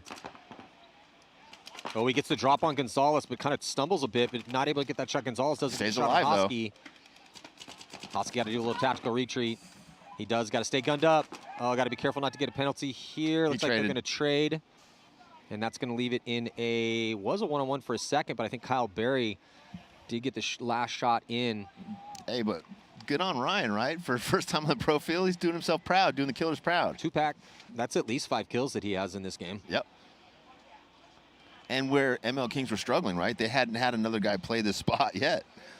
Well, it's, yeah, great point. Because, yeah, Donaldson, though he's been a stud for him, he's been struggling out Not there. today. Yeah, there's really no other way to say it. And then you get Hosky in here, and even though he hasn't had a ton of spins, he's definitely earning some more spins. If I'm Charlie, moving forward tomorrow, you got tough decisions to make. I've definitely got, yeah, I'm going to put Ryan out there a little bit, man. He's earning some spins. Yeah, Ryan's the easy decision. The hard decision is How who much do I you have spend? to pull out?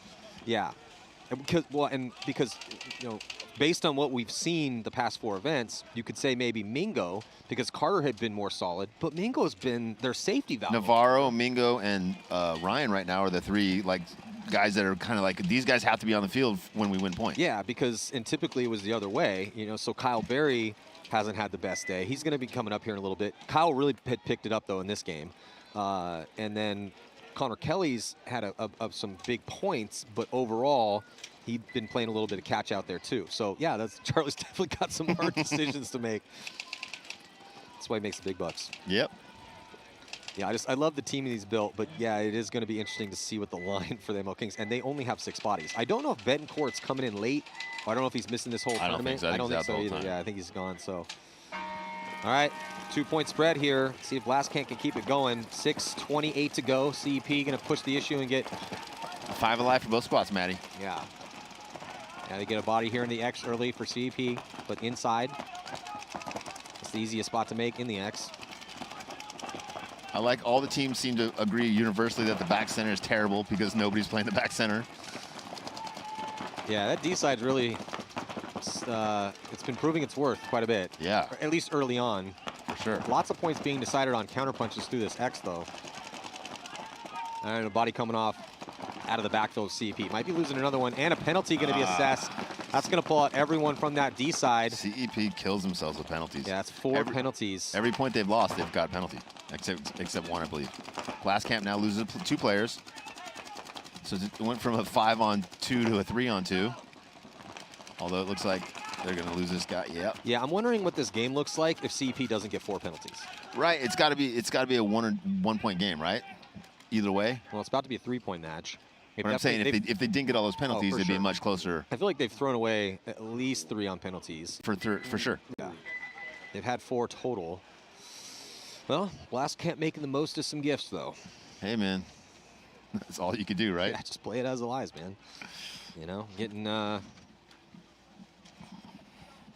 I mean, if your opponents are getting some penalties and they're letting you play high bodies, then yeah, I'll take that all day, every day. I also feel like it's a little bit challenging for some of the semi-pro guys to come out here on the pro field, because the pro field, I think the refereeing's a little bit tighter, and I think they get away with a little bit more on the semi-pro field, and they kind of get into that mode, like, hey, no, this is normally okay, and then they move over here and they don't make that adjustment, at least not their first match. Yeah, and I mean, this is incredibly difficult to officiate this game, and I think the refs been doing a good job this morning. We really haven't seen too many like needless penalties. No. They've been letting some bang plays go through. So yeah, but I definitely agree with you. So DMG with a big bite over here, Matt. ML Kings trying to put the finishing touches on a mercy rule win. Yeah, big bite for DMG. See if they can make something happen here, as they definitely have taken some real estate. Yeah, finally they got 4 guys up here on the 40s. They lose their first attacker on the D side as Gerber gets into that wing over there on the V. They lose a second attacker on the D side, so 3-on-5 advantage here now for the ML Kings. DMG losing 2 players out of the back line. Unacceptable, guys. Ooh, Charlie getting a spin. Charlie's up the wedge right now. But looking at a lot of bodies in front of him here for DMG. Vityukov and Gerber are in good spots at the bricks. The nice thing about Gerber, though, is I feel like he's one of those guys that you give him a little bit of time, he's going to kind of force it a little bit. And yeah, Gerber taking the walk, but you know, they're down 5 and there's 22 seconds left. They're trying to make this a little bit more respectable spread. Yeah, I'm not being critical at all. Charlie playing smart in there, getting pressure. Yeah, Charlie getting some pressure. So they'll take the 5-point win too. Only 10 seconds left. It's looking that way. Yeah, I think it's a 5-on-1 right now. Yeah, I don't think they're going to get this mercy rule win, but a 5-point win is still pretty filthy on the spread. Yeah. Well, ML Kings looking a lot better in this one than they did against Level. Yeah, and DMG continuing to struggle. Yeah, now I'm just wondering when the ML King, you know, because the DMG is ranked down pretty low, and the ML Kings, you know, DMG is the last ranked team here, and so when ML Kings has to play someone a little bit higher in the standings, based on what we've seen, I still think they have some work to do on the game plans. There's got to be something going on with the DMG program, though. I mean, with the ability of having this facility, having all the divisional teams to draw from, the ability to practice against Impact, having Dave as a, you know, a backer and a coach, I mean, they should be doing significantly better than they are doing. Not trying to be critical. Well, it's tough when the rosters change so much. It's like who are your go-to guys? So even if you're getting tons of spins and if they're guys coming up from the divisional ranks, once they get to that pro level, as we well know, it's the reason it's the hardest league in the world. You never really know until you get to the tournaments. Yep. CEP with 5 on the break alive. Blast Camp with 5 as well, Maddie. Getting it checked out. Looks like he's okay. CEP down by 3 here. 5 minutes left. They certainly could come back in this match, but they need to mount some offense. Blast Camp losing the first attacker from the D side. CEP to the X on the tape over here, and the V at the same time. So controlling the center 2 key bunkers is CEP. They do have John trapped in that center can. Oh, they should have caught him going across. Oh, they did catch him going across that gap. Blast Cap drops another, so CEP up by 2 bodies here, Matt, in a 5-on-3. Yeah, John comes through looking around, begging for a penalty or something, not getting anything. Yeah. Not sure what he was complaining about, but he gets his penalty. Yeah, a penalty was assessed on CEP again. Penalty number 5. Yeah. Did they pull a body for that penalty? They did. Okay. So heads up, CEP, if you're at practice, you might want to cheat a little less in practice because you guys are getting a penalty almost every point, and it's hurting your performance. And generally speaking, when you get a lot of penalties in tournaments, it's because you're playing a little bit loose in practice. Well, they've thrown 3 points away because of penalties. Minimum. They're down by 3. Doesn't look like they're going to throw this one away necessarily. They still have 3 bodies left alive, and I think Blastcamp's down to, what, 1? He got shot in his back, and he's trying to hide it. The CEP guy, he should get a penalty for this. Oh, and a body for CEP's coming off on that 50. And he gets away with it. Wow. Yeah, so CEP's dirty. It was a 3-on-1. Yeah. No, 2. There's another body left alive. Back corner. 2-on-2? Yeah, 2-on-2. 2-on. Yeah, it was a 3-on-2 in favor of CEP. Now a 2-on-2.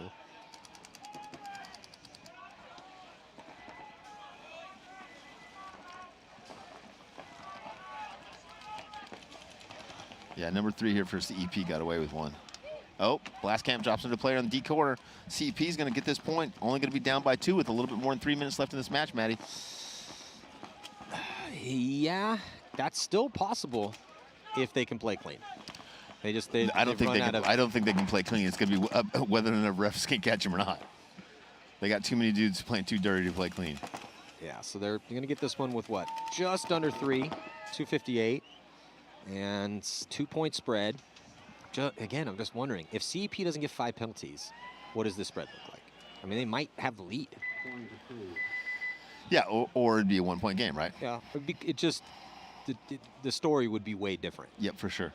So, but honestly, like, that's fixable, man. You go to practice and you just be super harsh. The one and thing, you be honest with each other. Like, listen, man, we can't go out and get 6 penalties in a match, right? We're not going to win matches like that. If we get 1 penalty, we've got to completely tighten it up and play way more conservative penalty-wise. Yeah, some of the gnarliest gray area players I've ever played against were also the most honest in practice. Oh. Because they would just straight up tell me, they're like, I'll cheat you in a second in a game. Yeah. But I'm never going to do it in practice because it's going to build bad tendencies. And it's going to make you a bad player. Yeah. So, you know, it's one of those situations it's fixable. It's just got to start in practice. You got to call those close ones and it's one of the easiest those things simultaneous ones that weren't really simultaneous. Right. Ego simultaneous. Yeah, so we'll gonna have 2 minutes in between points here. See if CEP can step up. Again, just a 2-point spread. 3 minutes. They're gonna have to be close to a full send situations. 1.5 minutes per point. That's not quite reckless attack situation for them. They don't need to be running down the field with 5 guys. Yeah, no flying V. You can have a pretty legit game plan with 1.5 minutes, but they really are gonna have to be forcing those secondary and those third moves. And they can't get any penalties. Yes, and we keep repeating it because when you get 5 penalties, that's a big story. Well, and when you have a morning when other teams are getting a penalty and most teams are getting no penalties, and you have 6, then clearly it's not them. If it's a nasty day where there's just flags thrown constantly and everyone's all crazy, then yeah, different story. But just like you said, when most of the teams out here are getting a couple or none, and you get 5 or 6, that's a problem. Yeah, the problem isn't the refs. Yeah. Blast Camp tightening up their breakouts, struggling in that first match a little bit, but doing good on these breakouts here in this match. 5 alive again for Blast Camp. CEP attacking with 1 guy in each tape going to the 50, so 1 guy in the X here and 1 guy in the Y over there. Really good field position here for CEP early on in this point. They do need to start pushing the issue, though, here with some of their back players getting in the game as well. A lot of times you'll see situations where a team at this moment will start playing like they just need 1 and not like they need 2. You have to pretend in your mind that you only have 1 minute and 30 seconds to work. If you're down by 2, cut your time in half and win your first point in half the time. Or less, to give yourself a little bit more time on the last point. Blast Camp just chilling in some decent spots here, mostly in the backfield, just rolling guns. No reason to this lead. Anything other than stay alive and shoot your gun. John, after coming off what looked like maybe a little bit of an injury. Yeah, I don't know if he should be making this move here because with CEP in both of these spots, they can really cut down the field really well. Yeah, I don't know if he knows that they're. He's not. He's going to go through. Got to be careful. Well, and that's how he got shot last game. Yeah, doing the exact same thing. Last game he didn't run shooting. Yeah, right. And you got to know that based on the situation that CEP, if you don't know where all the bodies are and you didn't see him walk off, they're probably going to be up in some decent spots. Little counterattack here though for Blast Camp, runs down that body. Oh, look, he got shot in the legs from across. That's 2 guys that have done that. Whoever this is for Blast Camp. Oh, it's number 12. Jackson. So he saved this one here for him. For sure. Nice job by Jackson. Jackson with a save. That was a big move right there. A little 2-pack. Yeah, and that's going to probably win that match for him. Yeah, I mean, that's the coffin nail. As just 1 minute and 30 seconds left, and now a 3-point spread. The question is going to be, CP is going to take a loss. How big is the spread going to be? Can you do 3 minutes in 1 minute and 30? Of course. It's happened. It's very rare. Very rare, and you need a lot to go your way. You need Blast Camp to start getting penalties of their own, which I don't think, have we seen a penalty on Blast Camp today? Not in this match, in the earlier matches. Earlier match. Blast Camp had a tie against the Titans. I can't remember if they got a penalty in that one. I thought they got a penalty in that match. Because they had a breakout where 2 guys got shot, but 1 guy got pulled on a penalty, so they lost 3 on the break. Actually, that might have been the first point of this match. I can't remember now. It's only Friday, and it's already blended in. So, yeah, CEP just going to now truly be forced to, if they want to try to win this one, because that's another question, too. Are you going to be content with this 3-point loss, or do you want to maybe run the risk making of a higher margin? Of a 4-point loss by going into the flying V, where you just have 5 bodies running up the field to give yourselves any chance of winning? It's just tough morale-wise and for your soul to just accept that 3-point loss. It's just for the soul. Like, no, we got to go out fighting. And then sometimes your coach will be like, no, we're just going to take this 3-point loss. We can't let's get one, because if you take a 4-point loss, you have to get a 4-point win just to get back even. Yeah. And as it stands now with that tie they had earlier, they're going to go, which was, again, even on the spread because it's a tie. Then you go into this loss. Negative whatever. Yeah, so we'll see. Then coming up next, San Antonio X Factor going to be taking the field against New York Extreme. Looks like we're going to have Robbie Goldsmith and I believe Kyle Berry. Nice.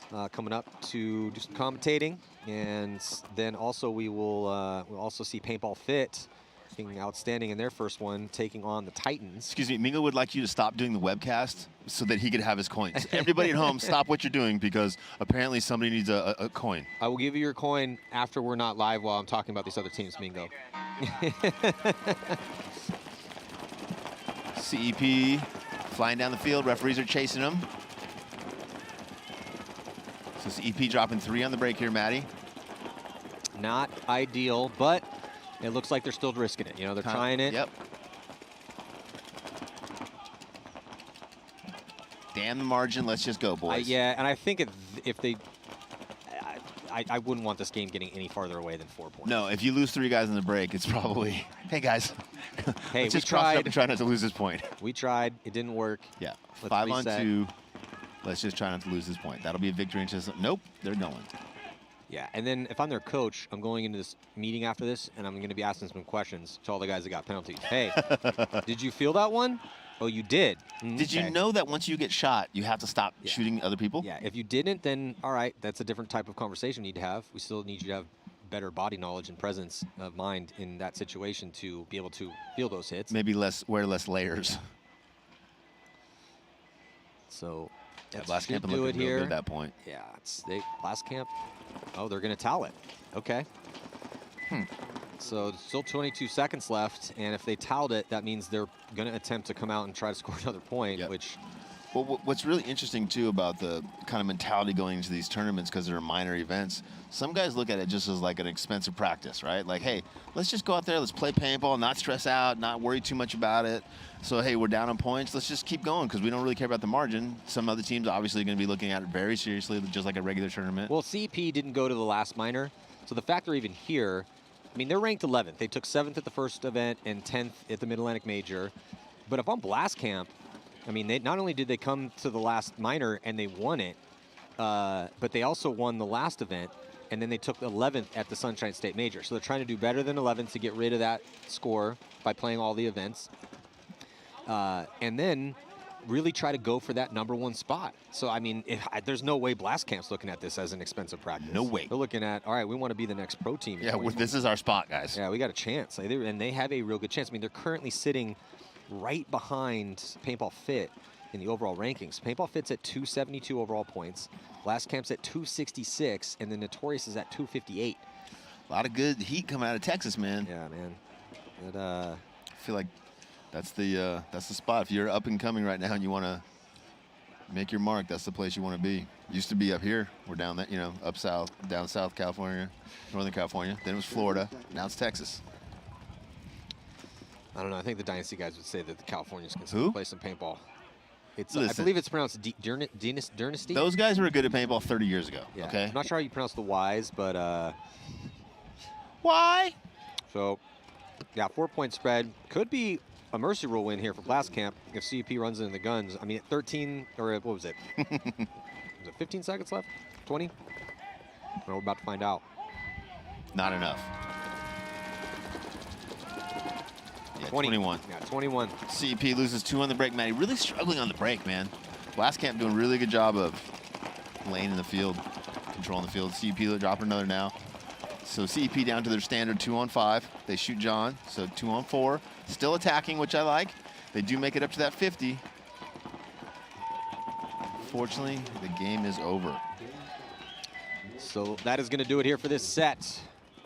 Congratulations to Blast Camp. Solid victory. Rich Telford's going to go down and coach New York Extreme, who are going to be battling against San Antonio X Factor. Coming up next here at the 2022 NXL Golden State Open. Also, congratulations to ML Kings. They go 1-1. I believe we are going to be having Kyle Berry and Robbie Goldsmith, who coaches Columbus level, come up for this next one. I'm Matty Marshall here on Go Sports. See you in just a few.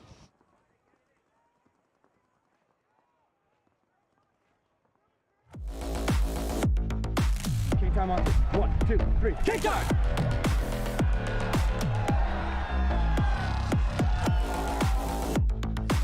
If you're worried if somebody's got the trap, call and find out if the trap's there. That's a full team effort. All 9 guys full on the team effort. It's an easy game if you're doing it with your brother. 2-on-5 situation.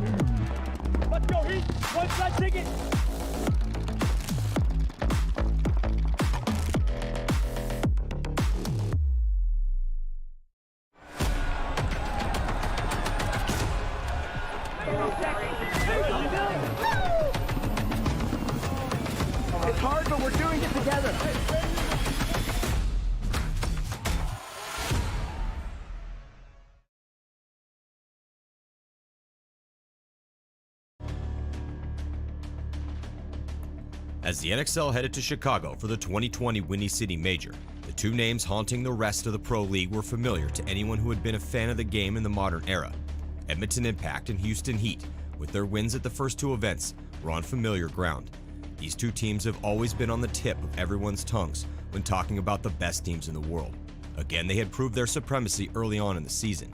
Now the question was, could they stay at the top with all the strong squads like Dynasty, X Factor, and the Russians, legends in their own right, hot on their heels? Also, new teams were in the hunt for their own slice of paintball greatness. For those at the bottom of the standings, a scary situation awaited them if they could not pull out of their downward spiral. Relegation awaited the last place team at the end of the year. This event was the last chance to prove yourself before the World Cup.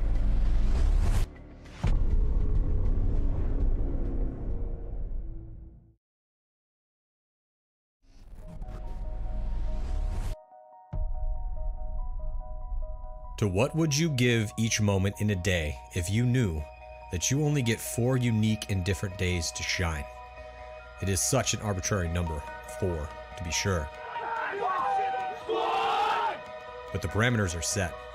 You know the day of your execution or of your deliverance. This is a trial by combat. It's a day to define you, a day to test you, a day where all the torturous hours of training come together, where it's you, your gun, your preparation, your teammates, and your tenacity on display, dissected by your enemies, with your skill, your will to win, weighed and measured. It is your chance to prove to the world that in this small slice of place and time, that you above all others are to be remembered, to be respected. In the sport of paintball, it will come down to Sunday, the holy day, where you get to earn your place in the game. And in 2021, you get 4 of these. So this is the story of many moments, but of 1 year of what happens on 4 Sundays. They have to, they know it, right? Smart fucking paintball. Malice is just saving the day again, and Malice gets the crossfield shot as well. Guys couldn't make the corner like I was as consistent. They get Konstantin Fedorov back. They have Todd Martinez as the coach. Randy Smith is intent on building a championship team. I got the chills, and I was like, we're going to win this tournament. Pressure's all on them because they're number 1 team. We're the 20th place team. Level undefeated, the number 1 seed in their division. They have everything to lose, and we have nothing to lose. No one can touch Dynasty here. That was a complete masterclass. You go to bed dreaming you get to play Impact on Sunday and send them home. Then you dream you get to play Houston Heat. Who's the other Titan? Dynasty. There's no better feeling than going up against the big Titans.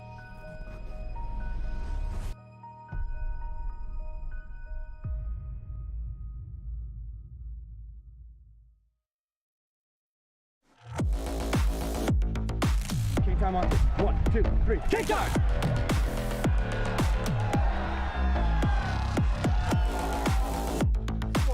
If you're worried if somebody's got the trap, call and find out if the trap's there. That's a full team effort. All 9 Hey, guys full on the fucking team roster. effort. It's an easy game if you're doing it with your brother. 2-on-5 situation. Let's go, Heat. One side ticket.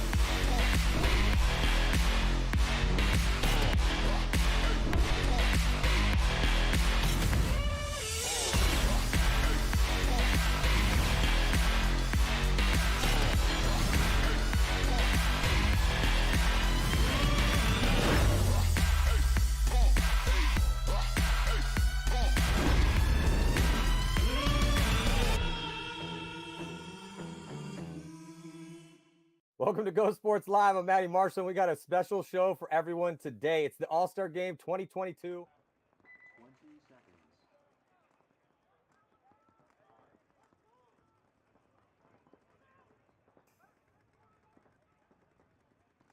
seconds. Welcome back here, 2022 NXL Golden State Open. We're here at Capital Edge Paintball Park, a little outside of Sacramento, California. Matty Marshall, lucky enough to have Robbie Goldsmith and Kyle Berry up here to call this next set. It's going to be a fun one. San Antonio X Factor taking on New York Extreme. First time we've seen these two teams here at this Open. It looks like first body to drop is going to be Parrish coming off here for X Factor. They're still pushing the issue with Billy Bernacci, getting him into the X. And here comes a little bit of a counter attack as Carl for New York Extreme dives in the snake. Billy catches one. And Jerry Carl all by himself here at the X. Yeah, looking like a 5-on-3 now. Just Jerry Carl dives over to the snake, get into the 50 snake to start wrapping. Yeah. You know, Kyle, just real quick, we're here, point number one, looking pretty good, at least initially for New York Extreme. But talk to me about this X side here. This X side, this snake side is definitely difficult. It's it's kind of counter of what we've been seeing in the last few layouts, where this snake side has these really wide open lanes on the back gaps with the cross shots from the Dorito side. But heads up, you really can't see much whatsoever. So, you know, what we're seeing is, since the D side is such a heavy attack and you can stop 3 bodies over on that side, that D side tower can actually see some of these gappings to get in here. But I'm very excited to see how players play this coming into the future, of how they learn how to get crafty within this X structure. Yeah, and it's a blind layout, and another body, well, actually body dropping as Carl gets eaten up here. A little damage control for Meter Ninos. Some signs of life here for X Factor. They're playing on their heels for a second as Carl was pushing the issue, and X Factor had dropped a couple bodies. Meter might be taking the walk, though. It looks like he does. Are they going to be assessing a penalty? And it is, and it's going to take out Colt Roberts. So the ship has sailed on point number one here is New York Extreme with Pat Kraft Jr. and Arslan Hussein still alive with Harrison there as well. Going to take this first point. So Robbie, you know, he's got that breakdown here, the X side. But I thought, I mean, you guys just played. You guys beat the ML Kings. It was actually kind of the tables had turned a bit from what we saw at the event before, an event before, whereas Level couldn't really keep up with the aggression that ML Kings had before, but then you guys were the aggressors in this one. So talk to me about that V side, that D side, because I really felt a lot of your strength came from that side of the field, Robbie. Yeah, I mean, we knew that they were going to come out hard. They always do. They have a lot of young speed. I feel like ML Kings and Level are very similar on the up and up in the league. That's exactly how we said it right before your game. Yeah, and they came out in Dallas and waxed us, so we wanted to make sure it didn't happen. And you know, I feel like after the break, it's really hard to shoot anything over there. Obviously, we have Danny over here, which everyone kind of keeps an eye on, so we just tried to take advantage of it, and it worked that one. The one good thing today that we did see for your opponents against you guys is they were putting a lot of pressure on Danny. He took the early walk quite a bit, getting sweet spotted out, whereas Silberg was kind of going off and able to make it clean on that D side. He's an all-star now. He is an all-star. Yeah, it was, yeah, and then Connor Kelly was taking the walk a bit for you guys. Your guys is all-star, Kyle. So anyway, jumping into this next one's Paintball Fit, who was, they were outstanding in their first game with the Mercer win over Crisis. And then the Titans, they hung with Blast Camp, and it was a tie ball game, 5-5. So both losing one off the break. It's a 4-on-4 off the break right now. Oh, and Fit loses another, so now it's a 4-on-3. Yeah, advantage to the Titans. They have Harrison Fry from Infamous playing on their squad. He's still alive, and he is at D2 here currently. Titans were aggressive in that first game and coming all the way over from New Zealand, so good to see a little international flavor. Here is Kyle. Last time I saw you, we were out in England. Yep, so yeah. Love that, you know, paintball is a worldwide thing. Just, love the guys willing to make these big, long journeys to throw down here in this battle. And again, they did look pretty good in that first game, even though it was a draw. Harrison pushing the issue, probing, trying to get a little creative on that D side, goes to a pin. Pretty gun dominant here, trying to find these bodies. Looks like Chavez is still alive for Fit. He's trying to pick off on Chavez on the Dorito side. He's playing great, getting out to that wide. He's playing pretty consistently the last few matches, too, just attacking that side and getting down. Oh, but he gets picked off. Ooh, had our first commentator curse here, Kyle Berry. Yeah, I do agree with you, though. He's a big component of the offense for Fit. And just not here in this point, though, as he was in a good spot, gets taken out. So Titans looking real good on that D side. They got 2 bodies over there, pushing the issue. Not quite at the 50s yet. Looks like it's 4-on-2 in favor of the Titans. He has to start attacking the snake side to put the bounce pressure on both sides to shoot Cole out of that Dorito side tower. Yeah, it's a hell of a gunfighter. He is, man. Yeah, it was interesting in the Fit's first game. They're so good. They're so comfortable in their gunfights. They play so much paintball. So no matter what situation they're in, it looks like is that Mason? No, that's his brother. So both the Lucao's going to take the walk here as they're the last bodies left alive. The point's going to get finished out here. So Titans looking pretty strong again. Harrison giving Colt a little extra at the end there. He's trying to get him riled up. So now X Factor gonna take the field here against this Extreme. Got off to a really slow start this season as X Factor, as we were joking that there were kids learning math in 2nd grade that have never seen X Factor not play on Sunday until 2022. First couple events, not so good for them, but they looked a lot better with a light line at the last event. They've also had roster problems. I mean, they're rotating players a lot. They're adjusting their squad. And I think taking the hit of losing Archie is a big factor. I mean, he's really not just a quarterback, but a closer on that line. And someone else needs to fill that role. And if Colt's there, he usually does a really good job at filling it. But when Colt's not there for the events, they seem to be lacking a little bit. Well, they have Colt here for this one. So see if they can step up in point number 2. They're on the blue side here as they run out. Solid first point for Extreme. And Extreme strikes again as Randy Stanzik going to be taking the early walk here. But Billy Bernaccio getting into this X here on the Snake side real fast. And now taking the first kill for NYX off the Dorito side. 4-on-4. Yeah, McLean taking the walk for New York Extreme. Extreme dives Carl here into this X. And it's been an interesting battle here as you were breaking it down a bit in that first point here, Kyle, but I like this layout. It's been entertaining to watch, that's for sure. Inside move for Billy.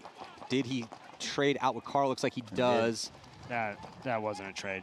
Not a trade? Jerry had him all day. He was posted waiting. He didn't even know. The problem is there's no laydown refs, so they're not going to see those middle moves. That's a little scary thing back there. A lot of middle play, no laydown refs. So. Tom Guest getting checked out as NYX taking it to X Factor right now. Looks like we got a trade on the far side. It looks like it's 2-on-2. Got Colt moving up the Snake side here. You got Patty Craft here in the Snake corner and Harris Hussein in the Dorito 1. Yeah, as the battle went down on the D side, both teams losing a body. Still one more body over there for Extreme. And I think, is there a body in the back? Yeah, back corner bunker in the stand-up can for X Factor. I believe that's Tom Guest. And then Colt Roberts still alive here on the X side. He's at box 2. And yeah, Pat Craft Jr. back corner bunker. Colt Roberts shooting the angle crossfield here. I believe it's a 2-on-2. Definitely to Robbie. Can you see if there's a back corner bunker? 2-on-2. Okay, that's what I thought. So 2-on-2. Here comes Craft's going to move up. This finds a runaway. This middle has been developing a little slower than I thought for people closing the games out or trying to figure out these situations. There's so many blind spots. The real big problem is the blind cross shots. Blind cross shots are huge. I mean, if you just look at this gapping between the two snake insert bunkers here, oof. Colt Roberts with the 1 ball. Oh, did he get the crossfield kill? No, not yet. Hussein gonna move up. Colt's gonna try to find him and gets a shot on his pack. Little 2-pack to close here for Colt Roberts. Nasty with it. Texas legend. And I definitely agree with you. I mean, Colt's so good that anytime they have him, I mean, of course, it's just going to give them a better chance.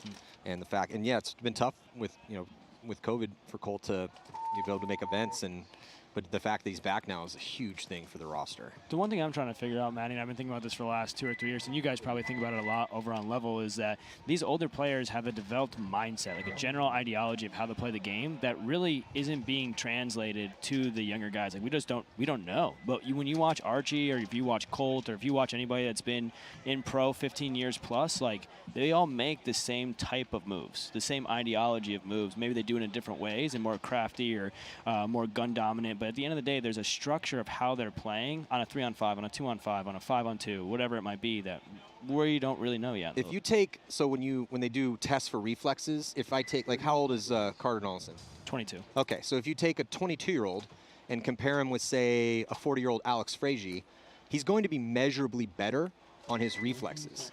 But that is not how this game is really won or lost. So much focus is put on the form. And the form is not really what wins tournaments. That just gets you in the door. And so if you look at a good parallel is mixed martial arts. If you look at how successful the elder statesmen of mixed martial arts have been in the past 10 years, you see guys still dominating at close to 40, still getting punched in the face, or 35. And the reason is you have to learn so many skill sets in order to be elite in your, and that skill set is what you do in pressure situations. So that's why, and it's longer conversations, we got to jump into this next point, but that's what it is. Paintball Fit losing one from the right side here. Looks like it is 5-on-4. Titans playing tough, playing the back line, heavy guns, real control. Oh, and Paintball Fit loses another. Titans are winning these gunfights. As they launch up to that wedge on the Dorito side. Well, and that's saying something, Kyle. The Titans are winning gunfights against Paintball Fit. That means the Titans have been training a lot, because Paintball Fit, man, they play a lot of paintball. A lot of respect for those guys, honestly. They do play a lot of paintball. And they got Mark Johnson guesting with them this event. Yeah, he had good point out there too. Cleaned up nicely. Another All-Star this year. Yeah, making the All-Star team. Another guy that, even though he's in his 40s, still holding it down out there. Sick gun battle going on D side right now. There's Harrison Fry in the Dorito 2, Suarez in the Mini W on the wide, and he's fighting that center brick there. It's kind of like a 2-on-1 with Suarez is holding his own.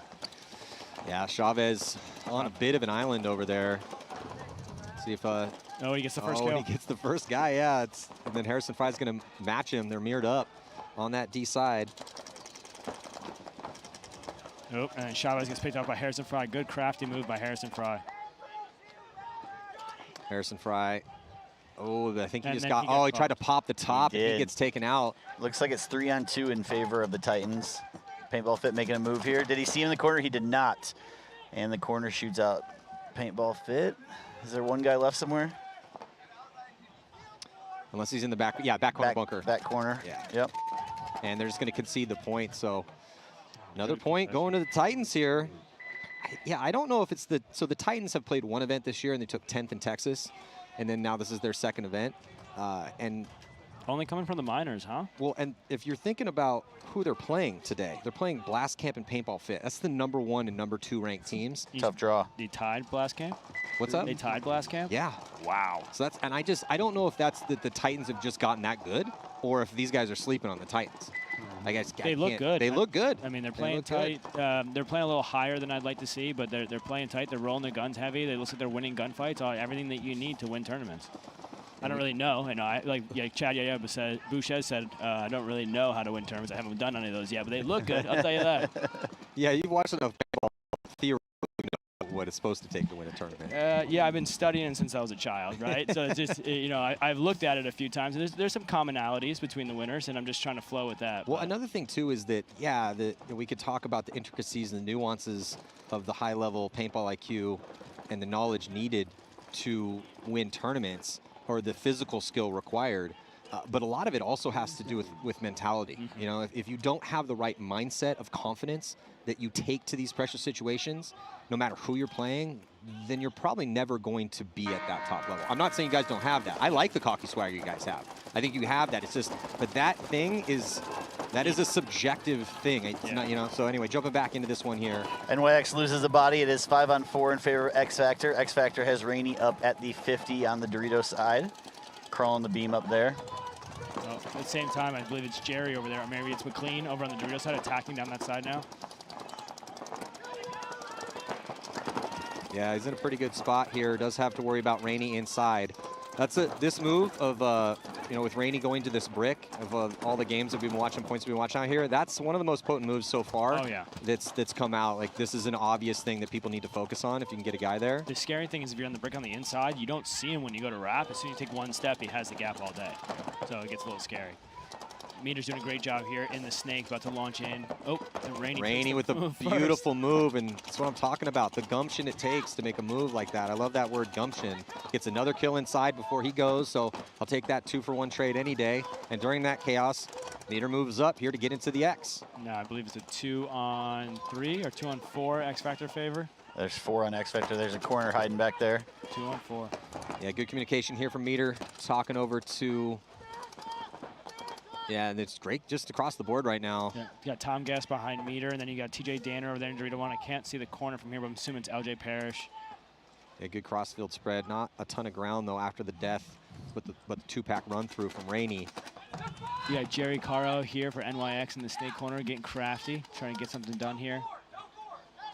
Yeah, he's out in the blind spot, using those bunkers to block out his opponents. His meter's going to move up and check off the angles inside. Yeah, they're yelling kill 4.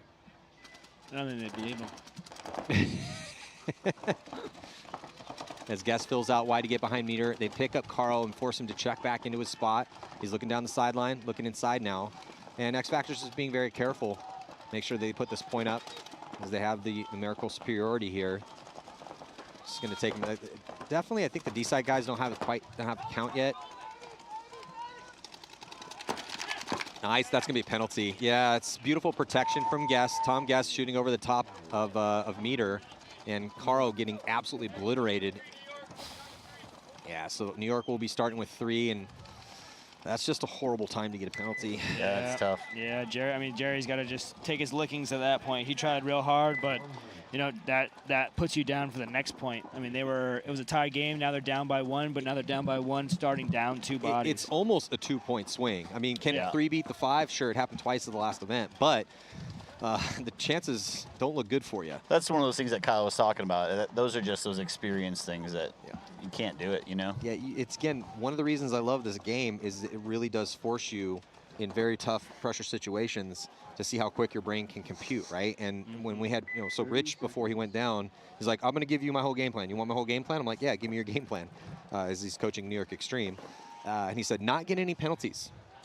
That's our game plan, you know? That's what we're walking out there with. He's joking around, obviously, but he's also putting a truth in the joke, right? Yeah. And the point is that they get penalties too often to contend at the highest level.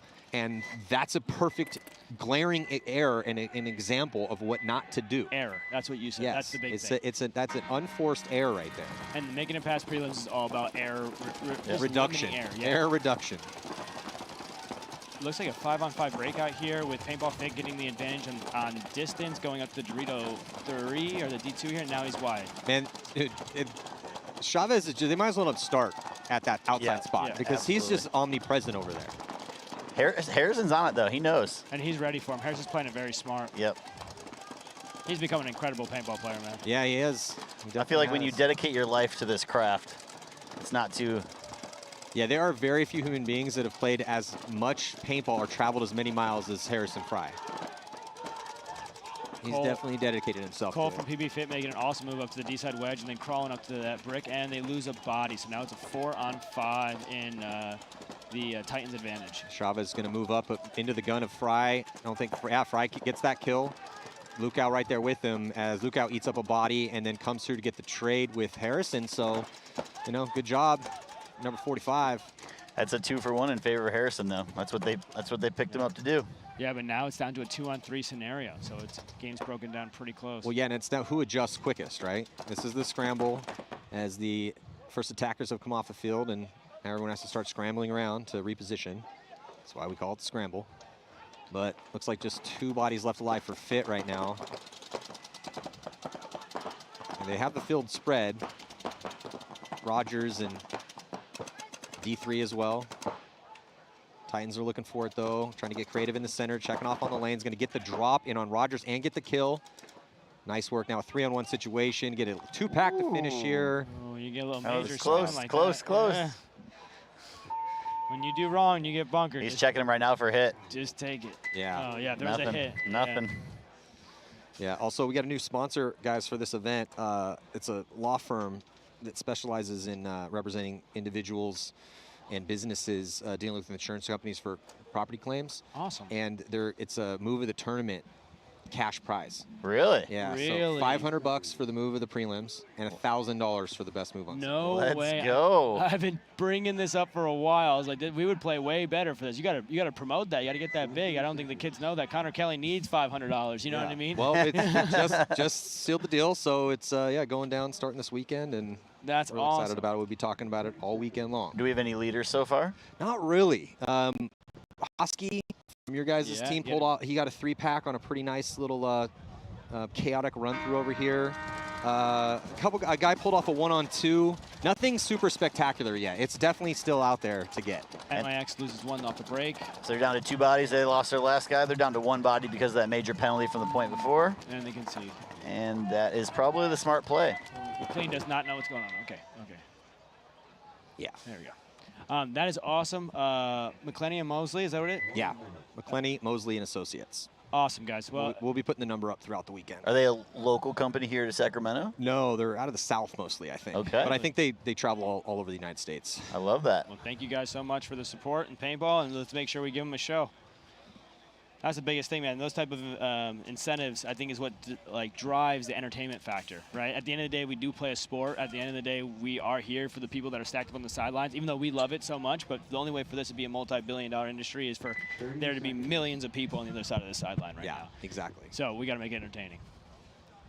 I couldn't agree with you more. I've been singing that song for 20 years. You've been doing a great job, man. I appreciate it. Thank you. You've been doing a really good job taking a story out of it and making it a very entertaining and awesome story. Well, it's like I always say, no one just wakes up in the morning and cares about anything. You are made to care. That's the operative word in that sentence, is you have to make somebody care. And ultimately you do it by entertaining them or telling them a great story. Back into the Titans versus PB Fit. PB Fit double in the home while the Titans are edging off the box, trying to shoot the snake side. 5 alive for both again. 5 on 5 breakout. Rare. I love it. Yeah, it has been started to get a little bit of a bloodbath on the break on this field. Especially for a blind layout. We really don't know what to shoot at or what's going on. That's true. Still hitting people. Yeah. And seeing a lot of inside guys, too, like shooting the shooter type situation. Those two towers are very dominant and hard to get to. Oh, PB Fit lose one. Yep, drops their first body. 5 on 4 in favor of the Titans. No one too aggressive on this point. No one making their moves up to the 50s yet. And we got our first move to the 50 by the Titans over here into the X. And they mirror it on the other side. See, the Titans are doing a really good job at playing that middle. Getting 2 guys in there to the center. It's hard to shoot those guys. Those guys have really small and great kill shots on the cracks on the left and right. Like if this guy was still on the left, he should be able to shoot Chavez going into that Dorito. But if he stays left and keeps his gun up, he'll hit him as he launches into that mini W. Yeah, and that's been kind of the issue for some of the players and teams is they get into these spots but don't stay on the lane. And then Titans lose Harrison Fry. Yeah, that's the problem is they're coming off. And yeah, another death here coming out of the X. So well, it's looking good initially here for the Titans with that penetration early in the center, but a couple deaths now. Those guys are still in the center, but they don't have support. And they got that early kill on Fit, so Fit. The crazy thing is that no one can split the seam between these two. Strangely enough, Chavez is in his spot over there on the D side. Bad gunfight right there. Yep. Lost him. Oh, penalty assessed, though, on Chavez. Uh-oh. And that is going to pull out Mason, I believe. No, they're going to pull out Johnson. No, they didn't pull out Johnson. They pulled out Colt. So Johnson's still alive. Mason's still alive here for PB Colt Fit. saw the penalty and was calling himself out just to help the ref out, and the ref almost pulled another guy. Oh, but Mason had no idea the Titans were at the 50 brick, and it cost him Mason. Johnson's still alive, though. Johnson finished off a point nicely in a nasty situation here for Fit. So see if one of the Texas legends can get it done. He just filled out to the D-side tower. It's a 2-on-1. Titans player fills back in the snake here. 2-on-1, and Mark is moving around like nobody's out there. Yeah, Johnson rolling the dice here, trying to get creative and have his opponents lose them. Gets bounced, and that one broke. Nice. And he's going to catch a couple extra. So, little finish here from the Titans, and what is going on here? The Titans up 4-0 are looking absolutely outstanding here against one of the best semi-pro teams in the league. Titans came to play today. Just got a text from a watcher. The law firm is in the entire U.S. minus Alaska, 12 states in the Northeast. We can do Puerto Rico, Virgin Islands, Honduras, Costa Rica through international charters. Oh, I absolutely love that. Let them know if they want to reach out to me directly. I give them a free marketing plan for helping out paintball. There we go. Hey, Kyle Berry. There we go. Yeah, you can also email Pate at MMA-PLLC.com. And again, they represent people and businesses in property insurance claims and negotiation and litigation. I didn't put that together. Pate Smith, old school Alabama kid. Yeah. Went to Alabama. We won't hold that against him, but been a paintball fan for a long time and a great dude. So let's help him out. Yeah, it's tip of hat and respect to Pate. He was the prime mover there, so. Love that. Billy taking this second snakeside wedge off the break and making it alive. X Factor loses one. Tom Guest out of the back. Yeah, body coming off for NYX, too, from that backfield. It's Hussein Arslan. There we go. Both NYX got 2 guys up in the 50s here. Let's see if they can put some together. Caro and Harris. Yeah, nice moves by Harris Hussein. Jerry Caro to take some ground, catching some pressure though, as looks like Pear's going to take the walk here for X Factor. 3 guys left for X Factor. NYX has a 1 body advantage right here. Oh, and Harris takes a walk to even it back up.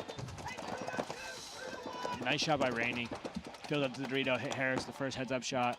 Now we got Packraft and Jerry Caro over here on the snake side against Billy Bernaccio and Aminer Ninos, with Rainey Stanzak on the D side for X Factor, and it looks like Josh Taylor on the D side for NYX. This is such a dangerous bait play right here with Caro shooting crossfield at Edge Doritos. But the problem is his lack of consistency on it, right? Yep. He's not hearing anybody talk, so.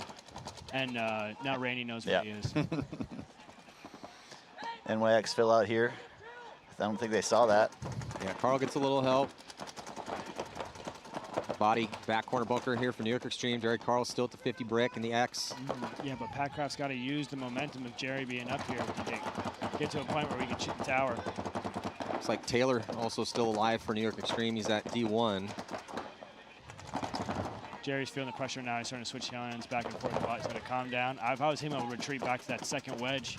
The inside wedge? Yeah, the inside wedge. Just to catch Rainey off guard, right? Retreat to that inside wedge, act like you come off the gap, pick up the secondary gap. Yeah, proactivity in this bunker structure is the best way to play it. Yep. Yeah, you got to keep people guessing for sure. Yeah. And the problem is once people start figuring out the bounce shot, like, there he goes. Meter's starting to hit the bounce shot right now, right? As soon as he figured out the bounce shot, that bunker's probably going to be hard to play. Yeah, Carl doing exactly what Kyle wanted him to do. Backs up inside to the wedge. Now just bait, Jerry. Just bait. Just sit on the bait. It's going to put him closer to Josh Taylor, who moved up into D3. So nice move by Josh, and now they're going to be closer. They can talk a little bit easier to each other. Packraft Jr. still in that back corner bunker, which is a great spot, man. You can shoot a lot of bunkers from that back corner. You can also get shot from a lot of positions from that back corner as well, too. What I hope to happen is Josh swings out wide on the Dorito side and catches Billy in the pack. I mean, he's got the best advantage right now just because he's closer to that mini W. If you get out wide to those mini Ws on the Dorito side, it's very hard to survive over here on the snake. Like, the cross shots are extremely powerful, and the bunkers are so narrow. We don't have a big Dorito or something over here. You don't have a lot of livable space. Yeah.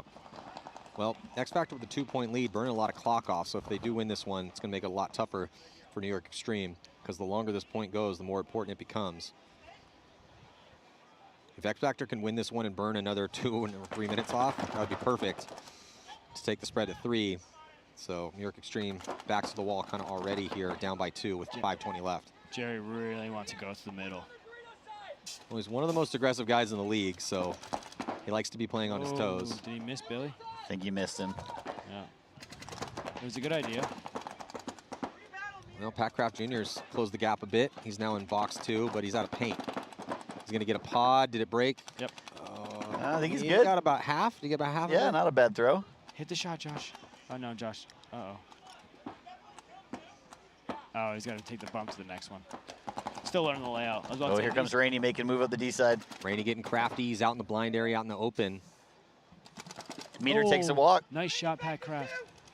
Meter. Oh. Yeah, Meter takes the walk. Rainey commits. Body does. He does trade out with Taylor. It puts Billy in a 1-on-2. Oh, and he trades out with Pat. So Jerry Carl, after that chaos, stayed alive. Good job, Jerry Carl. Very nice, man. Very nice, Jerry. It's funny that lined up. You know, if Josh, once he got into that mini W, if he would have just took the advantage and wrapped and just controlled the wide, he would have had the opportunity to win it. Jerry, if he just kind of baited a little bit longer, or if Packraft and Jerry wanted to work together, it would have been a lot easier game. But X Factor should have been on their heels just because of the advantage that NYX had on the field. It's just not working together. Whoever works together first in that situation is going to win that. Yeah, hands down. It's just fun again as a fan to watch the strategy and the tactics change in real time. Yeah. Because typically when we head to an event and it's a major without a blind layout, about 90 to 95% of the work's already done.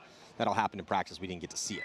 Right. Now we're all watching it evolve in real time. The crazy part is as a coach, like if you were a coach in this position, do you try different things even in a tight game to figure out the layout, or do you depends on the thing we're trying to try. But the whole thing is you're going to go with a bread and butter. That's not really a bread and butter. Yeah. You know what well, I mean? Like for instance, I thought you guys played too tentative in that first game. We did. You're an offensive team, and you guys were mostly going defense back spots, and you're getting shot off the break.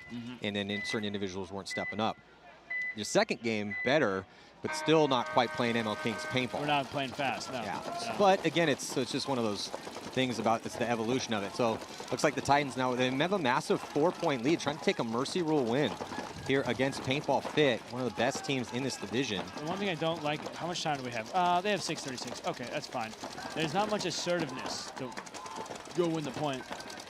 Talking about Fit? Yeah. Yeah. You know what I mean? Down 4 points, you have 6 minutes. You have to average about a minute 25. Yeah, I agree with you. It's just, yeah, I mean, you have to really start pushing the issue contingent upon the situation, right? And in our pits, we talk about 0-0 a lot, especially if we're up on points. It's 0-0, 0-0, right? We do that so we have the mentality of not slacking off, not thinking that we have the advantage, but to play at 100%. But when you're down by 4 and you have 4 minutes left, it is down by 4 with 4 minutes left. You have 1 minute points. That is what you have to play. Yeah, but I would add to that, though, that when you do have quite a bit of a lead and there's a ton of time left, I don't really want you playing like it's 0-0. I want you playing like you have a 3-point lead, because if you go up a couple bodies, you want to slow play the rest of that point to burn additional time off, because if you get that point and burn 2 minutes off, it gives you a massive advantage. I couldn't agree with you more. It's just my guys don't really like the whole slow down.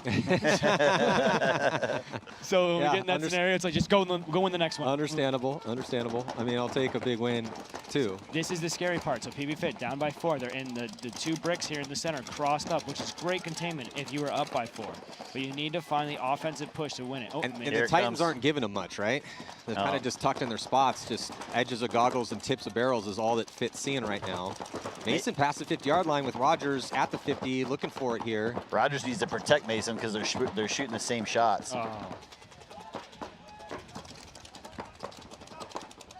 Yeah, and same situation, just some time has been burnt off here. Now 5 minutes left to go with 4-point spread.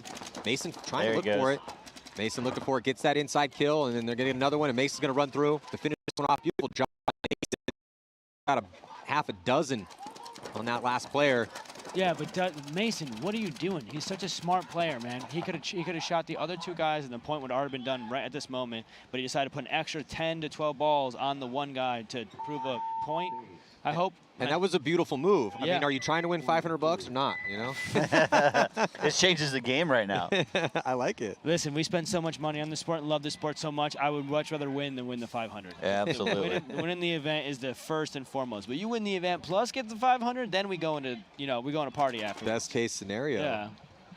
And I mean, in some universe, if it's, it's such a miraculous move, maybe you win the 500 and win the $1,000. And win the 1,000. You're walking away with $1,500 and a trophy. But I'm telling you, you walk away from $1,500 and without a trophy, it don't feel that good. It feels just like $1,500. Who was it? It was Jackson. Yeah, who won the Golden Barrel but lost the tournament, which is the only time that's ever happened. You could see how upset he was. Like, he was like, thanks. You know what I mean? It's awesome. It's a great accomplishment, but, like, we're here for a reason. Oh, yeah, I agree with you, man. I mean, you get to keep the wins forever. Yep. Oh, and Jerry gets hit off the break. NYX loses 1. Harris launches up the center. He makes it. They get out wide. Pat Kraft out here to the corner. He's doing a good job of filling out. Yep. We got both mirroring 50s. Who's going to get the drop? Oh. Ooh, Harris. Nice job by Harris Hussein. Billy tried to pull the trigger there. Oh, yeah. Hey, they needed that one, though, as they're only down by 1. There's 4 minutes left to go. It's a nice shot there by good containment by Harris. Yeah. Now Harris has the full control of the snake. And does he get, misses Rainey. Come on, Harris. And he's going to move across and out. Ooh, did he miss him? Inside, actually. Did he miss him? He did. Did he? Did he? Looks like he did.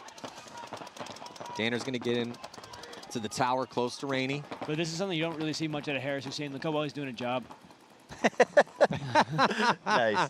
Good point, Kyle. Good point. Well, you are originally a New Yorker. Oh, so. that kid is my brother and my mentor for a lot of the beginning of my life. He helped me out just get through life for a while, so I'm always got Harris's back. Another kill for NYX on X Factor here. Got another guy at the 50. Kraft comes up to 50 here. It looks like it's 3 on 3 though. Oh, Rainey doing Rainey things. Rainey creeping up. Harris had another chance to get him. He misses his shot again. That's a much harder shot. Yeah, that is definitely a much harder shot.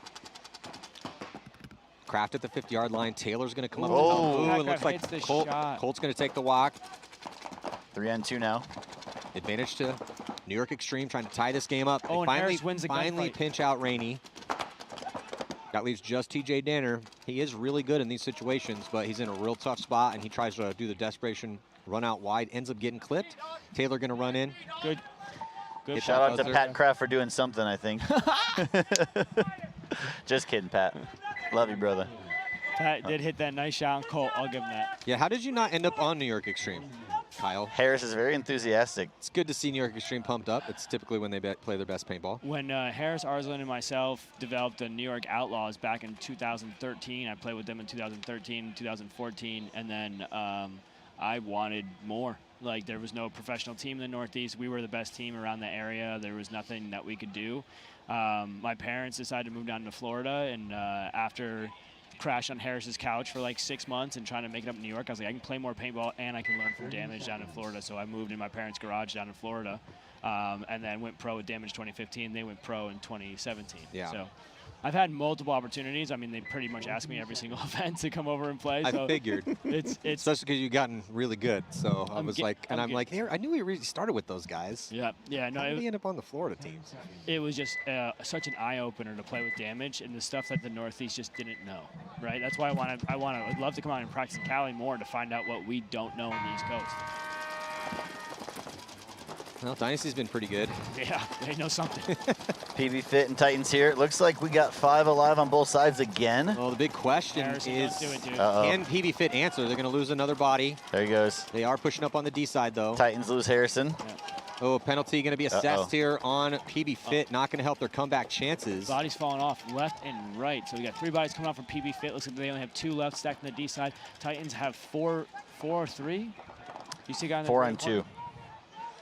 I think it's a 3 on 2. Is the back corner bunker? No, there's a home. Oh, there's a home. 4 on 2. Chavez in the 50 over there, though. If he can turn this field a little bit. Yeah, as long as their center guy actually stays on, I don't know what. And instead he goes to a pin. 4 on 2, let me go to a pin. No. And on the Titans, they could have just sat there the whole time. Yeah. Blood's in the water, dude. They're trying to take down one of the top teams, make a statement here. Yeah. I mean, if you get a win against Fit and a draw against Blast Camp, You had a good day. That's pretty legit. You had a good day. Because that's a tough draw. You sit there and you're like, we just flew all the way from New Zealand. What do you think about draws? Yeah, I was just going to bring that up. It's interesting, just the draw in general of who you get, who you don't get. Yeah. Oh, no, I was thinking more of like Let fate a decide draw. it. Oh, in semi-pro? Yeah. Yeah. Oh, I hate draws. I hate it. Yeah, not a fan. One-on-ones. Dude, Yeah. rock, paper, scissors afterwards or something. Just somebody get wins. Yep. Win or losers. That's why we play sports. You know what I mean? I'm with you. I don't like just participation trophies. I don't like draws. Really mess up brackets, too. I've looked at brackets at the end of prelims for semi-pro, and it's like they don't even know who's going on. Guy makes it on and go with 1 win, a loss, and 2 draws. It's like... I get the time thing, like, and we're here in schedule and whatnot, but the apex of a match is an overtime. Some type of, whether it's a 1-on-1 or a 5-on-5 What or... were we just talking about, right? Drama. Yep. Yeah, drama. Entertainment. Speaking of drama, 3-on-3, X Factor NYX, and it is a 5-on-5 breakout. NYX loses their first player. It is 5-on-4 in favor of X Factor. Yeah, Pat Kraft taking the early walk here. So X Factor with 2 minutes and 19 seconds left to go. Double moves up the center, and then they both hit the deck and crawl to crucial spots. There we Colt go. Roberts gets to the brick first, and here comes Rainey, also in a really good spot here. Try to solidify this win, as they have a 1-body advantage and they have the real estate. NYX better have their finger on the buzzard. I would hit it at minute 30 if they don't get a kill. With the 2 bricks like this locked up, they could sit like this all day. Absolutely. Yeah, so neither team with the lead right now. We do not have draws in the Pro League. Thank you. Unless something changed. Yeah. You never know. I don't even like the overtime, dude. Just give me the 1-on-1s immediately. I like the 1-on-1s. The 1-on-1s are cool. Again, One thing I do want to say. Hey, we fought to a draw. Send your heroes out. Send your heroes out. Yeah. One thing I do want to say: the silver paint is not that bright. I was super, super excited for Bright Shell Paintball so we could all watch them fly in the air. But the silver is not the right color. No. Yeah. Well, another move out here for X Factor, spreading the field. Meter Ninos. Billy gets in with Rainey. So they got a minute left to try to break this cross as on defense right now. New York Extreme try to hold on and force an overtime. Yeah, I think that's the play now. Yeah. You just got to hold out for 60 seconds. Yeah, but you're down by 1. If you lose, if X Factor executes this correctly, which it looks like Rainey is getting in the position to do. They need one more kill, and then they can launch a full-on attack. The problem is Rainey's going to get here. And shoot somebody. Oh, they lose Parrish. LJ takes a walk. 4 on 4. Tough death, so now, yeah. Josh knows he's here, though. Get it. Here it comes. Rainey wraps around, puts Taylor in. Did he actually shoot him? Rainey's a very accurate shot. He makes a shot. Crucial kill here for San Antonio X Factor from one of their all-stars, Rainey Stanzik. Another body coming off, and Kyle, I think you called it. Blow the horn. We'll see. 25 seconds left. Can X Factor finish it? They need to get another 2 kills here. Oh. Ooh, Rainey getting taken out, though. That's going to be tough. Yeah, I don't know if they're going to have the time now. They're not really in perfect position. Billy's going to try to reposition. He gets outside wide. I think we're going to see an overtime. Yeah, as Colt's going to get his eye dotted. Harris is just holding it down from the home. He's shot in 2 guys. He's about to shoot a 3rd. No penalties right now are key. Harris going to try to steal this one. Oh. As time expires. He's still clean. That's Rumbling, crazy. stumbling up the field. Harris Hussein making some shots. We got ourselves a tie game. Going to go to overtime. That is an awesome fight by Harris Hussein. Good job on him of just staying alive in that home. Yeah, it wasn't looking good for a second with Rainey in the spot getting some kills, but Harris Hussein clocked in. Talked to the referee real quick, and no penalty assessed on that last one, so it'll be 5 on 5, moving into overtime. I love it. And then we'll see if the Titans can put the finishing touches here on a Mercy Roll win against PB Fit, which did not think I would be singing that song out here. As PB Fit, but just, man, the Titans look real tough in this one. They're playing a really good control game, heavy paint in the air, and they're honestly winning the gun battles versus PB Fit. It's like they knew the layout or something. Yeah, I mean, it's, again, just the tip of hat and respect to the Titans because they played the #1 and #2 teams in semi-pro, flying all the way from New Zealand, and a draw, and I mean, a 4-point spread on literally the #1 team. So that's a good day.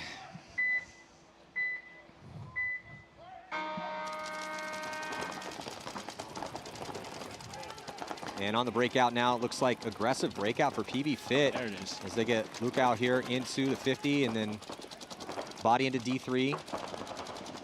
3 minutes and 17 seconds left to go. They need 4 just to tie, and they're risking it. Here goes past the 50 with Luke Howe. He's going to crawl up that inside wedge, and he gets flipped out, though. Wow. Titans holding it down. He was trying. He was trying. Maybe he should have jumped the other way, but he was trying. That's all you really can ask for, right? Right. At this point in time, if you're a coach or a fan, try to make something happen, man. You're in a tough spot. Lost another one from PB Fit, so it looks like the Titans are going to close this one out on a mercy roll. Yeah, still got a little bit of work to do, but it's definitely looking good for him here. I spoke to her. It's still Chavez and Mark Johnson. Mark Johnson. You can't ever call Mark Johnson out. Yeah, with how good Chavez has been playing, and then, yeah, Mark Johnson out there, they still got a chance. It's just, it's the time, right? Yeah. Because the Titans will be content with a 4-point win. Yeah, the Mercy Rule looks good on paper, but ultimately you just need the win. So they have the high bodies. They have a 4-point lead.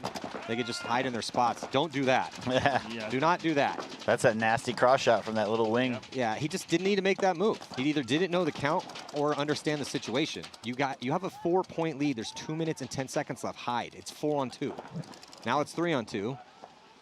Still really good situation here for the Titans. Mark doesn't know this guy's dead, though. Or there's still a corner, so he's afraid to launch.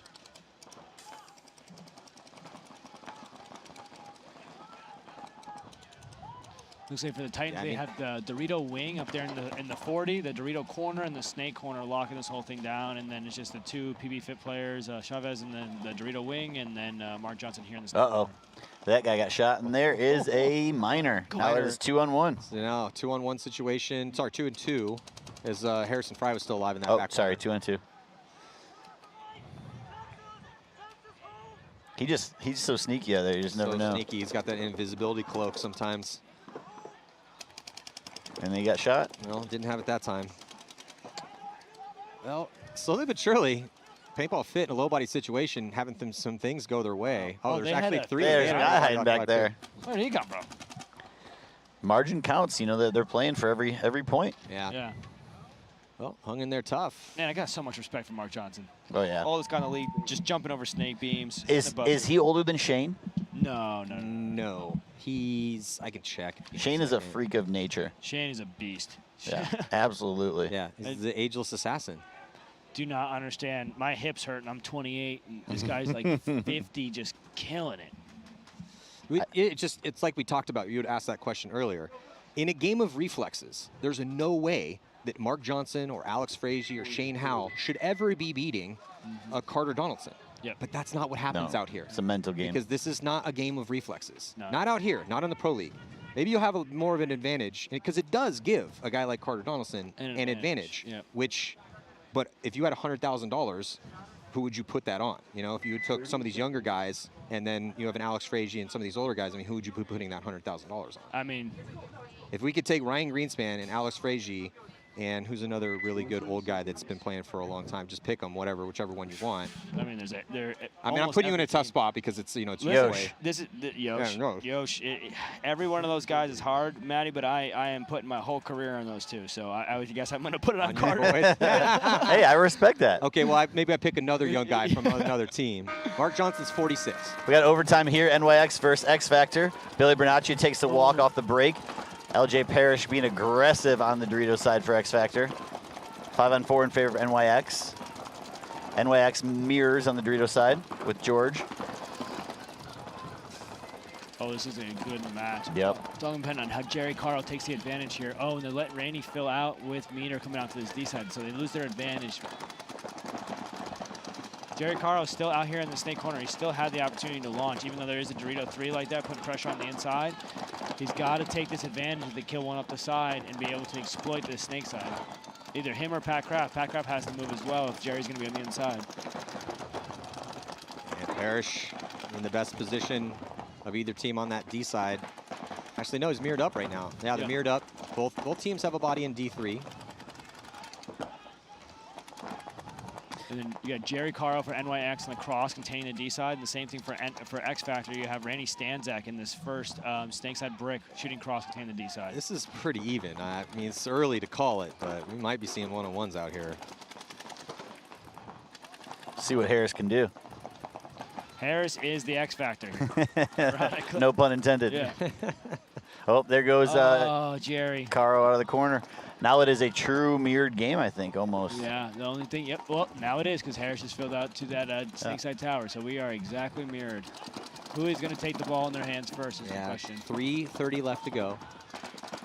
Tense moments. Both these teams playing their first game. You do not want to drop your first game.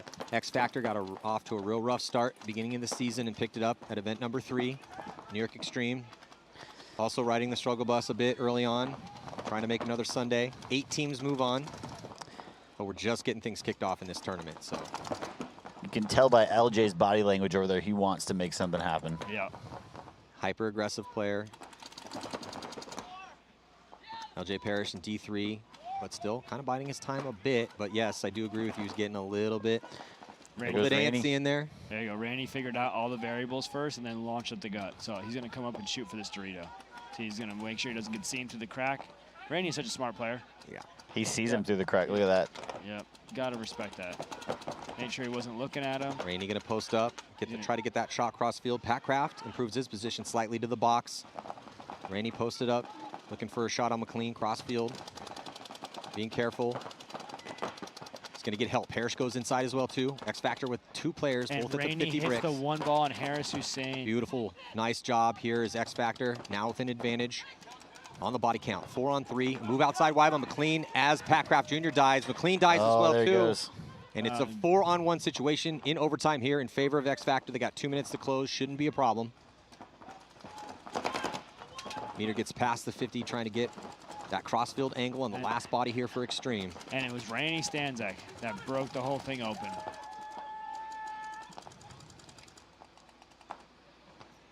So Meter's going to run in and hit that buzzer to solidify this victory. Hard-fought battle from Extreme, though. They definitely don't look bad. Absolutely. It was a good fight, but I mean, it's the same thing that we received from the Extreme, just a little bit less. Extreme was making huge errors in the last few events where they were getting shot stupid as individuals. I mean, the individuals would look great, but then they would take too big of a bump and get a 2-man team on them and get dinked out. And it happened with 2 or 3 guys, and they would lose points. they're slowing down a little bit, but the communication as units are still not good enough. Like Jerry Carl's in the snake corner. He has a full advantage. Kill one on the snake side off the break. He could have wrapped, put the 2 bodies in that was stopping Pat Kraft. Pat Kraft came right to the 50 snake within the first 30 seconds, but they're not looking to move together, which is... And also, it may be a little bit of the moment getting them a bit. You're in overtime. It's your first game. You don't want to make a mistake. And Rainey, a gambler, but also cerebral and incredibly intelligent and experienced, and who was the first to read the variables correctly? It was Rainey. Goes to that same conversation about experience, time behind the gun, time in pressure situations. And don't forget, X Factor threw an entire point away earlier with that major. Yeah. Those are little things. It's a game of inches out here. X Factor's looking really good. Rainey definitely needs, you know, a little bit support on the intellectual side. I think Colt's the best guy for him, but he is figuring it out. Once he has it down, it's nasty what that guy can do. Titans and PB Fit. Titans got a 3-point lead with 56 seconds left. PB Fit still pushing. Let's see what happens right here. Yeah, PB Fit. Mason gets blown apart. PB Fit playing for margin right now. And they're going to be losing both bodies in the center. That should do it here for the Titans. Chavez is back in his home spot. Is that Dorito 40. Shoots Harrison Fry filling out. That's his spot. It's definitely his spot. Out of everyone I've seen play this morning, he's just omnipresent in that position. But it just wasn't enough for him here, as the Titans looking real tough. Slow it down, bud. Don't hit it yet. Don't do it. Don't do it. Save us. Take the win. Yeah, we don't need another meaningless point. Oh, you remember that match in World Cup where Jerry Carl hit it too early? Oh, he did it. He did it again. He hit it with 13 seconds. Oh no, it was down. Oh, was it? 10. What is the rule? 11? Should be 8. Changing all the time. No, it was before anything over 10 they'll play, but they've been burning off some like just to let everybody know, under 10. Just to let everybody know, Jason Trojan will walk over to both teams and say, "Would you like to burn the clock?" And that's so if you've ever seen a clock burnt and you don't think it's supposed to be burnt, it's because the 2 teams said yes, you can burn the clock. Yeah, and this is kind of one of those situations where PB Fit should just burn the clock. Yes, because I mean, well, yeah, it's 15 seconds. It's happened a couple times in the past few years. If I was a coach for PB Fit and I had a play written up on how to win a 10-second point already written up, I would try it. I would say let's run it. One anchor in the corner, make sure we don't lose the point, so it's the same point spread, but let's see if our play works. What's the big risk is the major, right? Because then you lose the margin point, but... Exactly. But you get another look at the field for a fast point that you might need later in the... Which there's an argument either way. You could argue either way because this is a blind layout. If it wasn't a blind layout and you already ran that play 10 times in practice to see if it works, then don't worry about it. But because no one's really tried that yet, we haven't really seen anybody attempt that. So I'm sure everyone at home is hoping that they do so they can get a look at it. And majors are a personal aspect, man. We all know when we take an extra step. Oh, yeah. You know what I mean? We all know when we get hit, we keep going. The nice thing about paintball, we know. You know what I mean? That's interesting you bring that up. And since I have you up here, Robbie, and it looks like, well, just real quick, last question before we sign off for the lunch break. CEP had 6 penalties today. I don't know why you're associating me with CEP. Because you used to be on CEP back when penalties were an issue. Yeah, I mean, hey, it's a disciplined game. You know, if you can't play discipline, then that's an issue. And, you know. And their game was, they threw away 3 points for sure on penalties, questionable on a couple others, and the spread was, I think, 3 or 4. So and I liked how they looked in their tie against Distortion. That team has a lot of talented semi-pro. I mean, they got the guys that played for PC Katana and all the old pro teams, but, you know, you got to play discipline out there. And if there's one thing that team does, it's, you know, granted, none of those guys play with us, but they can get hot-headed. And so it is what it is, but, hey, I wish them the best of luck. I think it's training wrong, man. I think people train to like show something or perform or put something out there instead of train not to get shot. Like the reason Russians got out in bounces for that period when they were like absolutely killing people, and you can watch footage on this back in like 2009, 2010. Mishka sliding into Dorito and he get bounced and he's calling himself out before the ref could, and he got bounced. Why do they play that way? Because there's a level of perfection that you should put yourself to when you play this game. To win an event, like we say, it's a reduction of error. That's perfection. You know, they're synonyms, right? Yeah. So it's really just reducing those errors, and that starts at practice. If you come out here in your first match, you get a bunch of penalties, it's because at practice you were playing through the hits. Yeah. That's usually what it comes down to. So Kyle Berry, Robbie Goldsmith, thank you guys so much for joining us. Really appreciate it. Everyone at home, thank you guys so much for joining us. We got a full afternoon of battle about to go down here after the lunch break. The 2022 NXL Golden State Open. I'm Matty Marshall here on Go Sports. We'll be back. Woo woo. Dude, that's sick that Pink did that. Yeah. That is sick. Super sick. And I might steal the idea for World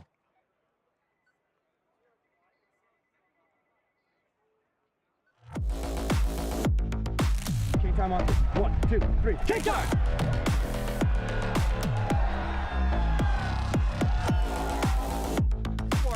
If you're worried if somebody's got the trap, call and find out if the trap's there.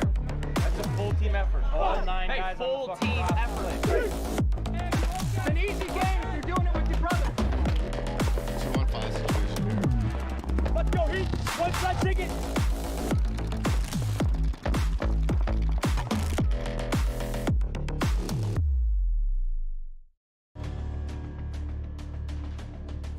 As the NXL headed to Chicago for the 2020 Windy City Major, the two names haunting the rest of the Pro League were familiar to anyone who had been a fan of the game in the modern era. Edmonton Impact and Houston Heat, with their wins at the first 2 events, were on familiar ground.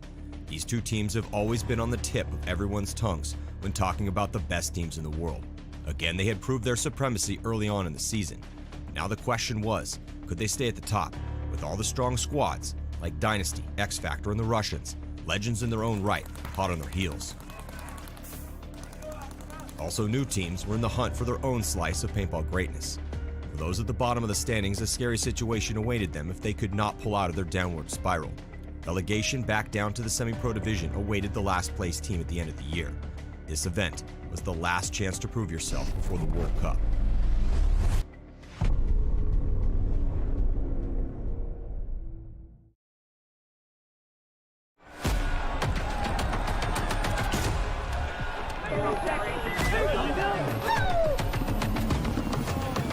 It's hard, but we're doing it together.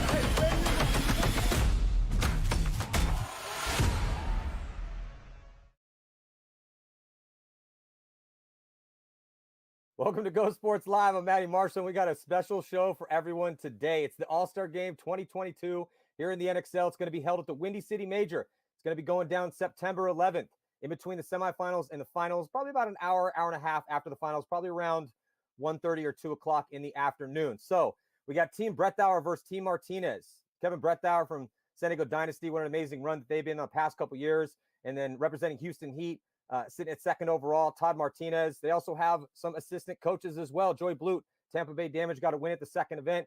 And then the legend Dave Baines with Edmonton Impact, all the amazing things he's done with that squad. So Dave's going to be with Todd. Joey's going to be with SK. Also, the top 2 vote getters, Tyler Harmon and Ryan Greenspan. Ryan Greenspan edging out Tyler Harmon by just a couple votes to be the #1 guy. Tyler's sitting at #2. We're just going to plug them right onto teams to make things interesting, and we're going to flip up the script a little bit. So Tyler Harmon from Houston Heat, instead of being with Team Martinez, he's going to jump on with Team Kevin Brettauer. And then we're going to put Ryan Greenspan on with Todd Martinez's squad. So let's bring everybody in. We have everyone here. We're going to be touching our Todd Martinez. 38 All-Stars have been chosen. How it worked was the team captains and owners and myself all had 25 guys to pick in 5 tiers. The first tier got 5 points all the way down to 1 point down in that last tier. And then we tallied all those votes, chose the top 38 guys, and then we're going to have the pick and the picks that are about to go down. Each team has 1 minute to get their picks. A couple curveballs, though. Kevin Brettauer cannot choose anyone from San Diego Dynasty for 3 rounds, and Todd Martinez cannot choose anyone from Houston Heat for 3 rounds. Same with Joey and Dave. And then also you cannot pick 2 dudes from the same team in a row. So those are the parameters. The stage is set. Let's touch base with everyone before we jump into this to see how this is going to go down. SK, how you doing, bud? I'm doing great. I'm excited for this All-Star game. It's been a long time since we had one. I know. I'm excited too. Joey, how you feeling, bud? Awesome, man. Awesome. Ready to put together a winner. All right. Well, Todd, how you feeling, bud? I'm feeling great. I got Ryan Greenspan on my squad.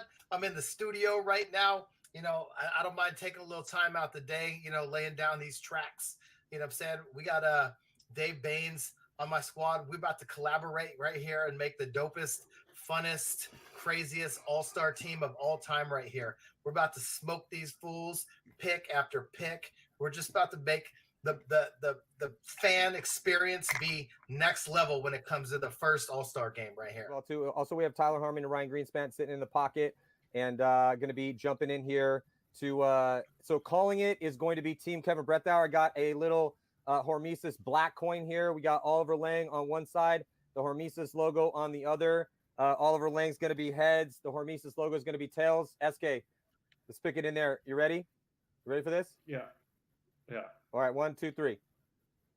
Oliver. Heads or tails? You got Oliver? Oliver. It is Oliver. You've chosen wisely. So There you we get, go. you winning, get the dude. first pick. Just winning. Yeah, there we go. I'm already winning. Okay, so you already have Tyler Harmon on your squad, and we're going to be jumping into you're now officially on the clock. You have 1 minute to start picking, and again, you cannot pick anyone from San Diego Dynasty. Do you already have a pick? Somebody you want to go with right away, or do you and Joey need to talk about this for a little? Oh no, we're good. Yeah, We've been working on this for the last 3 months. Yes, exactly. Yeah, and Tyler, we have a group chat. We're all in that. We're all discussing all this. But I told the Spick and Span show that I would pick Ryan last and Alex first. So I will take Alex Goldman. Okay, so we got Alex Mouse Goldman as player number 2, but the first pick here. So Tyler technically Harmon and Alex Ryan Goldman. was the first pick because he had the most points. He did have the most points, but and props to him for him at his advanced age. I was on their show yesterday, and he is a walking miracle. The fact that he's still this good at this age, but seeing as how we just immediately put both of them, Tyler and Ryan, on your guys' respective teams, wasn't really like first to go because it was more kind of mutual at the same time, just based on the situation. So yeah, Mouse, dude, congratulations, you're the first official pick. All right, so Todd, here we go. Todd and Dave, you're on the clock here. Dave, we got your mic working now? I don't know. Can you guys hear me? Yes, we can. We can? Perfect. All right. Yeah. All right, you got 50 seconds. Todd and I, you guys are 4 months in. We're a month ahead of you guys on planning. Yeah. Yeah. And I'll let our me head and coach. Dave went. Yeah. So basically, me and Dave and Ryan Greenspan were in the Cayman Islands earlier January, right? We're a nice little surf trip with the boys. And we're talking about this. We're like, hey, since this so happened to come about, we would happen to take Archie Montemayor with our first pick. The man with the golden gun, for love of paintball. You know what I mean? Dynasty's savior, saving the boys, bringing it back. We're taking Archie Montemayor, formerly number 0, now number 11, going number 1. We got him. All right, so Archie Montemayor going to be on Team Martinez. I love that pick. He did just come off a nice and fresh, beautiful MVP, and that's a Dynasty player that's going to be here with Team Martinez. All right, so 1 minute now. Back to Team Brettauer, Joey Blute, assistant coach Kevin Brettauer here. You guys, you got 55 seconds. Who's going to be your next pick? With the third pick in the 2022 All-Star Draft, we pick Justin Rabikoff. Ooh, a little J-Rab. Okay, well, both of you guys, everyone actually. And the thought process behind that. Justin Rabikoff. Yeah, Real quick, the thought process behind that is Mouse and J-Rab refuse to not play with each other. So we figured if we got Mouse and we didn't get J-Rab, there was a good chance that they would just sit the whole thing out. So we needed both of them. Well, you got both of them. Tyler Harmon, Alex Goldman, J-Rab start things out. So that throws it back here to Team Martinez. Dave Baines, Todd Martinez, who would like to handle this next pick? You guys got 55 seconds. I just put the order in. We got the think tank, Bart, Randy, Pat, and John working behind the scenes, and they just sent the vote up to Todd. Yep, I got it right here. Let me go ahead and check. Randy, are you in? Did we trade someone? Yep. Everybody's here. Okay. Can we do trades? We'll trade our 7th round pick for your 4th. What we're going to do here is we're going to start building our snake side of the field over here. And I think that we're going to take Keith Brown with our number 2 pick. Smart. Keith Smart. He's really Brown. I like that. Because you got Keith, so Joey getting one of his players taken away from him. Yeah, I mean, it's going to be a little Alex Goldman, Keith Brown matchup in the snake. I like it. All right, so that throws it back here to Team Brettauer for the 4th pick. 3rd pick, really. But who you got?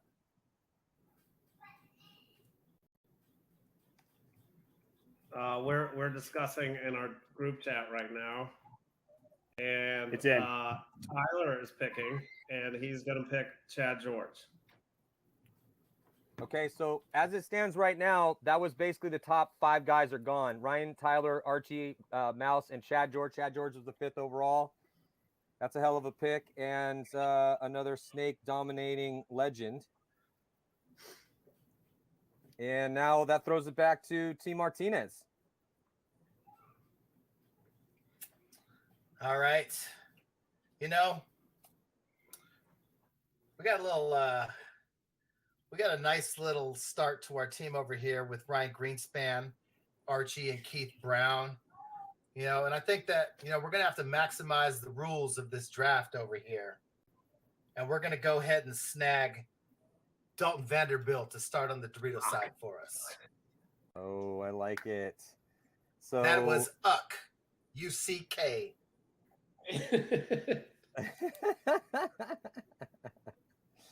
All right, so this is now, we're heading into the arena where you guys are now free to choose your own guys, because it's been 3 picks.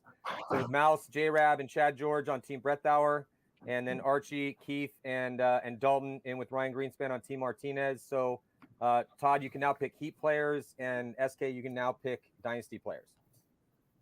So goes back to you, Joey and Kevin. All right. I think we're just going to take – so I really wanted Dalton, actually, so I'm pretty mad at Todd for that. There's some discussion in the draft room right now on who we should take. So I'm going to take Jake. Jake. Okay. Jacob Edwards. So you're picking up Jacob Edwards? Yeah. All right. Another Jake? So Jacob. Well, I'm just making sure we got the right guy. But yeah, Jacob Edwards 6th. Yeah. So Jacob Edwards, MVP of the finals, amazing performance at that second event, Tampa Bay Damage, and yeah, he was the 6th overall top vote getter out of all 38 dudes. So that's very impressive and definitely a no-brainer pick. And Joey obviously very familiar with working with Jacob Edwards. So that's going to throw it over to T. Martinez for their 5th pick. And then after this 5th pick, we are going to jump in hopefully with Ryan and Tyler and get them in here for a little bit. Joey, we'll say goodbye to you and Dave for a little bit. We're going to get Dave and Joey to come back in. But yeah, so for this 5th pick, you're now officially on the clock here. 1 minute to go. Man, you know, like I just don't know who I would pick here. You know, there's just so many good guys, but since these dudes just went ahead and slept on them, I guess we'll just have to, I guess we'll take Konstantin Fedorov, you know, I guess we'll take Fedorov. Oh, bummer. You know, he's all right. He's great. all right. Yeah. You know what I'm it saying? was interesting though. K-Fed, Konstantin Fedorov, a legend, and now things are, you know, again, as Todd can pick Houston Heat players. But yeah, so Fedorov down at 14th overall.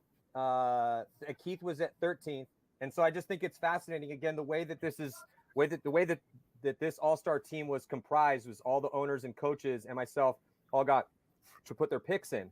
But now we have, you know, the 4 best coaches in, you know, by ranking here and legacy making these picks, and it's going to be interesting how their picks are going to be dialed in based on all these other picks. But yeah, Fedorov was down at 14th overall and Keith was at 13th overall. So we still have some guys in the top 15 sitting on this list. So if we have a chance, Darren, our producer, if we could check in here with Tyler and Ryan for these next couple picks. So we are back here with Tyler Harmon and Ryan Greenspan as the top vote getters in the All-Star game. Stepping in here for Coach Joey Blute, Coach Dave Baines. We got Ryan Greenspan with Todd Martinez and Tyler Harmon with Kevin Brettauer. I like the switch up. It's going to make for a fun All-Star game here. And again, congratulations to you guys as being the top guys. So you're going to be sitting in the pocket here for these next couple picks. Tyler, just real quick, let's touch on the start of your team here. It's going to be you, Mouse, J-Rab, Chad George, and Jacob Edwards so far. What do you think? Stacked. Y'all are done. Definitely stacked. And then Ryan, you got Archie, Keith Brown, Dalton, and Konstantin Fedorov. Your thoughts on your first starting 5 here? What do you think? Yeah, I mean we're looking pretty good right there for a snake and Dorito side push. You know, I'm stoked to have fellow Golden Barrel winner Archie on the squad. love Keith's energy and positivity. And then Dalton is probably one of the best all-around human beings on planet Earth. So we're looking pretty good here, guys. All right, so let's jump into the next picks here and keep things rolling, as we still got quite a bit of players to get onto these teams. Again, this is all going down September 11th in between the semifinals and the finals at the Windy City Major. We also have an event coming up in next weekend. It's going to be the Golden State Open/Minor. That one's going to be awesome too. All right, pick number 6 here. You guys are on the clock. You got 1 minute. Tyler, Kevin, and Joey. Well, Tyler, since he hasn't been in, he's going to do this pick. Yeah, Tyler, what do we got? Well, the Brett Thauer delegation chooses on our fifth pick, Marcelo Margot. Oh, Mr. Consistent and Mr. MVP, as he's definitely been chalking up quite a bit of them in the past year and a half. Marcelo Margot, who was the ninth guy overall, making it into the top 10. And your fellow Play the Game podcast compatriot as well too. So I like that. Yes, you got sir. the full compliment. And so now we just need to get Spica onto Team Martinez at some point, maybe, because Spica is on the list. So we'll see. We still got a lot of guys to pick, though. No pressure. As we're throwing it on over to Ryan Todd and Dave Baines. All right, you guys are on the clock. What do you got for me? All right, check it out. All right. Well, we're talking Todd, Dave. Let's see what the management says on this one. But Todd, I'm going to let you roll with the pick here. You've been doing pretty well so far. All right, I'll announce this one, just for the people, right? Because everybody knows, that when you build your team, you build from the snake over. You have to have, it's like your quarterback, you got to have that good-looking guy, good hair, ready to go down, slam people. So I think that we're going to go the Gronk from the Northeast that plays the snake, none other than X Factor's finest, Billy Bernaccia. Billy Bernaccia, that's an excellent pick. Billy Bernaccia was sitting at 11th overall, an absolute snake acre. And you guys are pretty, this is looking pretty solid. You got your D side, you got some twos, you got 2 awesome legends in the snake with Billy Bernaccia and Keith Brown. Throwing it back on over to Tyler, SK, and Joey, though. You guys are now on the clock after the Billy Bernaccia pick with Team Martinez. All right, you could, Kevin, you want to Tyler, run you this go. one or? No, you do it. Okay. You did. All right. You did so good on the other one. For the 5th pick, we're gonna go with Blake Yarber. Blake Yarber, the center assassin, also MVP award winner. I like it. All right, Blake Yarber. This is looking pretty good. Is that the first center specialist that we've seen picked? I believe so. I mean, pretty much. Well, no. I mean, Ryan wasn't picked. He was assigned a team as the number 1 guy, but wouldn't really call you a center specialist. Anyway, I like that pick. Blake Yarber's a beast. Look at that beard. Throwing back to Team Martinez. You guys are on the clock. Yeah. They just picked. They just scooped Yarber. Yep. Okay. So we got some big names out there. We got Malloy, we got Thomas Kim, we got Justin Cornell, we got the Bougier, Chad Shear, Ryan Moorhead, Harrison Fry, we got Rainey Stanzik. We got a lot of guys out there. Who do you guys got? Well, let's see. Okay, I see what they're gonna do. Well, all right. It sounds like you're the mouthpiece right now, Ryan. You got 15 seconds. Todd, 15 seconds. Call it. I like that. I like that order that you're going in right now. I would even bring 3 up to 2, but number 1 pick is good. We're on the clock here. All right. You're at a minute. Got to make a pick. We're gonna go with Malloy. Oh, I mean, I like it. You could literally you could play him anywhere. Alexander Burtnikoff, Malloy. A Golden Gun Award winner. That dude has won a Golden Gun, as in he was the best statistical player for the entire year a couple years ago. So he's a beast. Do I have 4? Do I have 4 Golden Barrels on my squad? I got Archie. You are. Billy got one. Fedorov's got one. Malloy's got like seven of them things. Yeah, but I mean, Team Brettauer has a bunch of MVPs and a couple Golden Barrel Award winners as well too. So it's looking pretty even on my scorecard. It's looking pretty even here. I think it's gonna come down to the nitty gritty as we get deep into this, as to because you guys are actually kind of still in the easy part. So we're getting a little bit harder now as the top 15 is getting whittled away. Kevin, back to you. Tyler, back to you. Joey, you got a minute. All right. We're going to pick another, I would call him a middle guy, and then that I'm going to take Rainey. Rainey Stanzik, healthy. So they left. Look at this. T. Martinez getting a little frustrated here as they left Rainey Stanzik, you know, whose back has been a little suspect for the past year, but he definitely is healthy now. And I mean, it's just a no-brainer that he's going to be on the All-Star team. And he was the only top 10 guy left up there. And now actually there's only one guy left in the top 15 still on the board here. And that's Thomas Kim sitting at 15th. So Thomas Kim, Justin Cornell, Cody Mikowski, Jason Edwards, Chad Bougier. I'm just going down the list here. Christian, Ryan Moorhead, Harrison Fry, a lot below that, but those are about the top 25 guys with Alex Frazier, Meter, Mishka. So going back to T. Martinez here, a minute. Who's going to be your 8th guy on the squad? Calculating. Todd, we were definitely looking at Rainey to fill that middle spot. So now that Kevin, Tyler, and Joey kind of threw a wrench in a back-to-back middle squad, that was my call to pass on them on the last round. Unconventional. You know, whether they grab 2 guys out of the middle. So now we're gonna have to bolster up the outsides of the field a little bit more, huh? Yeah, I think we should do that. I like where you at. Okay. Well, you got about 35 seconds to go. So who do we got? Dude, that's 30 seconds more time than we need. Yeah, we don't need that. Sounds like it's already dialed. I don't know. Should we think about it? Should we think about it a little bit more? Should we pull the audience? You got 15 seconds. All right. Tyler, count ask us the down PTG Discord what they think we should do. Yeah, I got the Discord in here right now. We're working on it. We're crunching the numbers. All right, who you got? All right, hit him. All right. Considering we got our whole team is like 5'8" and under with a bad attitude, we're going to have to go with Justin Cornell. So you're keeping it under 5'8" with I wouldn't describe a bad attitude as but Justin Cornell is a fiery little guy. Don't just a public service announcement. Don't get in a fight with Justin Cornell. And he's had a really good career and he's had an outstanding past 2 years. He's been a beast on that D side again, continue. That's a great pick. It bolsters up that D side. You got a lot of versatility out there.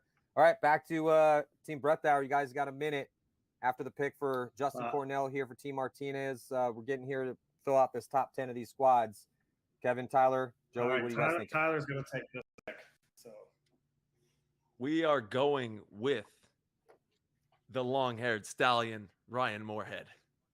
Yes, I love that pick. I was on Team Moorhead for the All-Star game at the Iron City Classic. He's a living legend, and yes, his hair is still luxurious, even though he's not a spring chicken anymore. I love that he's on this list. He's a beast, and a former World Cup MVP. So it's not like there's giving out World Cup MVPs helping Houston Heat take a world championship. There he is, right there. You can see those beautiful locks, Ryan Moorhead. All right, back to Team Martinez. You guys got a minute to get your 9th guy. Babe, I think I'm going to take all 59 seconds that I have to talk about the epic failure that these guys just made by not realizing the star power, the shining lights, the big moment, the epic stage that one man has shined upon for almost 2 decades in the sport. One of the most under-talked about, underrated, star power. Talk about lightning bolts from above. The one. Sell it. Yeah. The only Alex Free T. Alex Crazy himself, Number 7. aka Fresh Number Eggs, the 7. captain, San Diego Dynasty. When it comes, we cooking. Where are you at? How did you just let him slap and slide all the way down to the bottom, like raining, like at a PSP event on just slick plastic all the way downhill, straight into my arms? I got you, Alex. Right here, baby. Let's go. So Alex Frazier here going with the 9th pick for Team Martinez. And an MVP from last year, actually in Chicago. So In it's a little Chicago, fortuitous. don't go to sleep on Yeah, that. it's definitely fortuitous that he ends up on the All-Star team here, going to be on Team Martinez with a couple of members from Dynasty on this squad, as they have Archie Montemayor, Ryan Greenspan, Dalton Vanderbilt, and Alex Frazier. So a lot of Team Dynasty members on Team Martinez. And, you know, Todd helped put Dynasty on the map as well, too. So this is getting very interesting from a historical perspective. Back to you, SK. Minute on the clock here. You, Tyler, Joey, for your 10th pick. Again, 19 overall picks. So we're getting into the second half here of these picks, getting deep into this all-star list. 38 guys on the squad. Who you guys got?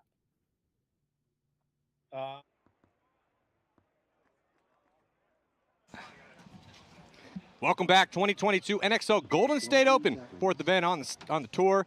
I'm Matty Marshall, blessed to have one of the legends in the game, Thomas Taylor from Los Angeles, infamous, up here with me, and also one of the young lions in the sport, Connor Kelly from the ML Kings, to help call this next set. We're starting it off with Columbus Level, New York Extreme. Level warmed up with the win against the ML Kings, so definitely, Connor, want to pick your brain about that. Jumping in here to point number 1, and on the breakout level, starting from the red side. Going to take a little ground outside wide, and then they're going to get Danny Schonauer quickly up into the X. Yeah, and on that move there, New York moves up into the center can. He gets bounced going in there. Both teams making moves, and both 5 alive, Matty. Yeah, great 5-on-5 break here, and kind of a rare 5-on-5 break. As Connor, we've seen quite a few bodies drop early on this blind layout. Yeah, that's what Level was doing that stopped us pretty well, is the center and then crossing it up. So losing McLean. Yeah, McLean taking the early walk here. An unconventional fill back from the center can all the way to the Dorito corner. Hey, it looks like he made it clean, though. Yeah. So not going to criticize him at all. But yeah, right now, Level is controlling the pace of the action. And if They're you are really fast on that Dorito side. And also, if you are joining us on social, head on over to gosports.com to watch the rest of this tournament. This should be a good battle. New York Extreme been in the pro leagues for a few years now, and Columbus Level, though, started out this season and had some shining bright light moments last season as well, too. Last couple events, not so hot, but so far with 1 win, no losses, looking good here in this first point. New York's, this is their first game of the day, correct? Second game. Second? Oh, I missed their other Yeah, one. they I was played. off coaching. Yeah, they took an overtime loss to X Factor. Okay. And they did not look bad, man. I mean, New York Extreme, they look pretty legit in that game. All right, very cool, very cool. Making a move outside wide here on the X side of the field for New York Extreme. Doing a little bit of a, just kind of maneuvering here to try to find a way to deal with these threats, as Level has pretty dominant position right now. Both bricks are hot, and then now going to get a little bit more help getting all the way into D4. Yeah, those bricks crossed up are really, really nasty, especially if a team wasn't already wide off the break. You get in there quick, and then you can go past them like you see Level do right now. That's a great move. Something I've been talking to my teams about. If you can get in there, then the other guys just go to work. They don't have to do any jobs, right? They can go to their side of the Doritos, they can work, they can play multiple bunkers, because you're really protected. The other team can't come forward. I mean, they only have a choice to shoot you out of your bunkers. Well, yeah, Level just still doing what they need to do here to try to put this first point on the board with full control. And past the 50 still on the D side. Both bricks still hot, being very proactive in their spots. And New York Extreme is just really stuck playing on their heels right now, Connor. Yeah, that Dorito side brick, him being on the cross is containing Patty and Caro in the corner in this little brick on the snake side. It's just allowing number 4 to go all the way to their side. Yeah, Danny Schonauer, who did not have the best game as they were, he's getting sweet spotted out quite a bit. Arslan. Yeah, nice little crossfield shot as Danny steps up. Also kills the Dorito corner, that's Harris Hussein. So it's just Jerry Caro and Patty Kraft on the snake side. Yeah, they're going to be up against it in a 5-on-2 here. Yep. Yeah, not ideal. And it's that cross with these bricks, that's what that's huge, right? really slowed us down in that first match, and just trying to come back to that. Yeah, talk to me, Connor, about what you saw out here. You've played 2 games today. You had a real solid win against the hometown boys, DMD, Sacramento DMG. This is their home field. You guys put up a ton of points against them, but you did struggle pretty decently against Columbus Level. So what were you seeing out there? Yeah, the cross was really stopping us, so it was just us moving together, using our Dorito corner guy to help us move up to the center, the Dorito wedge. Once we could start attacking the wedge more, that's what we did in the DMG game, attacking the wedge, attacking the Dorito side, and then came out. I mean, we shot a better break in that match. I think we shot the Dorito guy a few more times than we did in the Level game. You looked more like yourselves in the second game. Didn't see a ton of offense out of you guys are grinding your gears on the offense, trying to get things rolling on secondaries. Jumping into this first point here, one of the big favorites out here, Edmonton Impact, taking on Seattle Thunder. And Thunder has looked really good. It's a merger of the Brooklyn Bears and Seattle Thunder, but not a good break for them at all. Impact losing 1 off the break on the snake side. But they shoot Thunder 2. losing 2. They shoot their whole snake side off. I think the back center's the widest. 4-on-3 situation in favor of Impact is. Hey, but look at this. Patty making a big move up in here. They don't see him, so he can get a free kill right here. That could put him right back in this game. And he's going to get the first kill. Does he stay alive? He does. He's going to be able to get a second kill on this tower over here. But Zupa has. J-Rab too. And he's going to get a third. Yeah, but Zupa is able to get the crossfield kill as Mike Zupa has made it into the X and great move outside. by Patty Gleason. Yeah, it was an excellent move as Patty Gleason gets a couple before he comes off. But that is going to now, with Zupa making the move in here, still has one more body he needs to worry about on that D side. Oh, no, still got the Dorito corner. So we got ourselves a 2-on-2 here. The Thunder's up in the 50, whatever you want to call that, the 50 Dorito, and in the snake corner. And Impact's in the Dorito corner and in the 50 snake. So whoever loses this body here is probably going to lose it. But I like that both guys are trying to attack court, and he does. He gets a shot on J-Rab. And now look at him. All he has to do is back up, and he has Zupa dead to riots. Yeah, puts Zupa, Zupa in just a terrible position. So Thunder down bodies. Patty goes through, gets himself a few, and they win this point. Patty Good opened for it up him. for sure. Good job, Patty. We're starting to see the offense become a big deal on that D side. Absolutely. That seems to be where things first start to go. Not always, but as we well know, it's paintball field, it can get crazy out there. But that D side is becoming an issue. Okay. It's something you need to worry about for sure. The inside, getting guys into the brick early has been key. Huge. Getting both bricks is massive if you can do that. Obviously, what you do from those 50s has been a question. We're on a blind layout. Everyone's trying to figure this out. Learning every point, yep. So now Columbus Level coming back out here, up by 1 over New York Extreme. And that is one of the things I like about the blind layouts, though, Matt. I mean, you look around, every pro team that's playing here today is here right